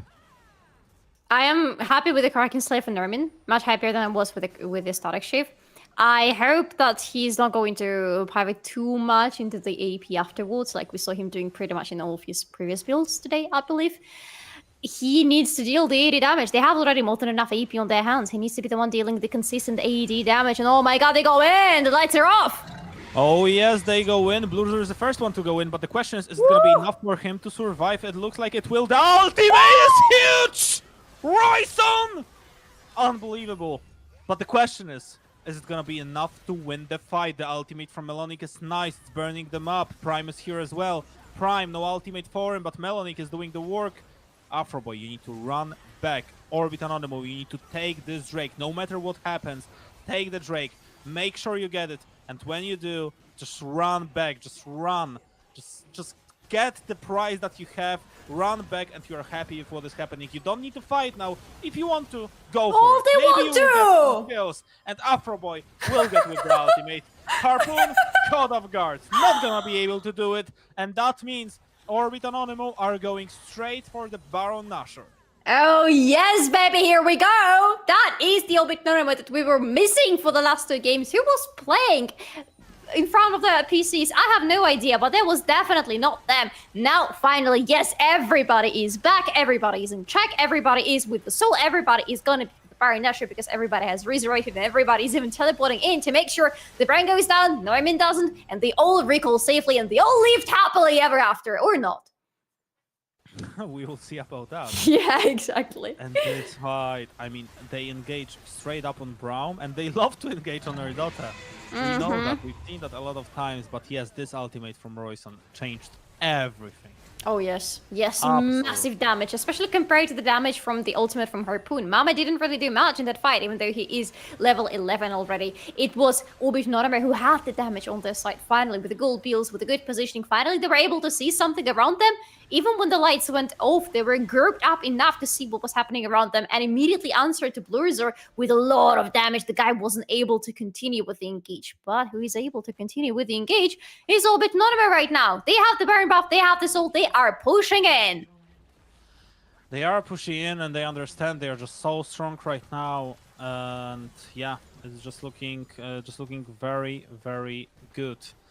For now, at least. Tier 2 being taken, another gold being given into Orbit Anonymous pocket, and that's the most that they need in this certain situation. Oh, Chipsy. Just jumping through a wall, just sacrificing himself for the team. We know that he loves to do that. We know that it works a lot of times, but they need to take tier 1 on middle. Prime is still fighting with this tier 1. They are going for the inhibitor tower. Meanwhile, Prime is like, you know what, guys? I need a little bit help on the middle, you know? Yeah. Taking care of tier 1 for like the past 40 seconds, but yeah, they will finally get it. I'm just I only have 2 swords. Swords are not very effective at cutting through bricks, you know. I need a little bit of help. Yeah, just a little bit. Just a little bit. Nice ultimate from Linnik. Prime, you need to go back, and Prime goes back. He goes back into his grave pretty much instantly. Now the fight is happening. Orianna with the ultimate as well. Now the kills are happening towards Z10 roster. 2 for 1. And 2 biggest threats are dead, because it's obviously Prime and Royson. 2 guys that are doing the damage. 2 guys that are the win con for the team. Now, Kasper, what went wrong here? Because the idea was the same as it has been for quite some time already. Prime goes in, he tries to get on top of Harpoon. He wants to shut down Harpoon because he has the best access to him. He doesn't get him dead. Instead, Harpoon is the one to kill him. And Obit lose 1 more in the process. Is this what is going to happen every time that Obit are the ones engaging and not letting Zero Tenacity engage onto them? I feel like this was a good situation to show up how strong the duo of Nocturne and Orianna could be. Because Nocturne and Orianna, when used properly, could literally change the whole game. The fact that you are able to use the Shockwave at the moment, that basically is, I would say, crucial, because Nocturne would be flying in. It just gives you so much advantage, and it gives you just exactly what you need. And Kofte. Kofte right now, he doesn't need that. He's gonna die. It's not gonna be a shutdown, but still not a good information. 2.5k gold lead, and Mama. yeah, it's gonna clear up the wave a little bit, but are you really gonna be able to defend the tower? It looks like they will. Okay, that's nice. Oh, will they? A little bit questionable. It's gonna buy some time with the ultimate, but now they're all gonna die. It's gonna be 1 for 1, 2 for 1 overall, and Orbit Anonymo still poking. Look at Royson. Blurs are already down. That's looking so good, and just making sure that they want to take this tower. Afroboy didn't want to engage. They just want he just wanted to scare them away. He scared me away, bro. Yeah, he's a little bit scary. He can be a little bit scary.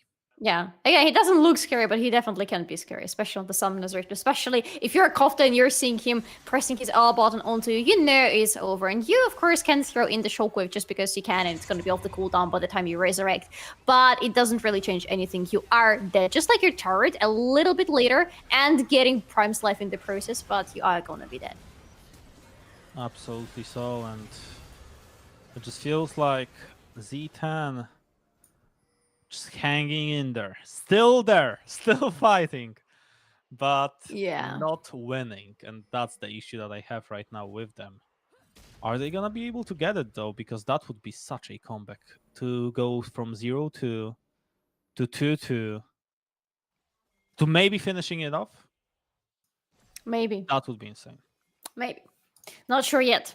Need to see how it unravels because we are going to see the fight for the Elder. Kasper, 21 seconds, and it's going to be alive and well on the map. Already some vision from Orbit Anonymo there. We love seeing that. Limited vision from Zero Tenacity. We don't love seeing that. Also 50 seconds, and the Baron is going to be up. Everybody's going to be happy about that. If Orbit Anonymo get a good catch right now. They engage on their daughter like always. Yeah.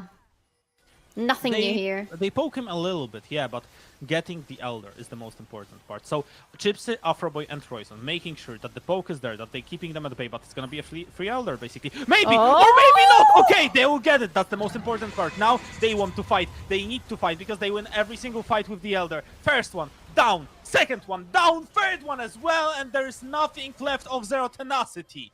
Take your super team to Serbia. Orbit Anonymo are here to play, and they are not giving you an inch of advantage. Oh, 19, yes. 12, Chips are going for the finish. Yes, everybody! Orbit Anonymo don't want to give this chance away. They don't want to go to the losers bracket. They are the ones who want to go straight into the finals on 23rd of March. They are cutting through the enemy's base. Look at the death time is 16 seconds on Melonic, 12 on Blurzer. They might not resurrect to see their base. It might fall earlier. Afroboy was going to fall before that, though, I think. Or maybe Kofte will. Who will? That's the question, because yeah, Nexus will. And that's the most important part. Orbit Anonymo winning 3-2 versus Zero Tenacity, making sure that they are gonna be the ones getting the win here, getting into the finals, not letting them reverse sweep. Absolutely beautiful. No reverse sweeps for Ultraliga so far. The tradition still goes on. No reverse sweeps. We were that close to it today. The Silver Scrapes were playing. The teams looked really ready to go and do everything they could in the Summoners Race. But in the end, it was Orbit Anonymo who were a little bit more prepared for all the stress and all the pressure that comes with the last fifth game of the series. Huge congratulations to Orbit Anonymo because they are the team that gets the first victory in the playoffs today, and they are the team who right now we are not going to see for this Super Week. We are going to be back with them on 23rd of March when they go to the grand finals. And the question is it gonna be the rematch, right? Is it gonna be the rematch? And now we have the confirmation. Something that we knew is gonna happen, but we just want to know. Orbit Anonymo are gonna play in the EMEA Masters, and that's the most important thing. That's the most important thing, that we do have the roster that can definitely make something done in the international stage. And for me, that's the most important part, because with all due respect to Z10, they are not on their level. I don't care. They could say, oh, we almost won today. I don't care. You are 5-2 versus them. You are not on their level, not even close. So it's Orbit Anonymo all the way. It's Orbit Anonymo that were just better today. Orbit Anonymo that, looking internationally, looking at the Europe stage, definitely Royson and Co are favorites to win, in my opinion. Zero Tenacity, that is true there, that they were that close to winning today. But being close doesn't really matter in the end when you are the ones who lost it. I kind of hope it's going to be a rematch because I still think that Zero Tenacity as a team have a lot of potential. I hope they've learned a lot. They definitely have learned a lot. We saw that from the 2 games that they got away from Orbit Anonymo. But there is still a long way for them until they're going to be on the same level of understanding the map globally, the level where Orbit Anonymo already are. For Zero Tenacity, there is still time. They still need to get there. For Orbit Anonymo, however, as well, not everything is sunshine and rainbows. We saw in the series today that they have some serious issues, especially going into the longer series when, you know, the stress is starting to accumulate for the team and the pressure as well. They do make a lot of silly mistakes on the map too. They are not safe from that. But as a team right now, they have proven to us that they are looking much stronger than Zero Tenacity are. And just an absolutely banger that we had today. Banger of a series. We started off at what, 6? Now it's 11. 5 hours of good League of Legends. 5 hours of everything going absolutely crazy. And yeah, I love it. I absolutely love it. It just was looking so good. And well, I'm just curious to see who's going to be in there for the interview. And I guess I already know the answer. It's going to be our boy, Afroboy. He's going to join us for the interview right here, right now. Long time no see. Welcome back, Afroboy. Huge congratulations with this victory. How does it feel? Because we're not going to see you for quite some time right now before the finals. How does it feel knowing that in a little bit more than a week from now, you are gonna be playing on a big LAN scene in Warsaw. Actually, how does it feel? I don't know. Give me the feelings! But the game was so funny. Like, I want to scream, but my neighbor. So please don't do that. I can't. Oh no, dear, no. I'm not allowed to swear. But oh my god. But it was so funny. You know, like after the, I can also play it cool actually. So first 2 games we realized enemy was bad. You know, so we decided to end 2 games for content. I played with my feet like this, and then for game 5 I went like this again. You know. So that was for the content. Of course. Did you see me ulting away the Poppy? And no, with Poppy the Kalista away to save her? You know, I flashed into his face, I W. He dashes to the side, hesitates, I block him insta. I'm like, oh, you poor little one. I could smash him into the wall, but free pass. Go fly back to home. You know, Yeah, I mean, that's what I'll be saying after LAN in Poland, you know? He, my brother, fly back to home. I mean, Afro Boy, we had you on the interview during the regular season, and I asked you what the score will be, and you said, "Yeah, it's gonna be 3-2 because we are gonna have some fun." Well, was it all predicted? Were you just like, "Oh yeah, we have 2-0, let's make it fun a little bit. Let's lose 2 games in a row, and yeah, we are about to hit 3-2." Also, what was your predictions? I went 3-1 0 Tenacity, but the reason I went 3-1 0 Tenacity is because with my heart, I was hoping for you to win because it's more interesting for the viewers.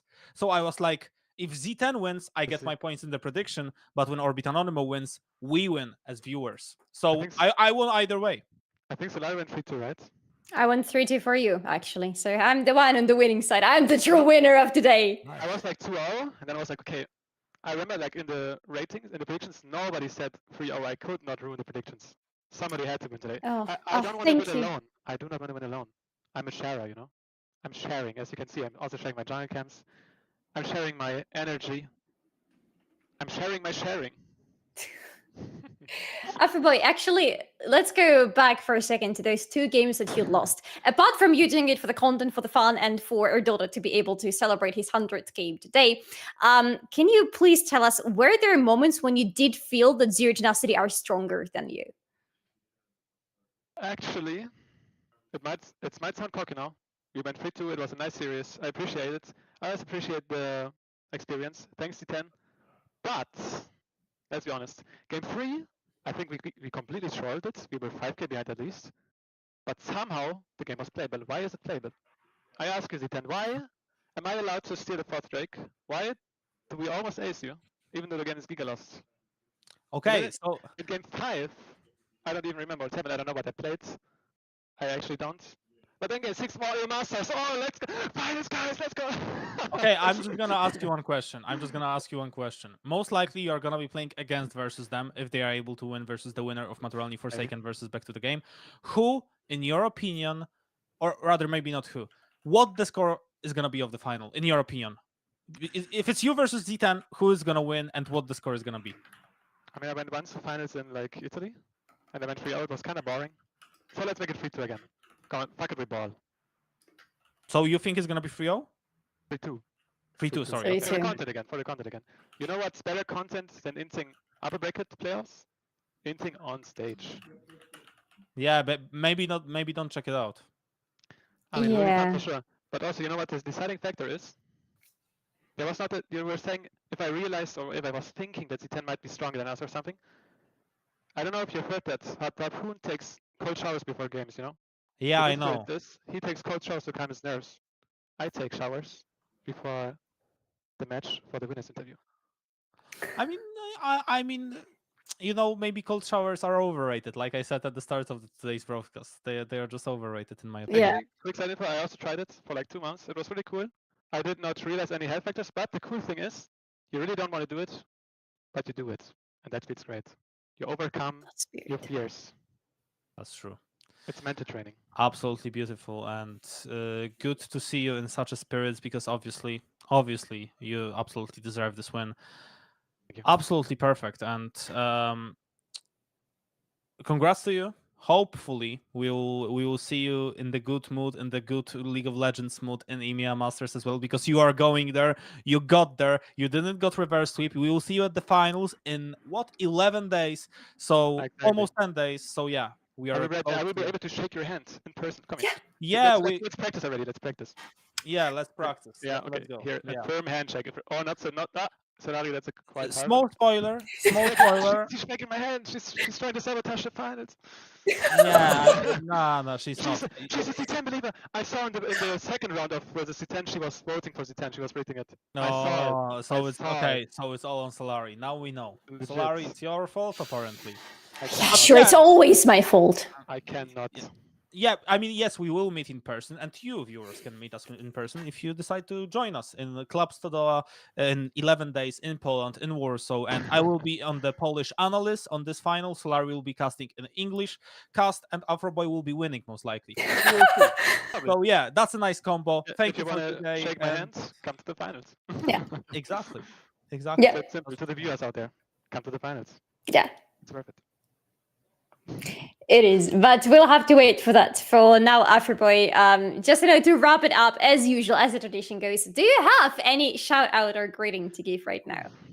Actually, in between the games, a lot of people texted me. It was really cute. It was also kind of funny after game 2. I went a bit on Twitter and was like typing a bit. But after game 5, I was like serious again. I didn't tweet. I took my hands off Twitter. But there were a lot of people. First of all, my brother, who was like, after every match, like, let's go, oh, this and that. Or he was like, oh, birds are shaking after he sees my volley bear. Didn't go that well, but he was afraid, actually. He banned it twice. And I also respect the volley bear vibe ban. Plus, my mother, my sister, my brother, my best friend is also watching right now. There's old colleagues watching right now. And of course, to Neramin, my goat. The goat, the real goat. The real goat. The Turkish goat, but the Polish goat, because we should give him our, obviously, passport, because he I swear deserves to it. God, he's Korean. I don't know. Yeah, I don't know. Maybe he is, but thank you, Afroboy, for being you. Just for being you, for winning, for coming to our interviews. Thank you for today. And if you want to shout out anyone you want, you already did that. Never mind. Let's go. I do it. Okay. Shout out to Kasper.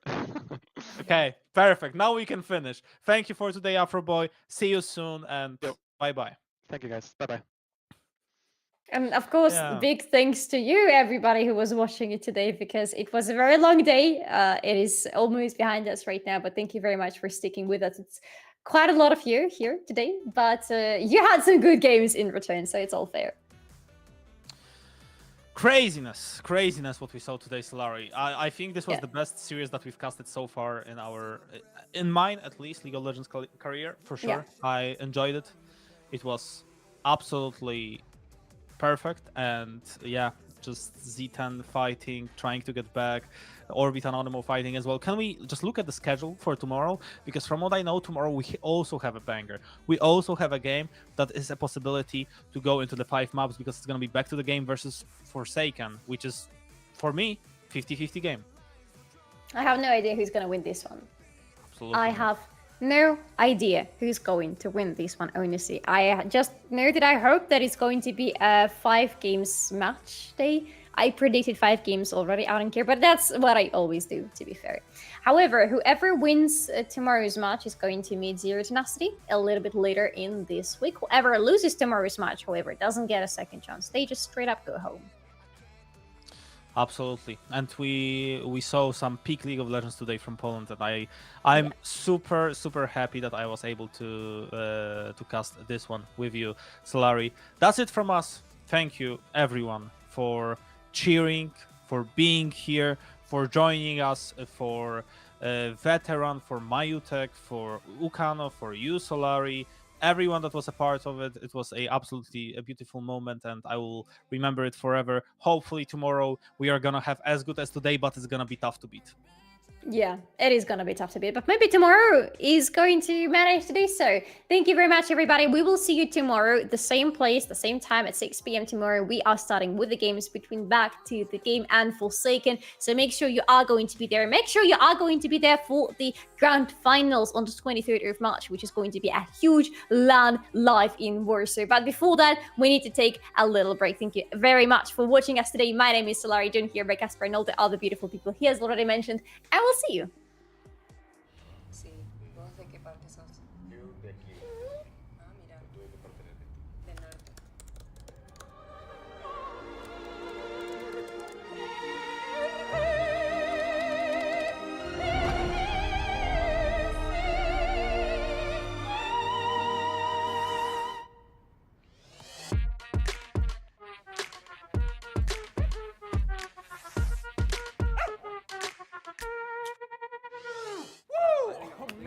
that was my best intro ever. Yeah, not bad, hey, not bad. Just saying, I could go pro.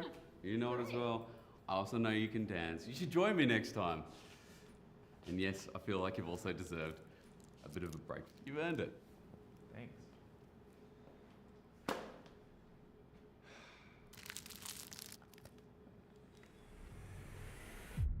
Even the biggest champ needs a break.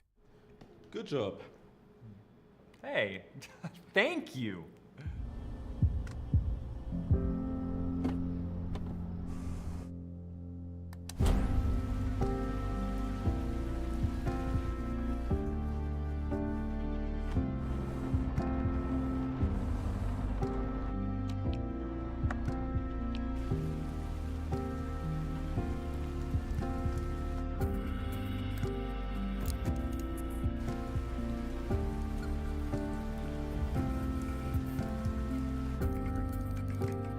Wjedź do elektryzującego świata esportu i zagraj z nami. Moc energii zapewnia elektryczna Kia EV6.